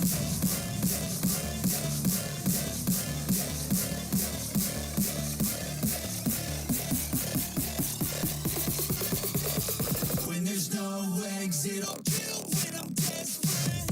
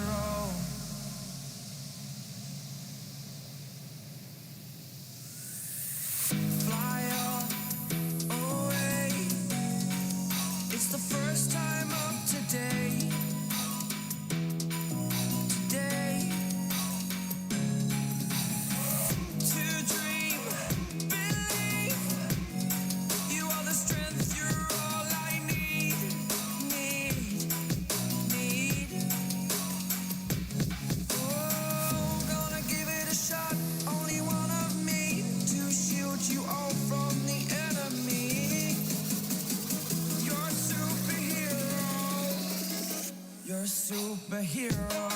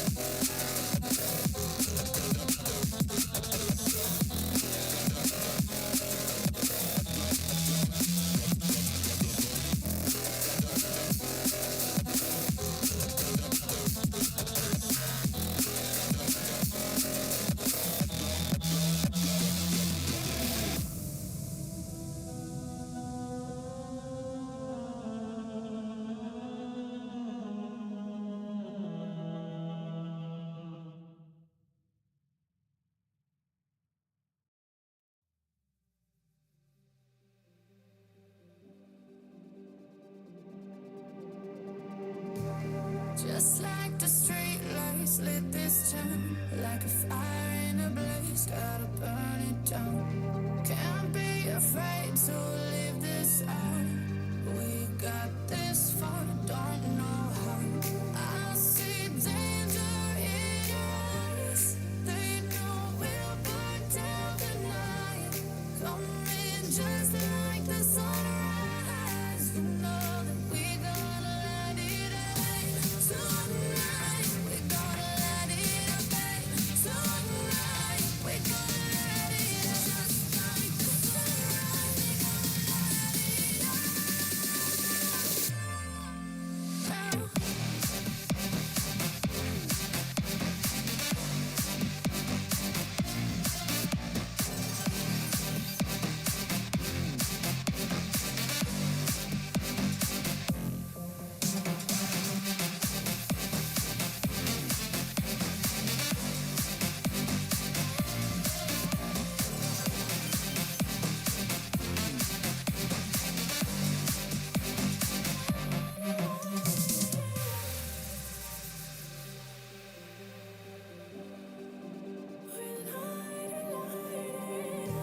just like a spark that's breaking out. Can't make a stop, can't turn back now. We know that there's no room for doubt. No, we can't turn back now. I see danger in your eyes. They know we'll burn down the night. Coming just like the sunrise. You know that we gonna let it rain tonight. We gonna let it rain tonight. We gonna let it just like the sunrise. We gonna let it rain.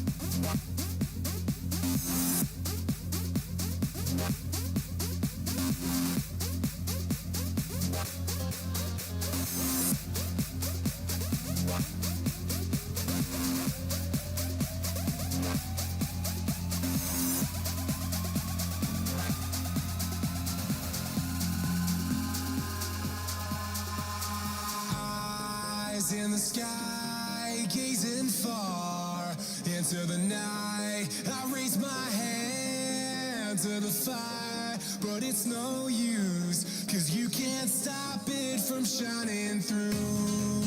It's true, baby, let the light shine through. If you believe it's true, baby, won't you let the light shine through for you, for you, for you, for you, for you, for you, won't you let the light shine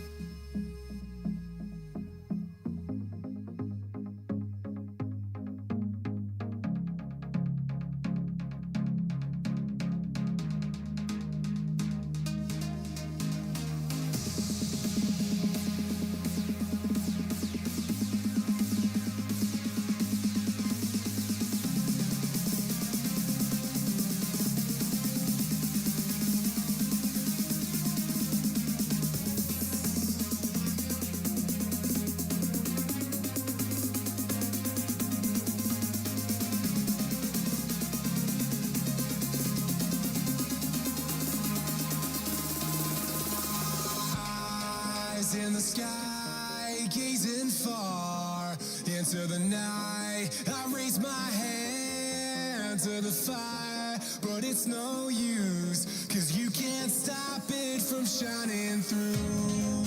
It's true, baby, let the light shine through. If you believe it's true, baby, won't you let the light shine through for you, for you, for you, for you, for you, for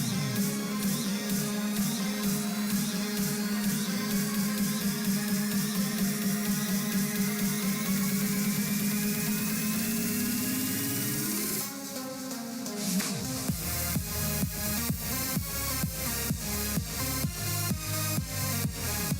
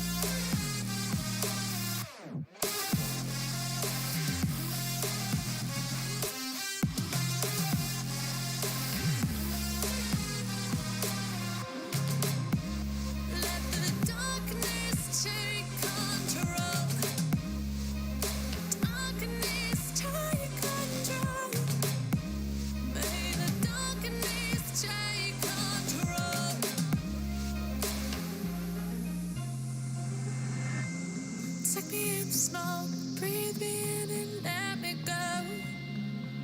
Sink to your heart to find you. Open up your eyes till you're blinded by the lies, so you can see what you do. Restless every time we start locking eyes. Lost control. Oh, it's paradise with honesty, but in the dead of the night. Teardrops on the floor.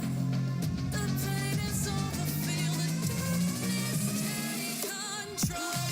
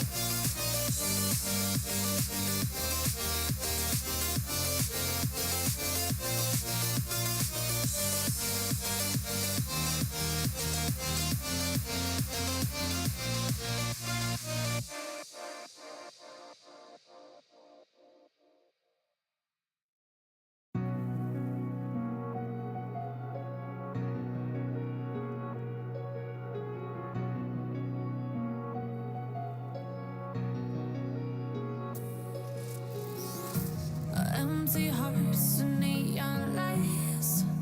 They're playing with my mind. Gotta get out of here tonight. Oh, I wanna run off and fly.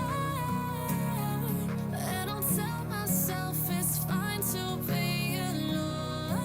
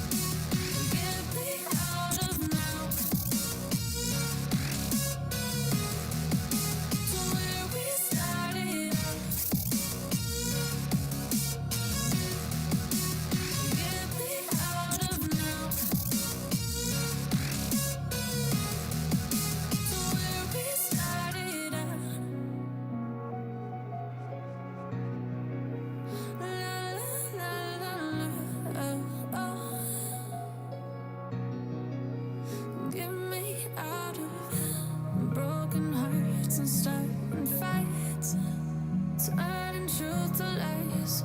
Gotta get up, stop wasting time. Yeah, I wanna run off and fly. And I'll tell myself it's fine to be alone, just to find somewhere that finally feels like home. I hate all this overthinking. The more I swim, the more I'm sinking. Take me to a world of silver. No more heartbreaks, tears, painkillers. Take me somewhere unfamiliar. Bring me back to where we started out. Get me out of now. To where we started out. Get me out of now. To where we started out. Oh no.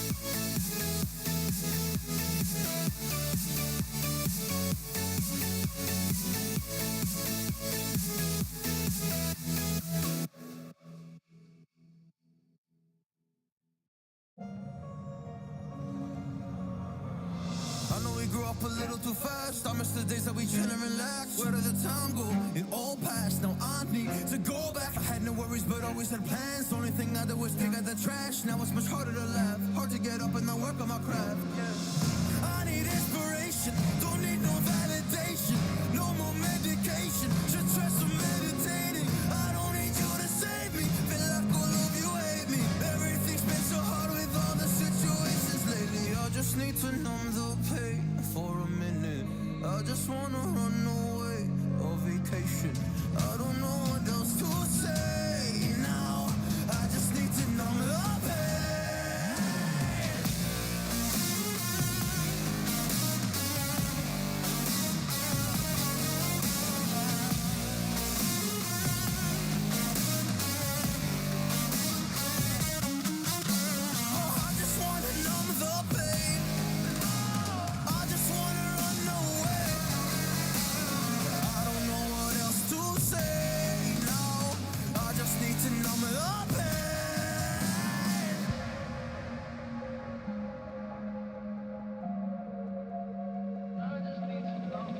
Well, maybe I'm done, maybe I've lost. Still putting up a fight because I love my mom, I love my family. When I was young, they would all look after me. I don't know why, but I feel like a burden. I spent my life overthinking my purpose. I can't really cry, I'm so used to the hurt. Trauma keeps up at me at the wrong moment. Oh, I just wanna numb the pain for a minute. I just wanna run away on vacation. I don't know what else to say now. I just need to numb the pain.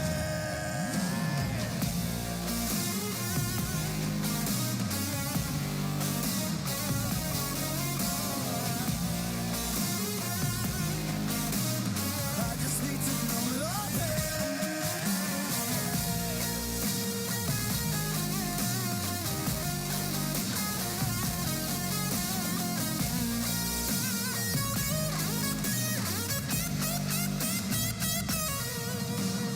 I just need to numb the pain for a minute. I just wanna run away on vacation. I don't know what else to say now. I just need to numb the pain.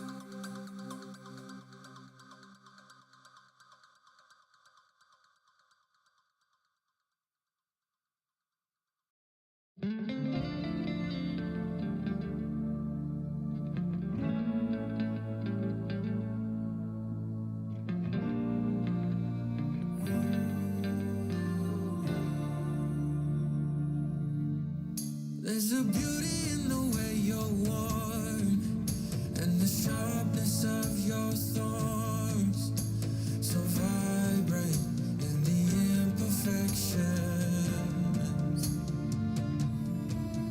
In the pain there's something real, all that anger so concealed. Still you're lost in how to feel, just let me hold that severed world.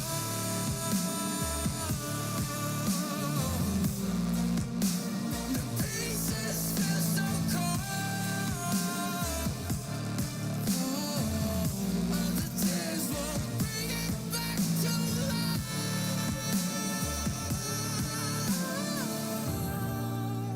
But hate will always grow. There's a beauty in the way you lay and the way your color fades. You stand out now with your imperfections. Oh, it was never meant to fall apart. It was not supposed to cause us harm. But these days, all I do is wonder, is about another way to start again. 'Cause in the pain there's something real, all that anger so concealed. Still you're lost in how to feel, just let me hold.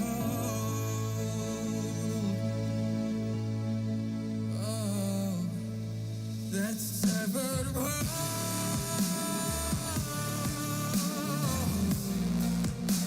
The pieces feel so cold. All the tears won't bring it back to life.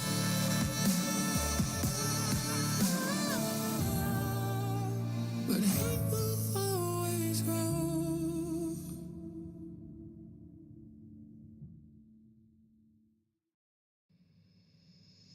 She stole a smile and my heart responded. She's everything I never knew I wanted. And money won't buy her happiness. Yeah, she's my kind of glamorous. Natural beauty, what it's all about.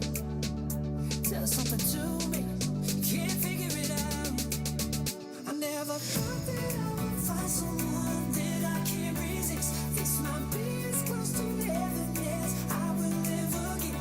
I see perfection and a heart of gold, always got my attention. Beautiful soul.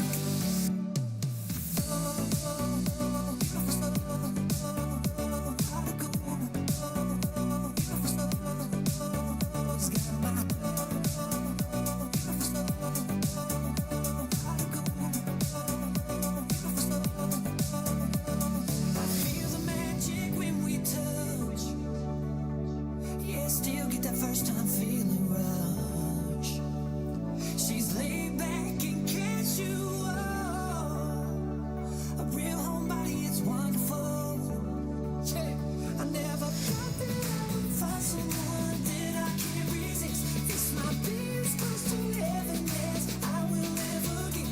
I see perfection and a heart of gold, always got my attention. Beautiful soul.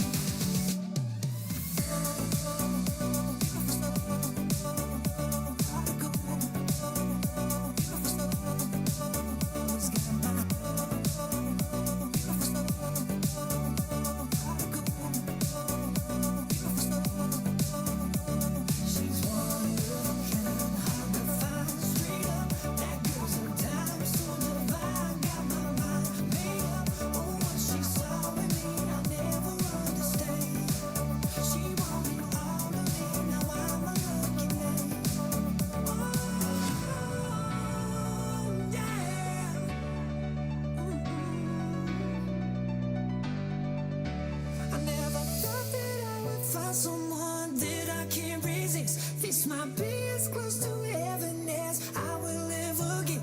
I see perfection and a heart of gold. Always got my attention, beautiful soul.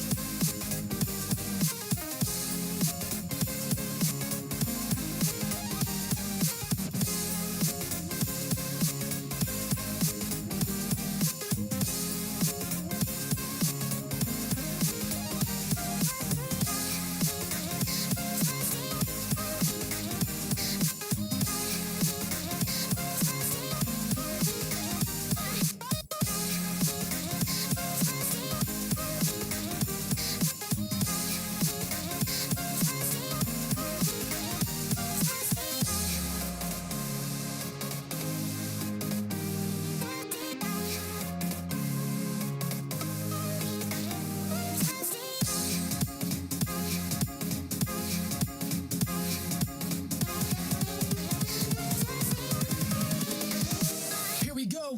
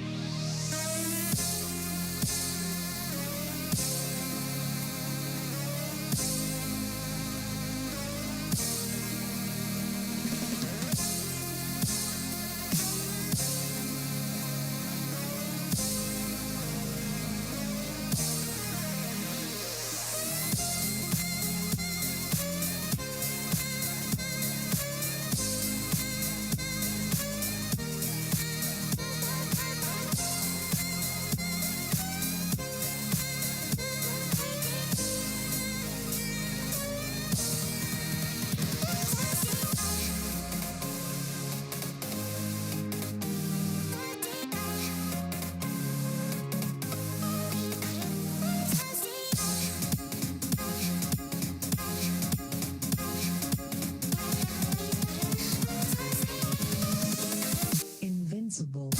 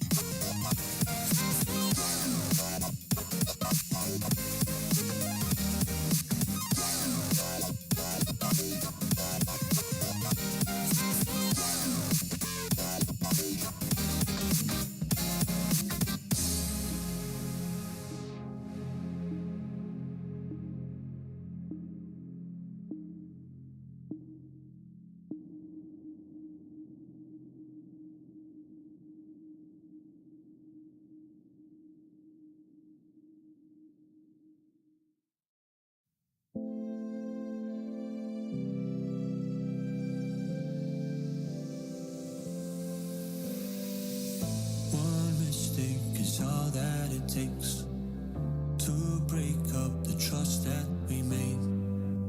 I'm open to changing my ways this time, this time.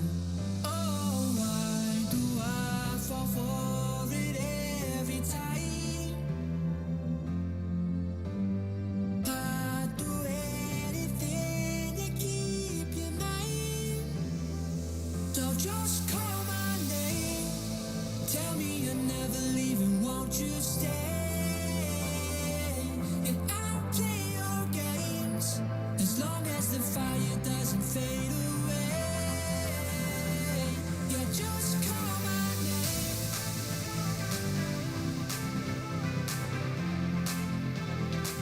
Yeah, just call my name.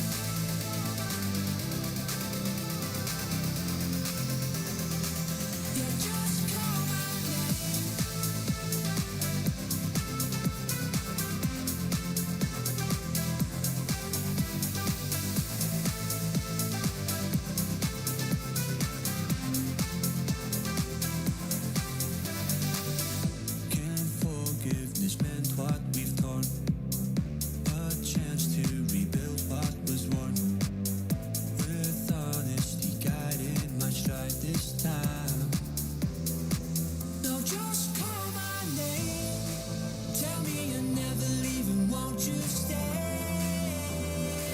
And I'll play your games as long as the fire doesn't fade away. Yeah, just call my name.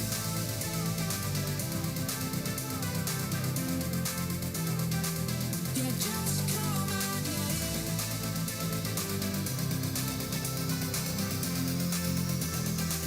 Yeah, just call my name.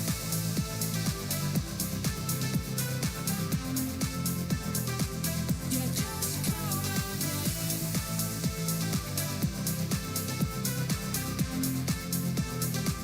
Yeah, just call my name.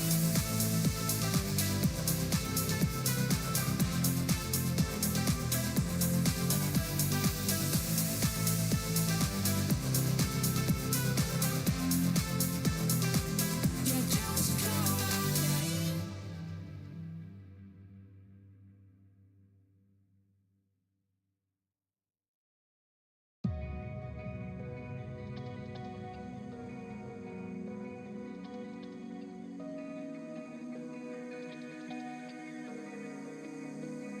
We're running out of options. I didn't know them, but we took every precaution.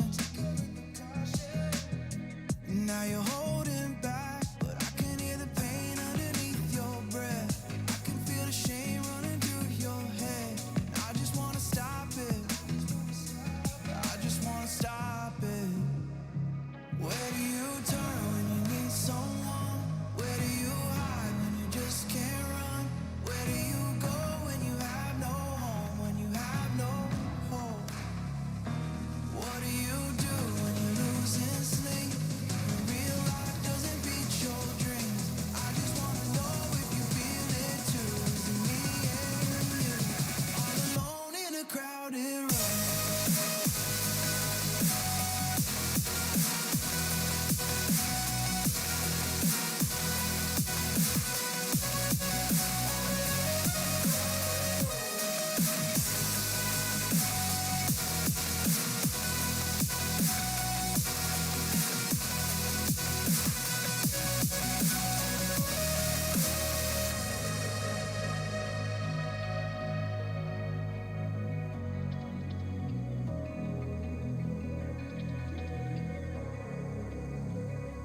You don't know what I've been through.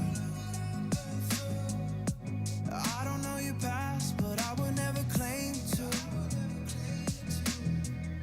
I try to understand all that you said that you can't take back. Making mistakes doesn't make you bad. I know that it's hard to do. Where do you turn when you need someone? Where do you hide when you just can't run? Where do you go when you have no home? When you have no hope? What do you do when you're losing sleep? When real life doesn't beat your dreams? I just wanna know if you feel it too. Is it me and you? All alone in a crowded room.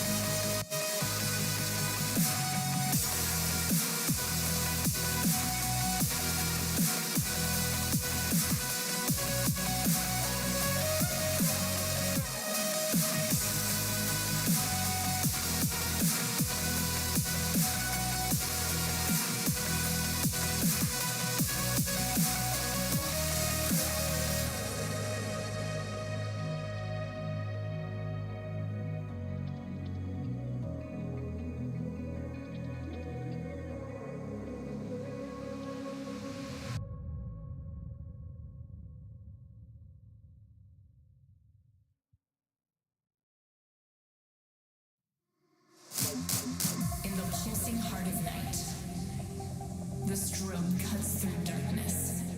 It's not just light, it's a beacon. The strobe becomes our guide. Our shadows dancing with strangers, our bodies merging.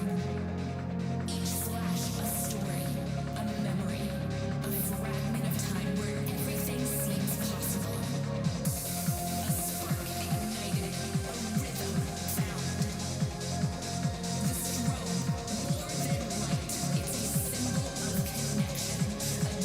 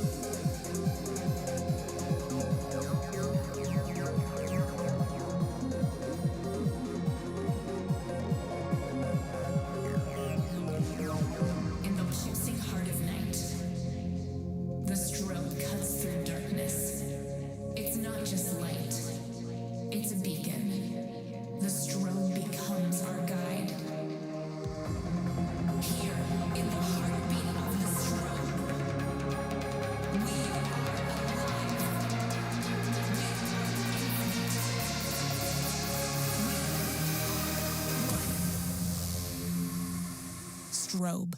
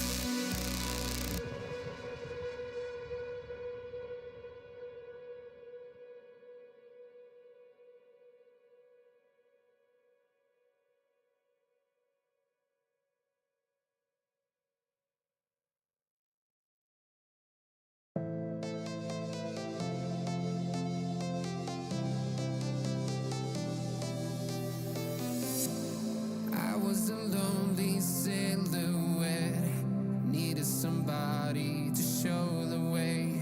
Yeah, I was a heartbeat with no sound till you came around. Yeah, you showed me colors, light in the darkness. You were the only thing I needed.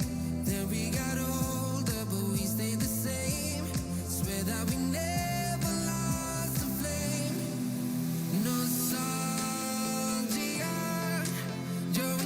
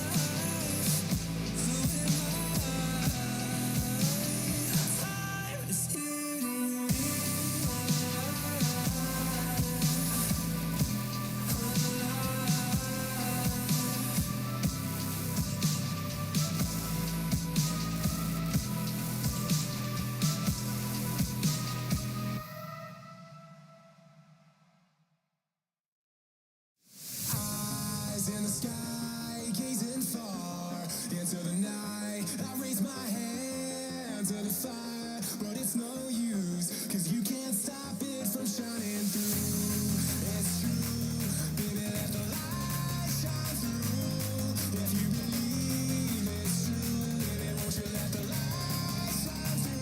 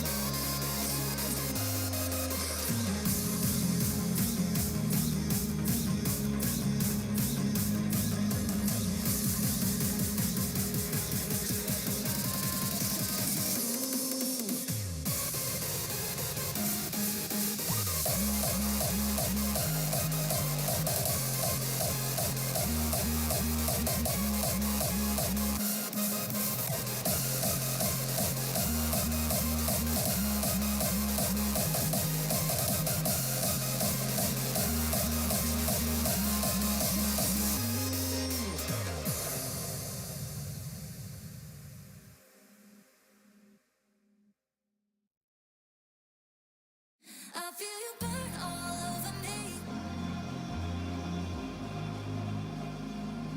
One hit of you is all I need. Baby, I need a fix. All I wanna do is let myself right next to you. Oh.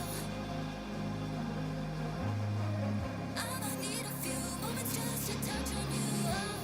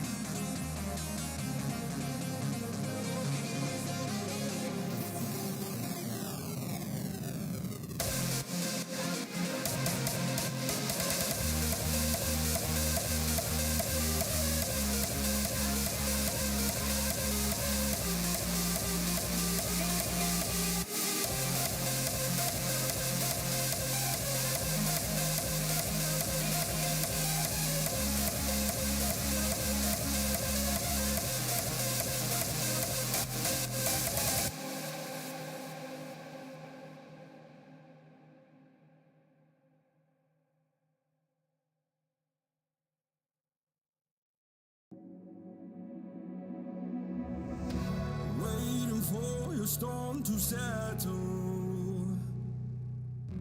As I look toward the sea, lost in your eyes like the water. As the tide it consumes me, you would never save me if my walls came down. Head is underwater, you would let me drown. Watching as I suffocate. Darling, pull the trigger, honey, steal my crown. Choke me till I black out, put your hands around. Cut out my heart, I'm guilty. She said, worship me, I control the air you breathe. Worship me, my forgiveness sets you free. Worship me, I control the air you breathe. Worship me, my forgiveness sets you free.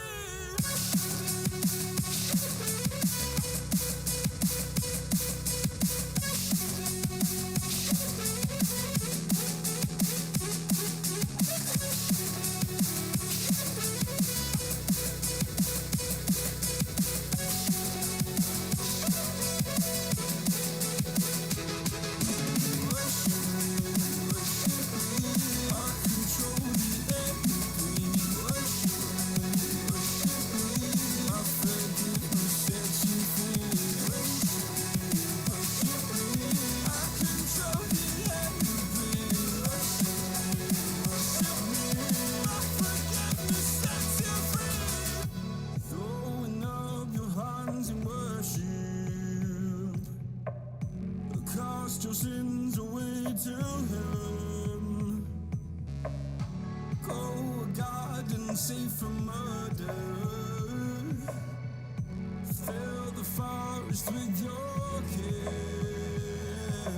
You would never save me if my walls came down. Head is underwater, you would let me drown. Watching as I suffocate. Darling, pull the trigger, honey, steal my crown. Choke me till I black out, put your hands around. Cut out my heart, I'm guilty. She said, worship me, I control the air you breathe. Worship me, my forgiveness sets you free. Worship me, I control the air you breathe. Worship me, my forgiveness sets you free.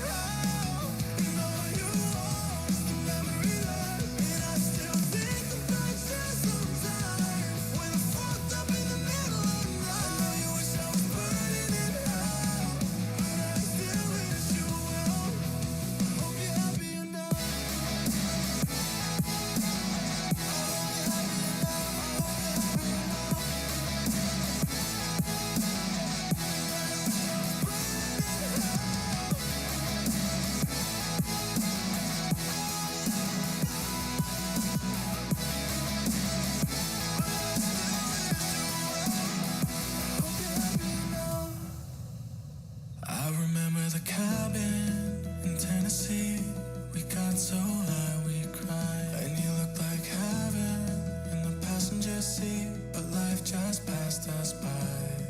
'Cause we weren't meant to be, but you still got a piece of me. Ooh, and I know you hate my guts, but I swear I mean it, love. I hope you're happier now, now that I'm gone, I'm moving on. I know you wish I was putting it out. No, you are, it's a memory lost. And I still think about you sometimes, when I'm fucked up in the middle of the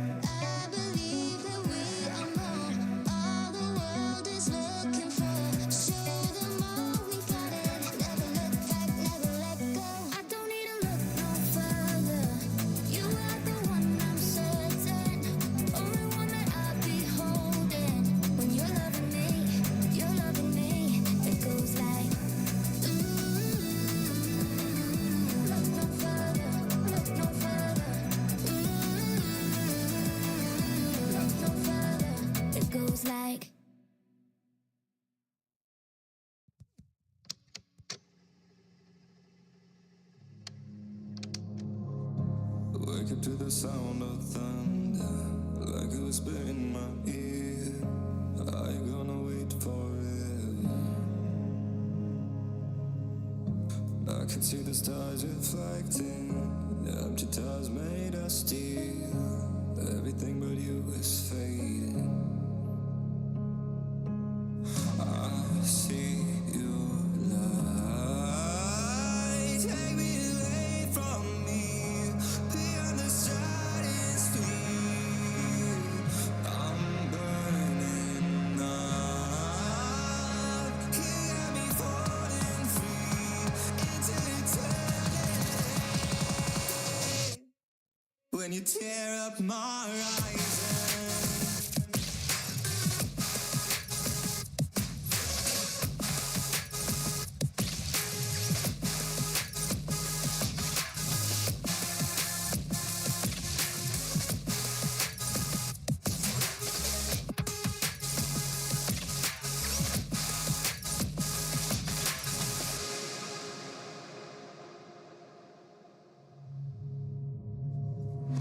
I've been used to breathing darkness. The hunger never disappeared, 'cause the memories have turned to ashes. Oh, still floating, but I won't surrender to the tide inside of me, drowning in the endless silence. But I'm who I'm meant to be. I see your light, take me away from me, beyond the stars.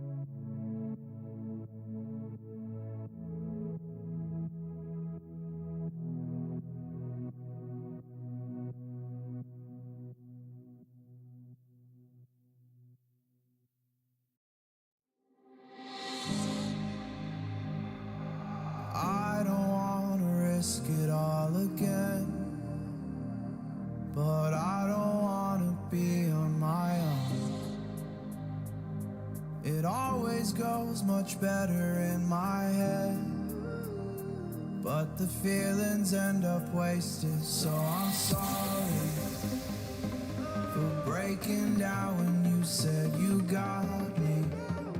I'm used to being let down, but I'm hoping if I'm falling too fast, then you'll catch me. You'll catch me. So I'm sorry that you might have to see I'm not flawless. I promise that I'm facing my problems. If I'm falling too fast, will you catch me? Will you catch me before I crash?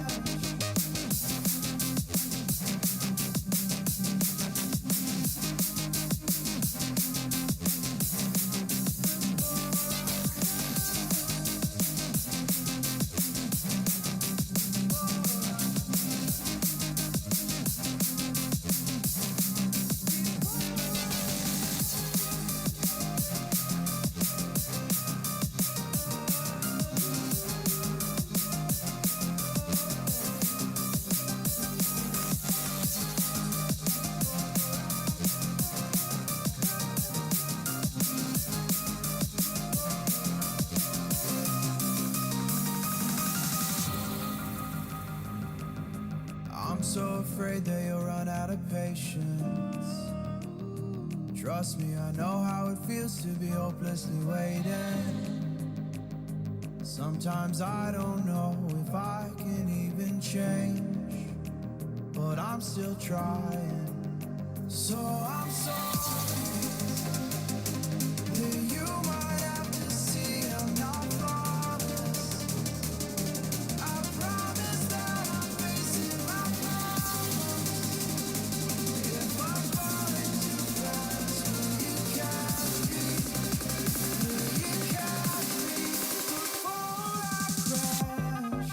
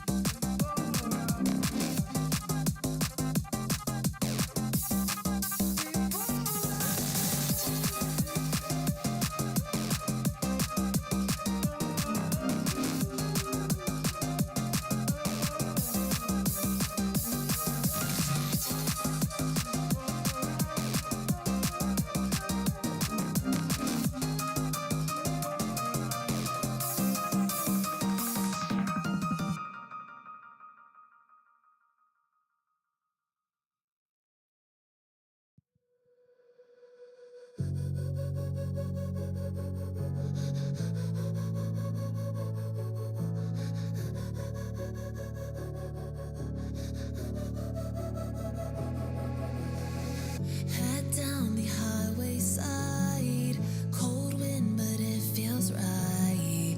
With you, I'm heavy breathing. Feels like I'm lucid dreaming. I'm not usually the type to rush into the night. This time I can't be speeding. I'm taking it slow, but I just want more. I'm taking it slow, just go with the flow. I'm taking it slow, but I just want more. I'm taking it slow, just go with the flow. I'm taking it slow, my knees on the floor. I'm begging on it's you I adore. You took me to see Versailles in the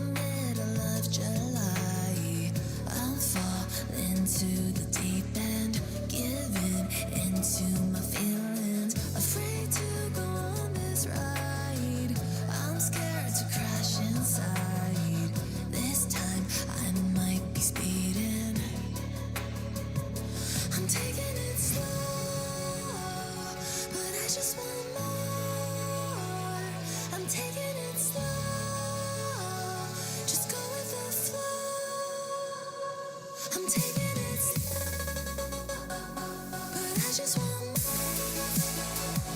I'm taking it slow, just go with the flow. I'm taking it slow, my knees on the floor. I'm ready for more. It's you I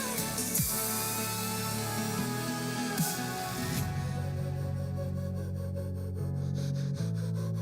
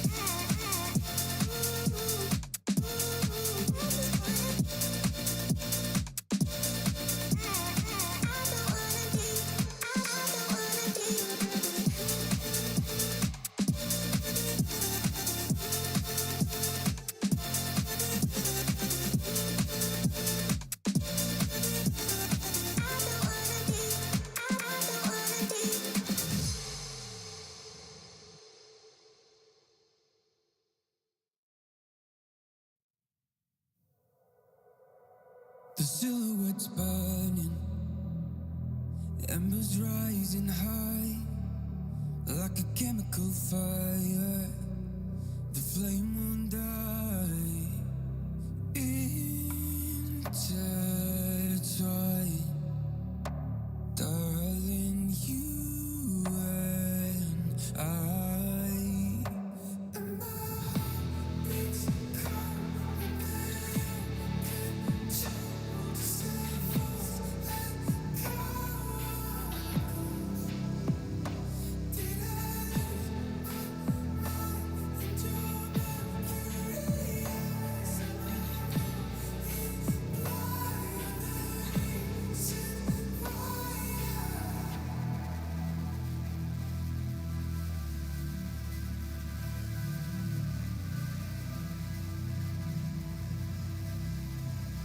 Barely scratching the surface. This obsession of mine is fueling the furnace. I'm up all night and we're intertwined. Darling, you and I, and my heartbeats cold under your control. Just let us let go.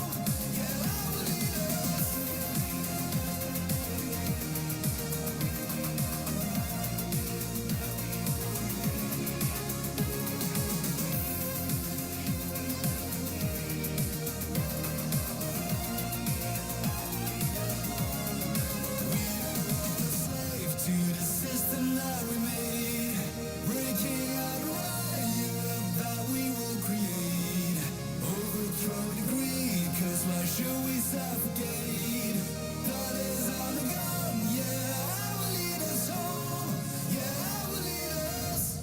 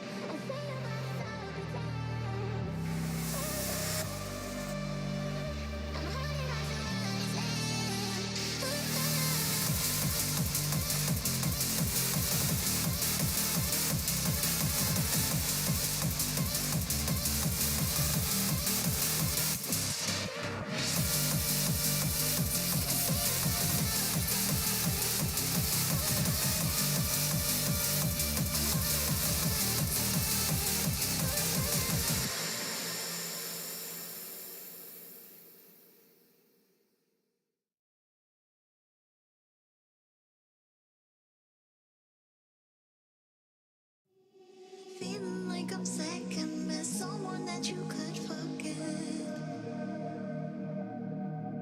Got me drinking that healing, sinking in this feeling.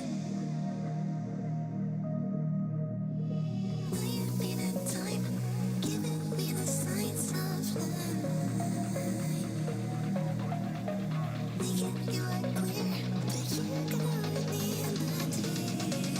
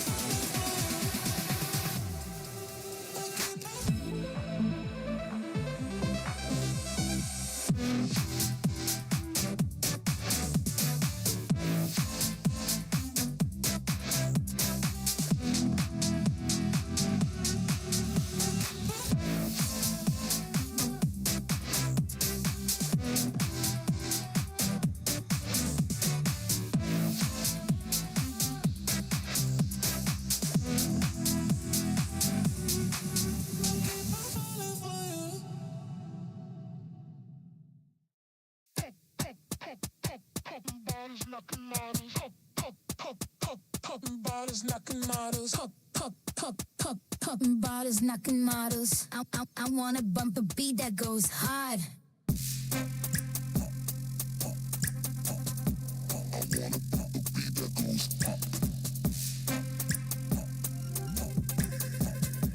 I wanna bump a beat that goes hard. Popping bottles, knocking models.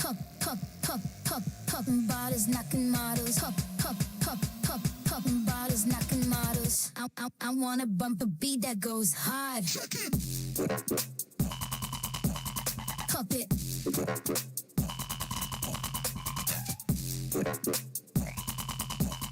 Pop it.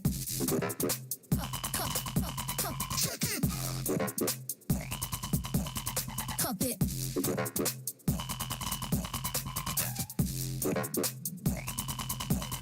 Pop it. I wanna bump a beat that goes hard.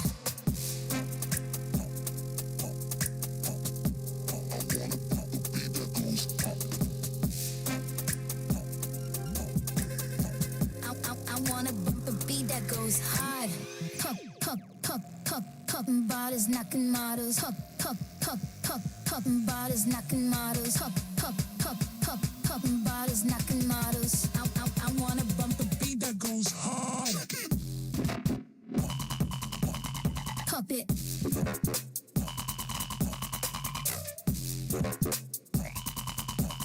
Pop it.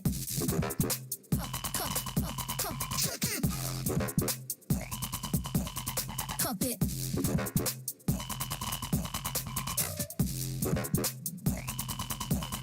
Pop it. I wanna bump a beat that goes hard.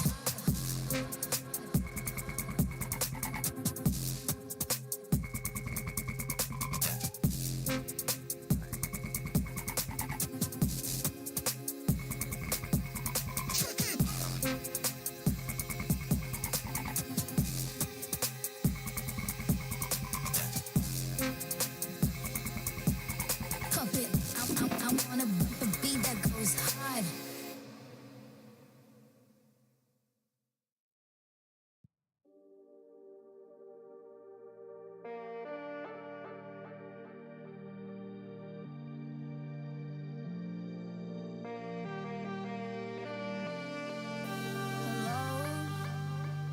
They're a lot like goodbyes.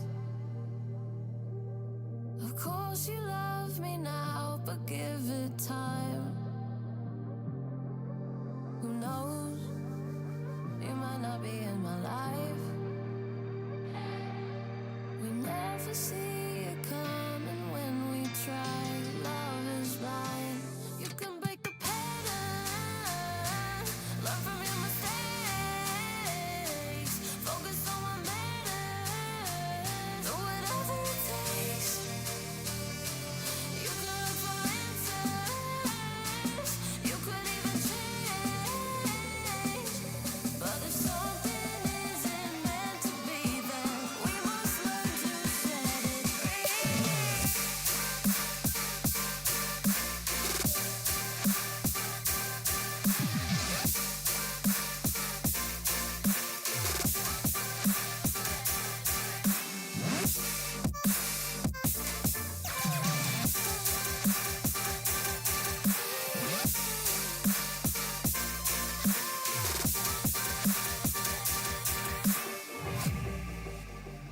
And I'm not negative, just realistic. I'm not a pessimist, I'm indifferent.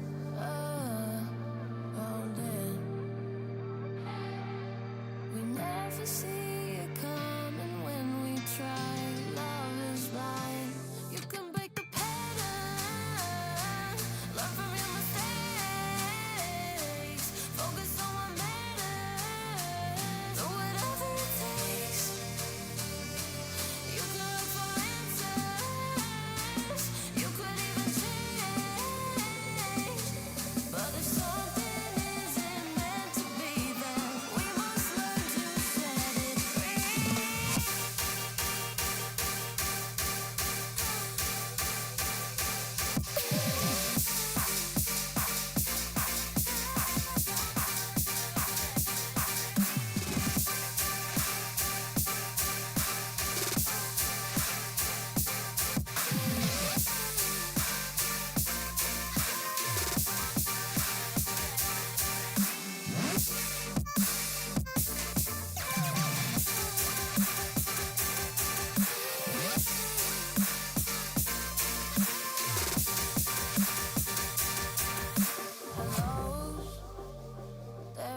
like goodbyes.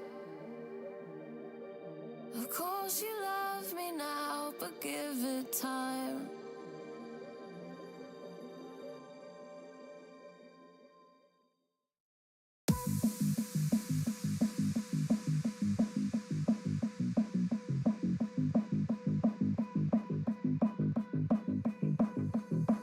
You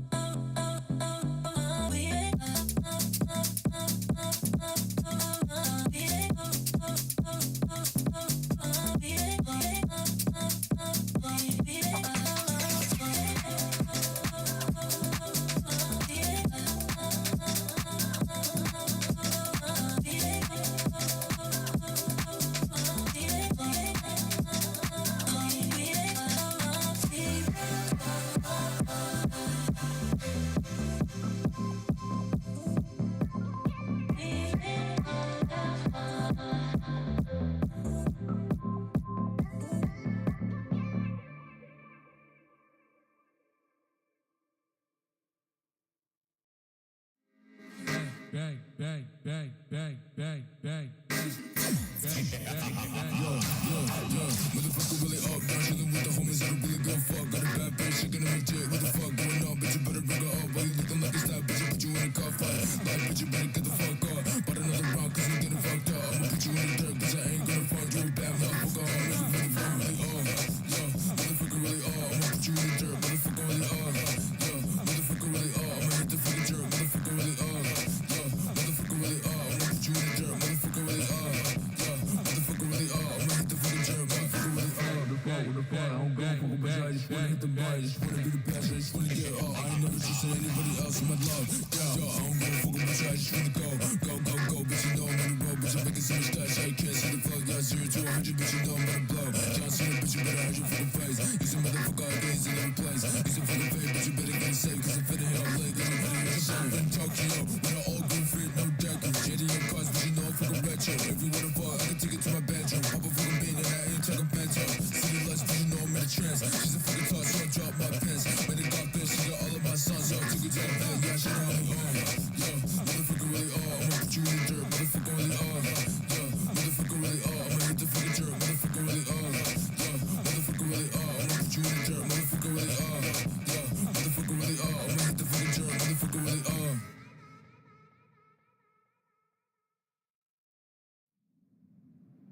A Norfolk night, the world is cold. We stand surrounded, we are not alone. Within my reverie, there's holy light. Without an armor, we stand and fight.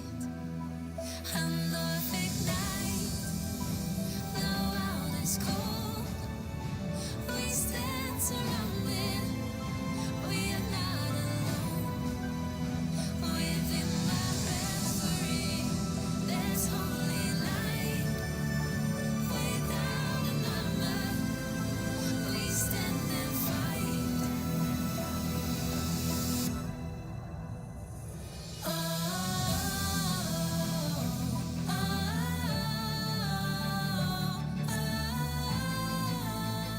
we are not alone.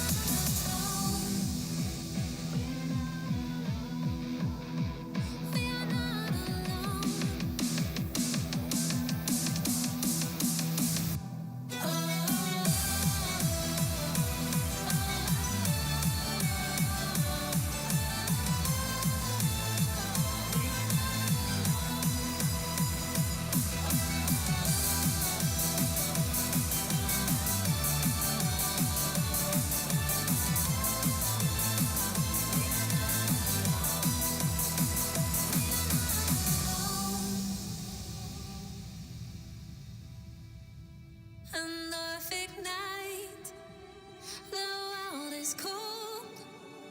We stand surrounded, we are not alone. Within my reverie, there's holy light. Without an armor, we stand and fight.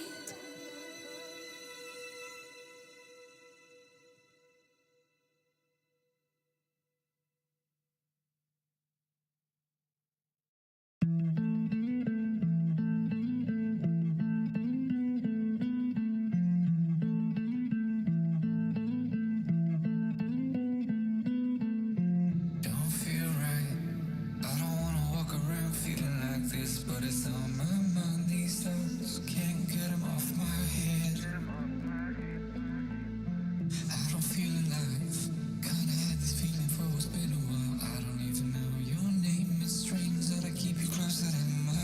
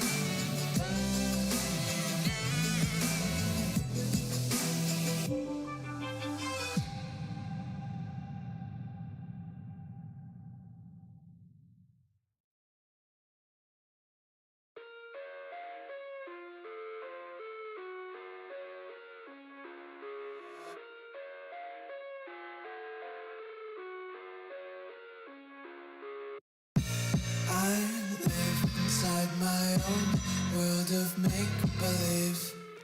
Kids screaming in their cradles, profanities. I see the world through ice covered in ink and bleach. Cross out the ones who heard my cries and watched me weep. I love everything. Fire spreading all around my room. My world's so bright, it's hard to breathe, but that's alright. Hush.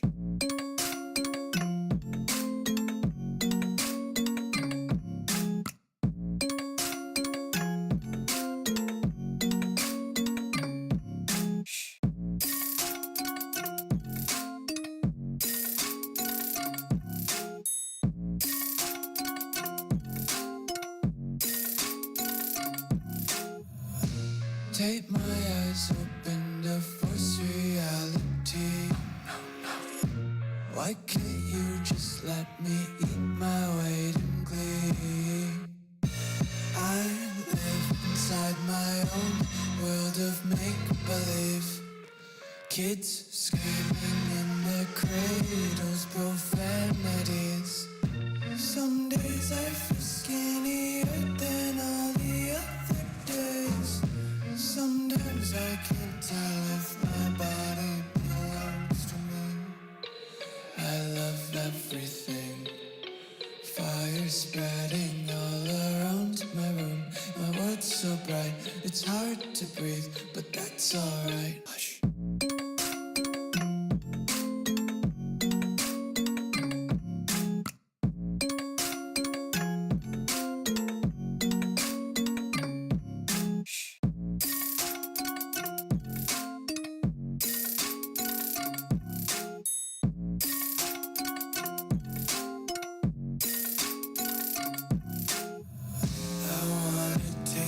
Content, hold your breath and feel the tension. Devils hide behind redemption. Honesty is a one-way gate to hell. I wanna taste consumption. Breathe faster to waste oxygen. Hear the children sing aloud. It's music till the wick burns out.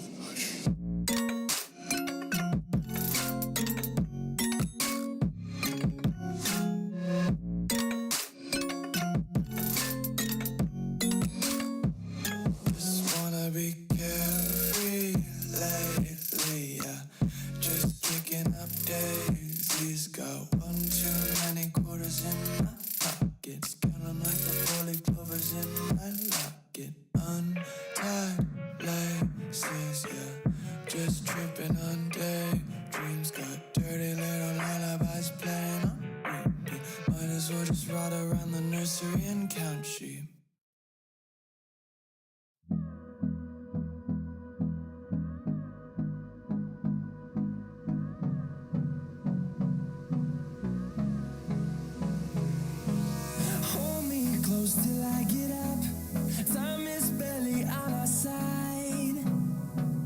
I don't wanna waste what's left. The storms we chase are leading us, and love is all we'll ever trust. Yeah, no, I don't wanna waste what's left. And on we'll go, through the wastelands, through the highways, till my shadow turns to sun rays. And on we'll go, through the wastelands, through the highways. And on we'll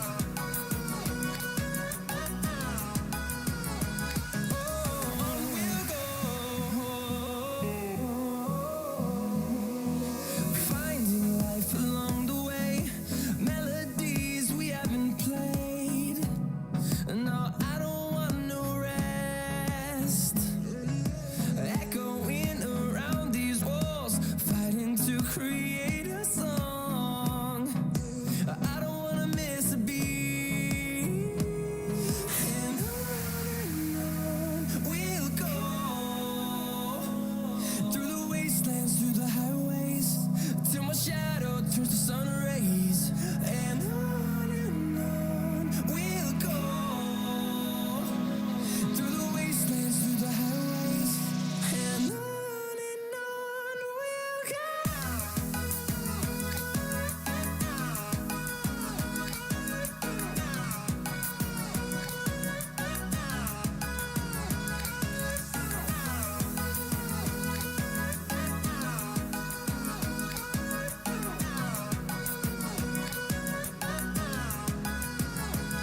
And we'll grow in number, fueled by them to see the horizon, turn us to thousands. And we'll grow in number, fueled by them to see the horizon, turn us to thousands. And on we'll go through the wastelands, through the highways, till my shadow turns to sun rays, and on we'll go through the wastelands, through the highways, and on we'll go.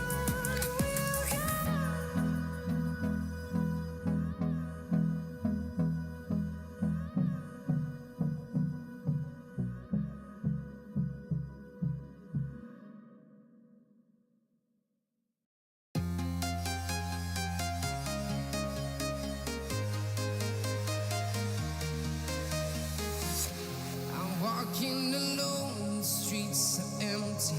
The only thing I can see is my own silhouette.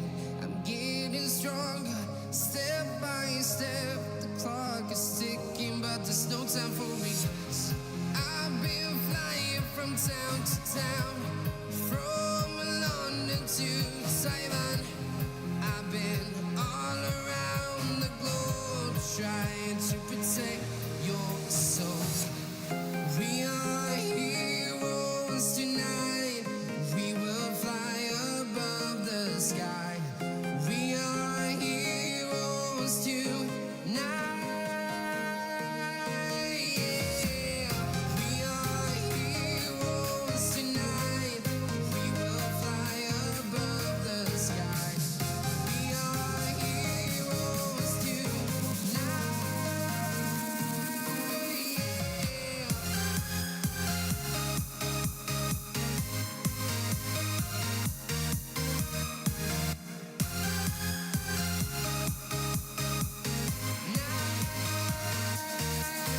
Yeah.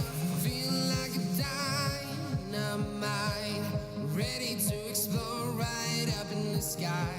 I need you to listen, I need you to hear, and don't show any fear.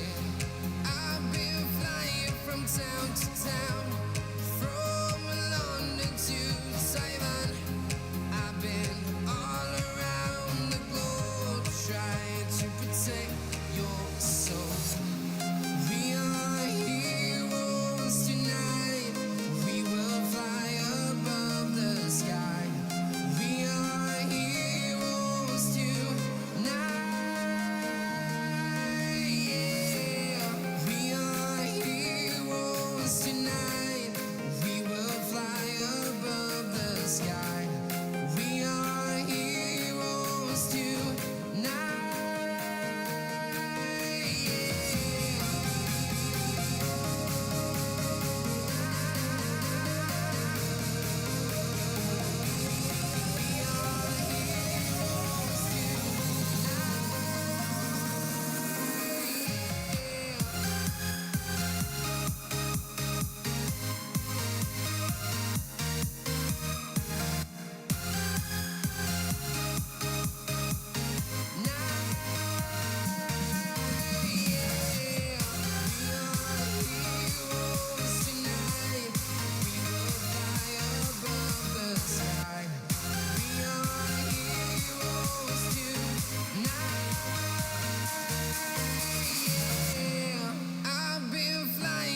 Town to town, from London to Taiwan. I've been all around the globe, trying to protect your soul.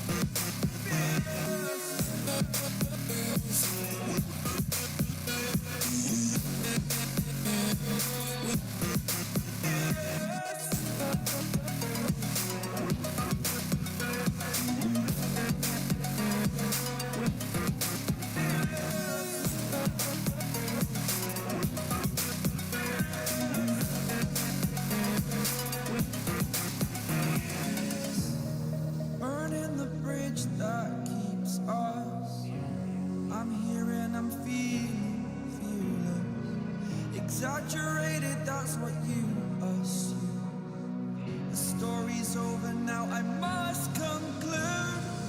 I am conflicted, watching where I step still, hanging in the balance, not the life I want to live. I want to take it all, standing tall, fear outweighed the person you are.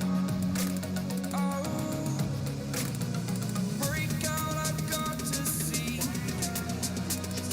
Spent all my life holding all of it closely. I played it innocent, a feel of discontent. I'm finally facing it all, fearless.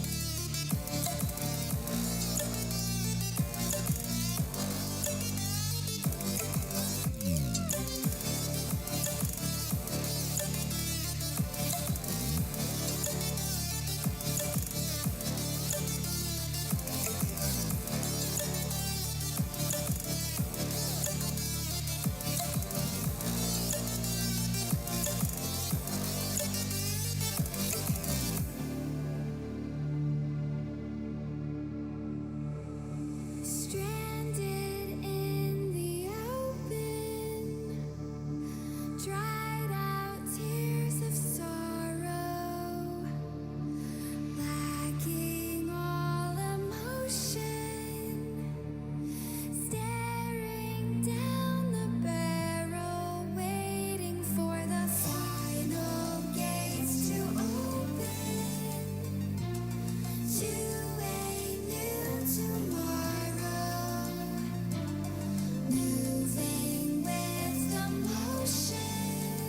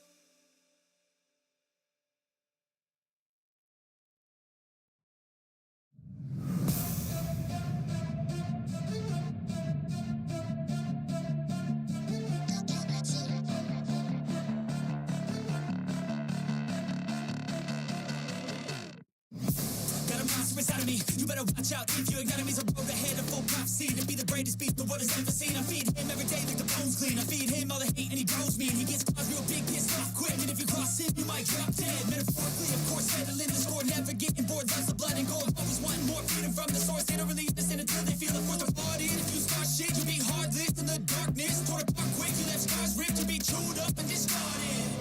And this world ain't right, won't accept it. Negative energy, I expect it. Once it's in your mind, it's infectious. So fight for your life and reject it. You better give me space, I'm protective. My adrenaline spikes when I'm threatened. And if you stay in my way, I'm aggressive. Cause when there's no exit, I'll kill when I'm desperate.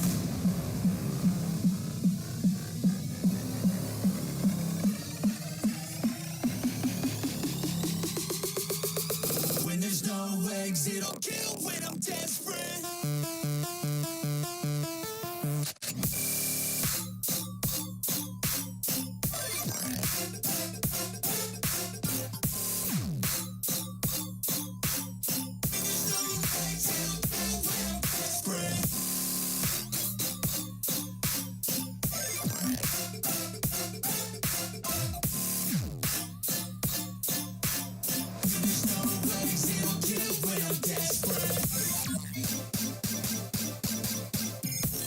My adrenaline spikes when I'm threatened. And if you stay in my way, I'm aggressive. Cause when there's no exit, I'll kill when I'm desperate.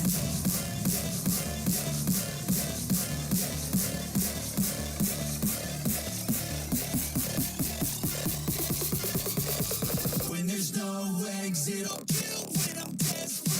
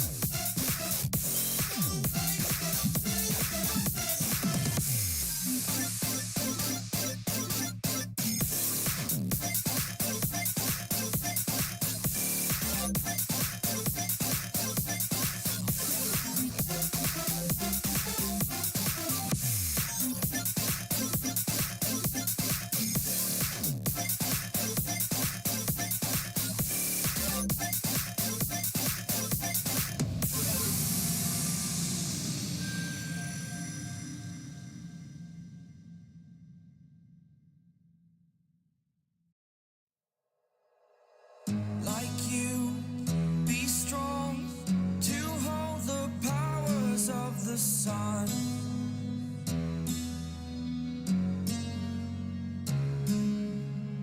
To dream, believe in strength. Now I'm the only one, only one.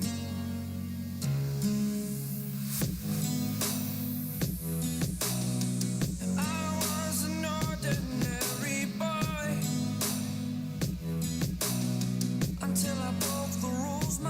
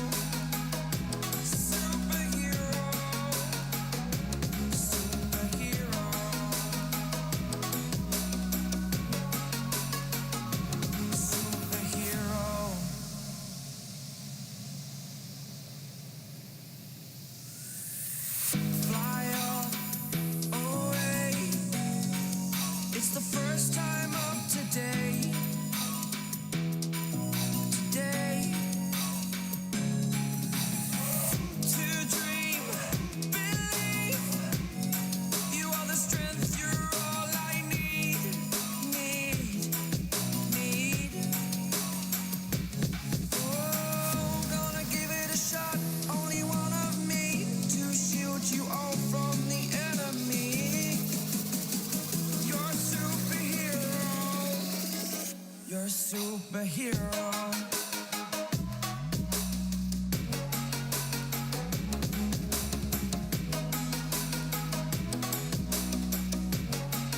Can I be your superhero? Superhero. Superhero. Superhero. Can I be your superhero?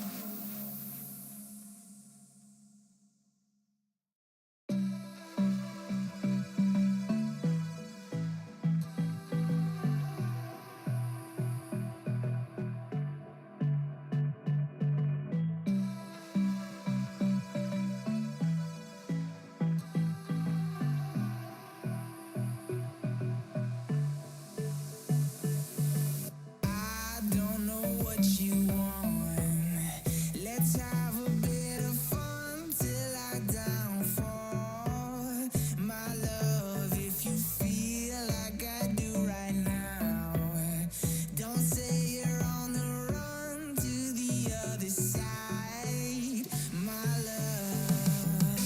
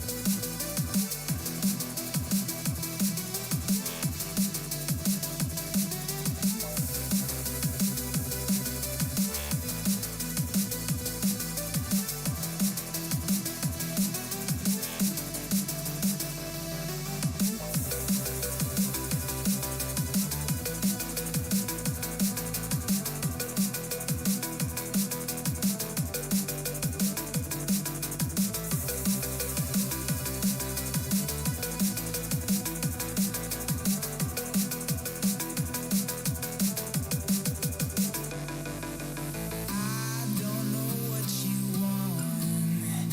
Let's have a bit of fun till I downfall.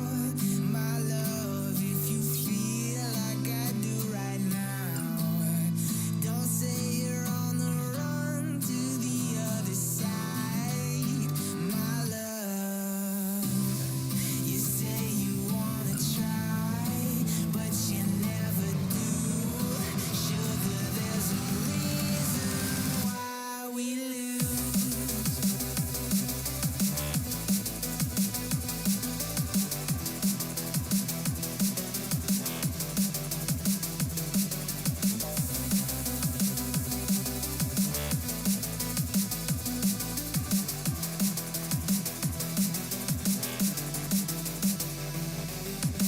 Come on, you say you wanna try, but you never do.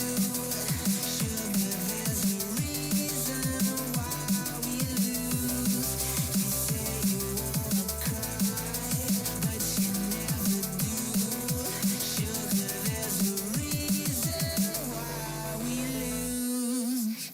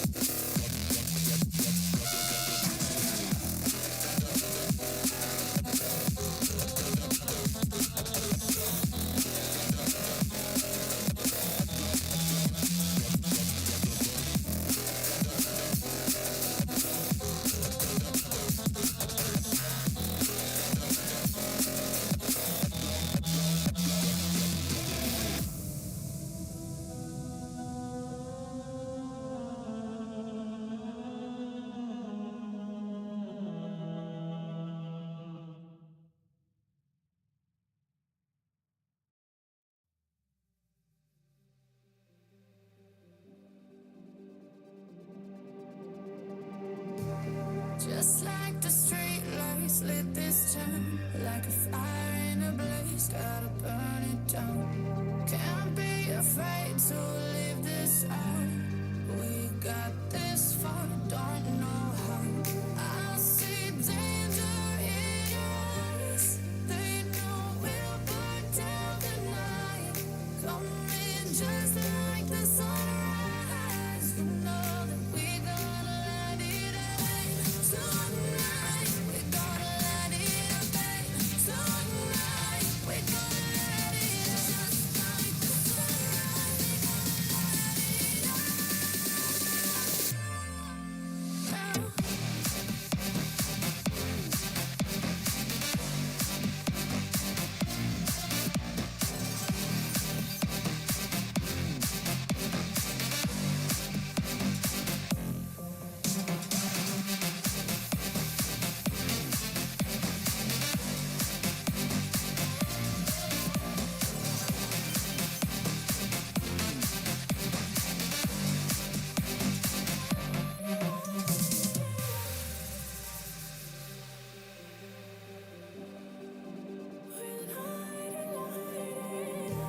Just like a spark that's breaking out.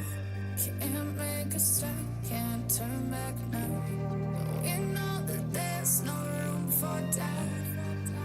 No, we can't turn back now. I see danger in your eyes. They know we'll burn down the night.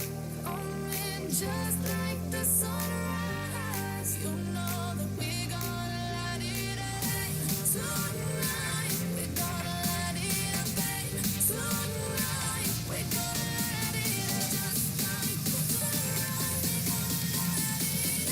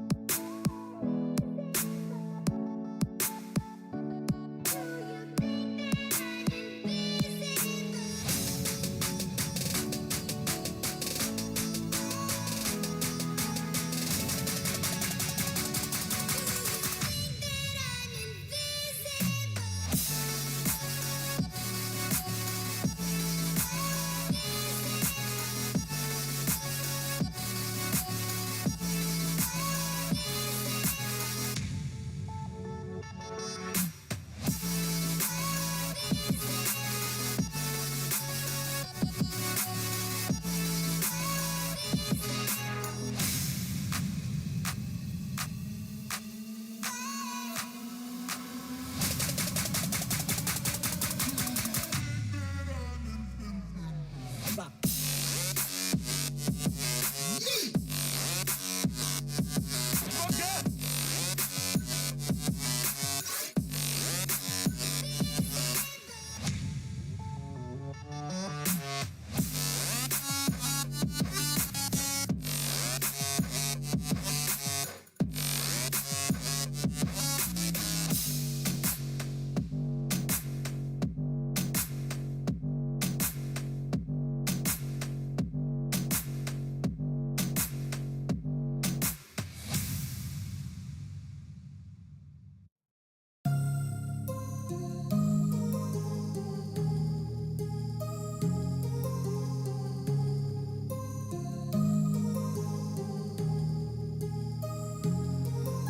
heart rages around like an ocean in my head because there are so many things that I left unsaid.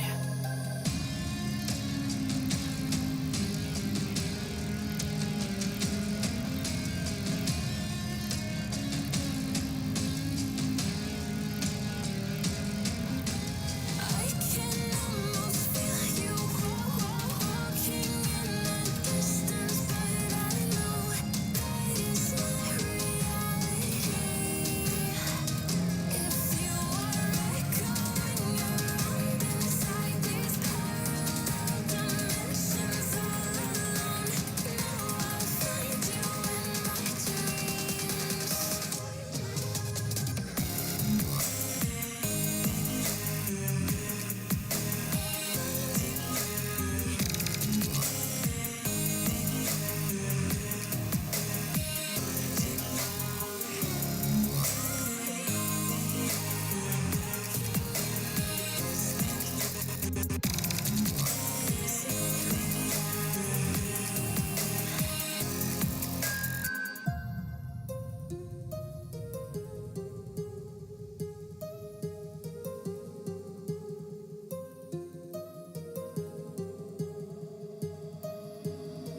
My heart rages around like an ocean in my head.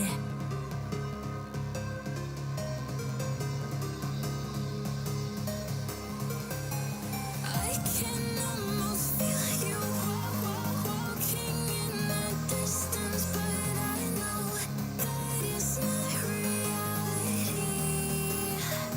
If you are echoing around inside these parallel dimensions all alone, know I'll find you in my dreams.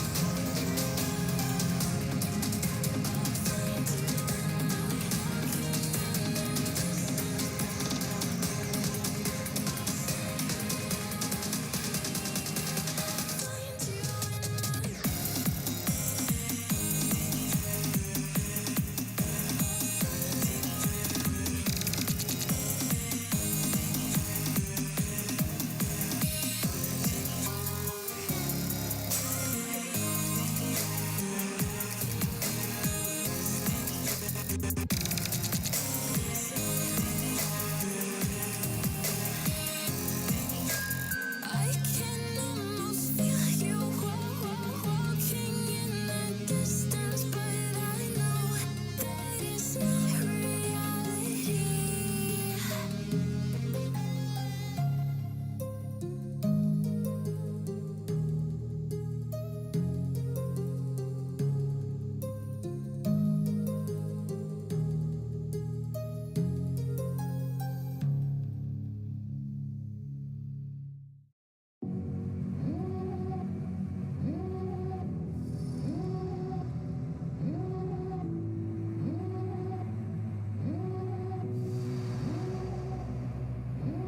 Devil in a red dress.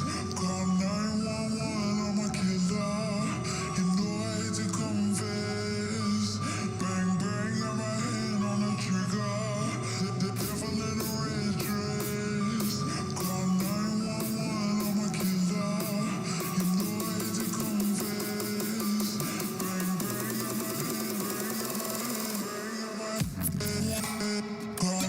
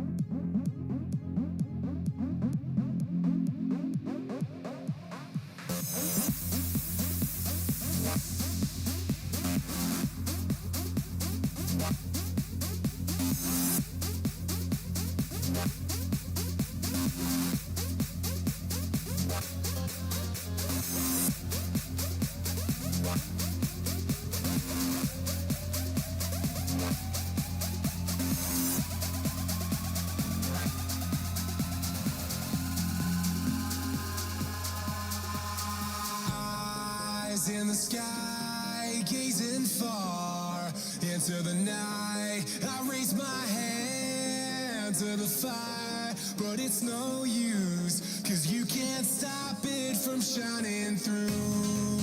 It's true, baby, let the light shine through. If you believe it's true, baby, won't you let the light shine through for you, for you, for you, for you, for you, for you,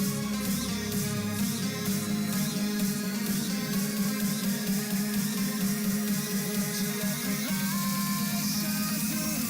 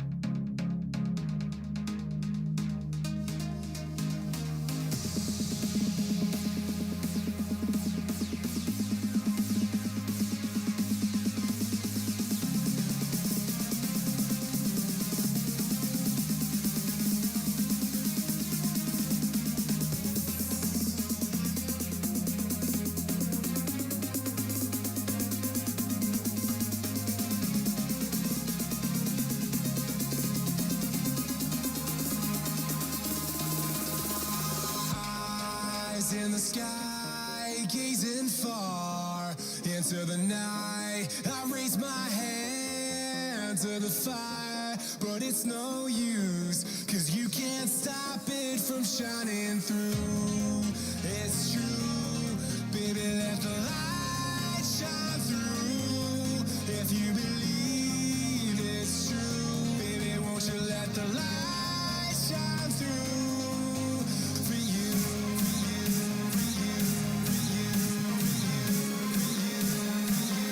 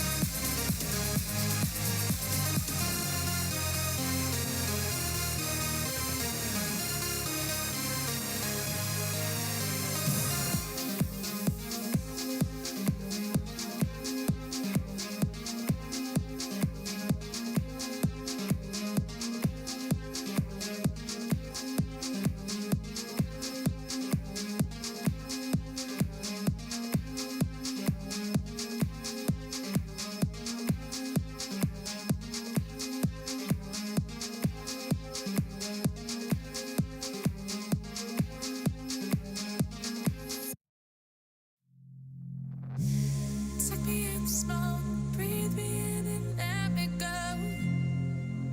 Filling the lungs inside you, and the blackened eyes make my way into your mind. Just to know what you knew, restless every time we start locking eyes. Lost control. Oh, it's paradise with honesty, but I'm in the dead of the night.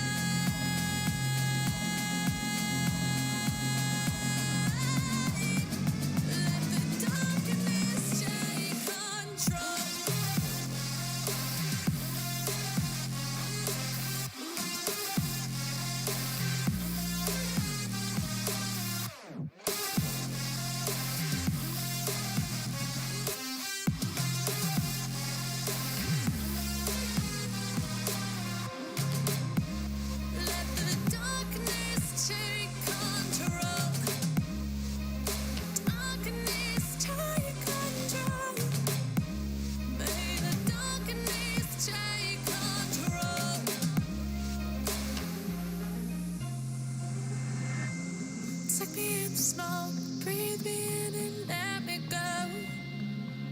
Sink to your heart to find you.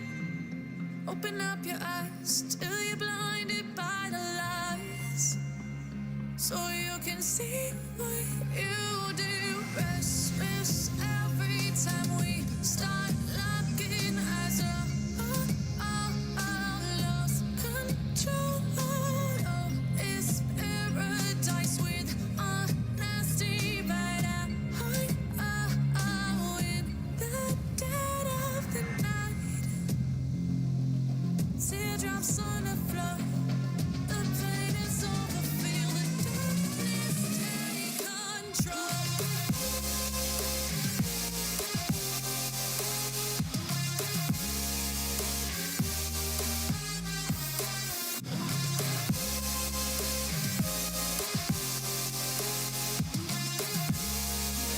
Darkness take control.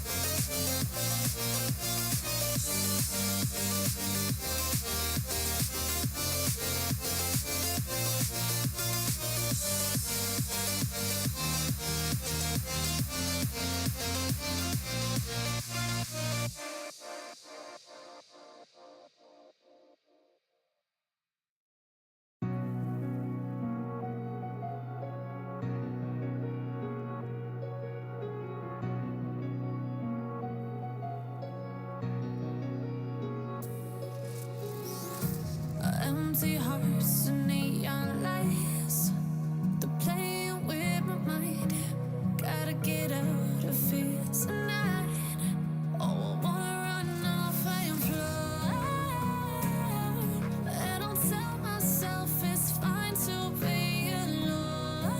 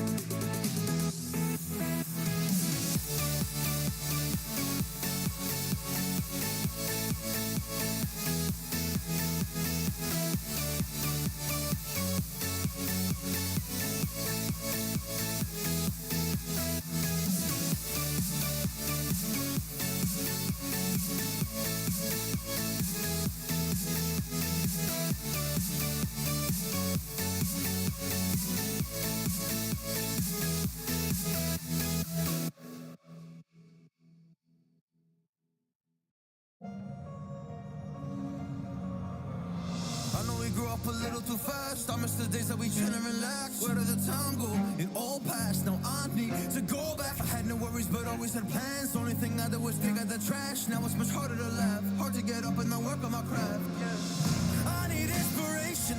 Don't need no validation. No more medication. Just try some meditating. I don't need you to save me. Feel like all of you hate me. Everything's been so hard with all the situations lately. I just need to numb the pain for a minute. I just wanna run away on vacation.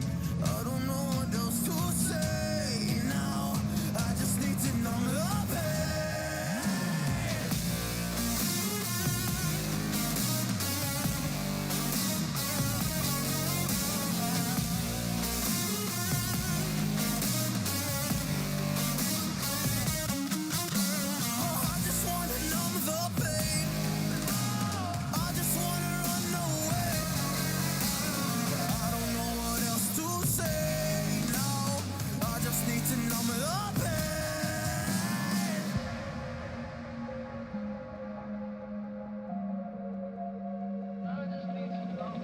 Maybe I'm done, maybe I've lost. Still putting up a fight because I love my mom, I love my family. When I was young, they would all look after me. I don't know why, but I feel like a burden. I spent my life overthinking my purpose. I can't really cry, I'm so used to the hurt. Trauma keeps up at me at the wrong moment. Oh, I just wanna numb the pain for a minute.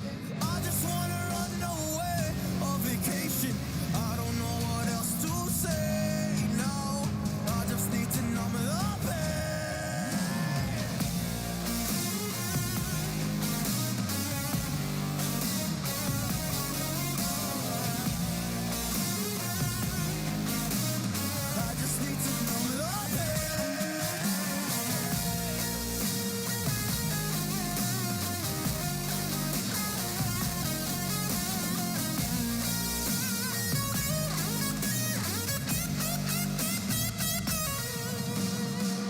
Need to numb the pain for a minute. I just wanna run away on vacation. I don't know what else to say now. I just need to numb the pain.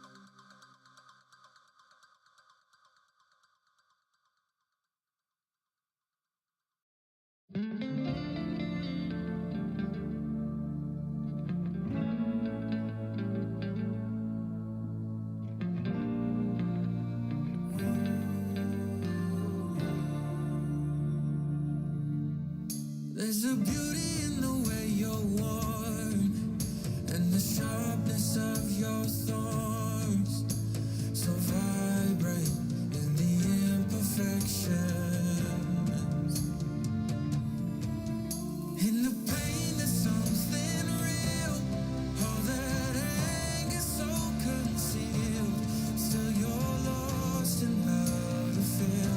Just let me hold that severed heart.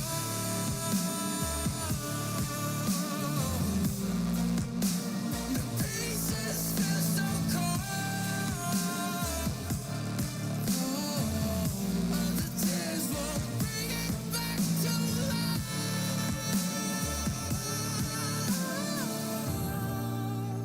But hate will always grow.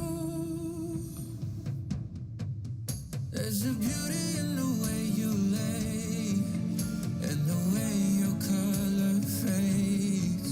You stand out now with your imperfections. Oh, it was never meant to fall apart. It was not supposed to cause us harm. But these days, all I do is wonder, is about another way to start again. 'Cause in the pain, there's something real. All that anger so concealed. Still you're lost in how to feel. Just let me hold.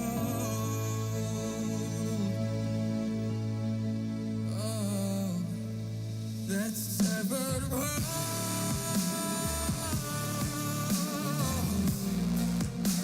The pieces feel so cold. All the tears won't bring it back to life.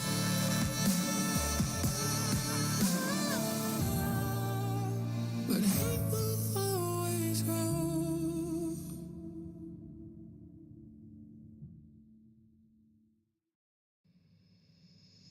She stole a smile and my heart responded. She's everything I never knew I wanted. And money won't buy her happiness. Yeah, she's my kind of glamorous.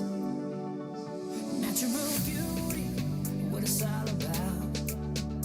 Tell something to me, can't figure it out. I never thought that I would find someone that I can't resist. This might be as close to heaven as I will ever get. I see perfection and a heart of gold.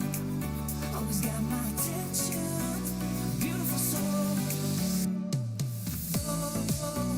Beautiful soul, heart of gold. Beautiful soul, always got my beautiful soul.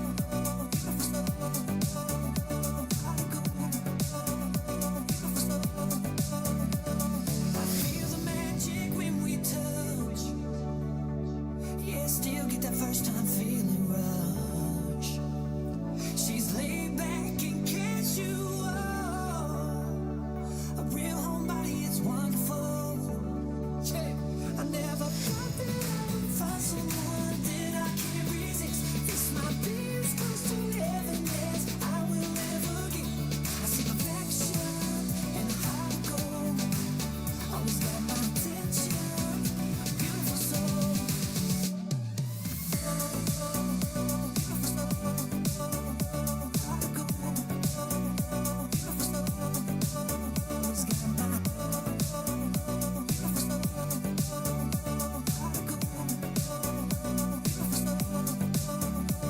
She's one of a kind, hard to find, straight up. That girl's a dime, so divine. Got my mind made up on what she saw in me. I'll never understand. She wanted all of me, now I'm a lucky man. Oh, yeah.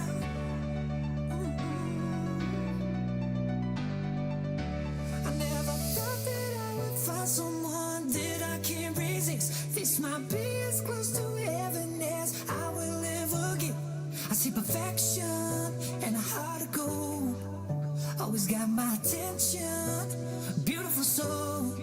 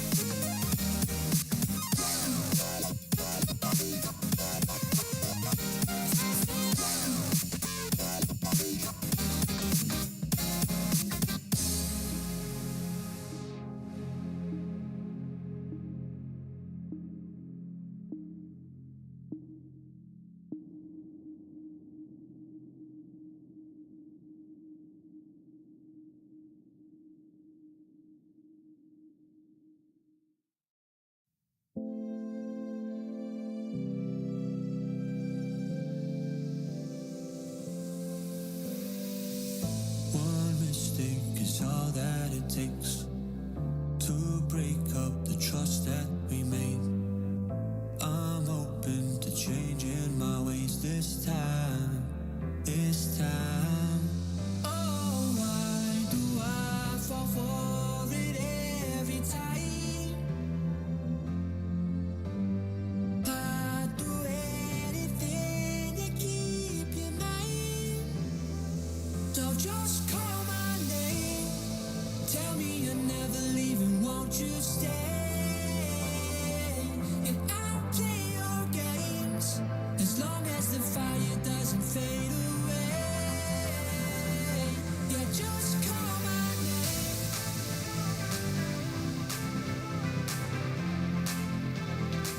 Yeah, just call my name.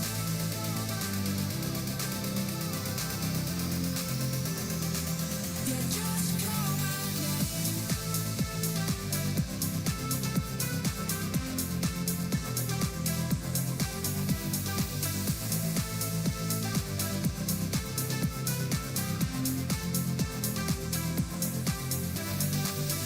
Can forgiveness mend what we've torn?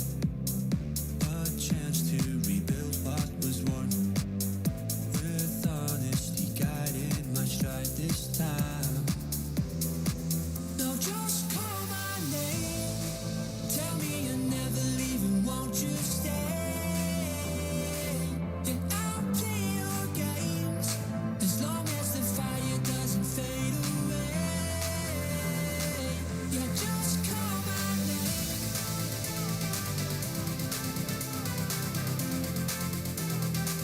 Yeah, just call my name.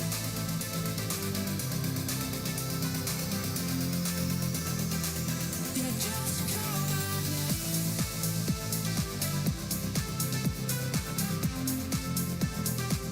Yeah, just call my name.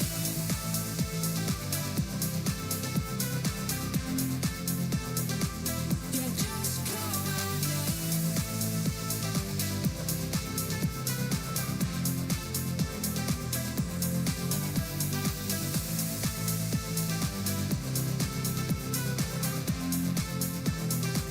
Yeah, just call my name.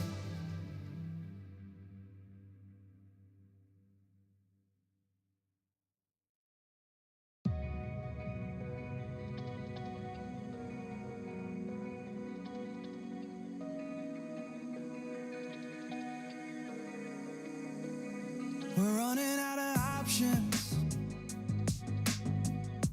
I didn't know them, but we took every precaution. Now you're holding back, but I can hear the pain underneath your breath. I can feel the shame running through your head. I just wanna stop it. I just wanna stop it. Where do you turn when you need someone? Where do you hide when you just can't run? Where do you go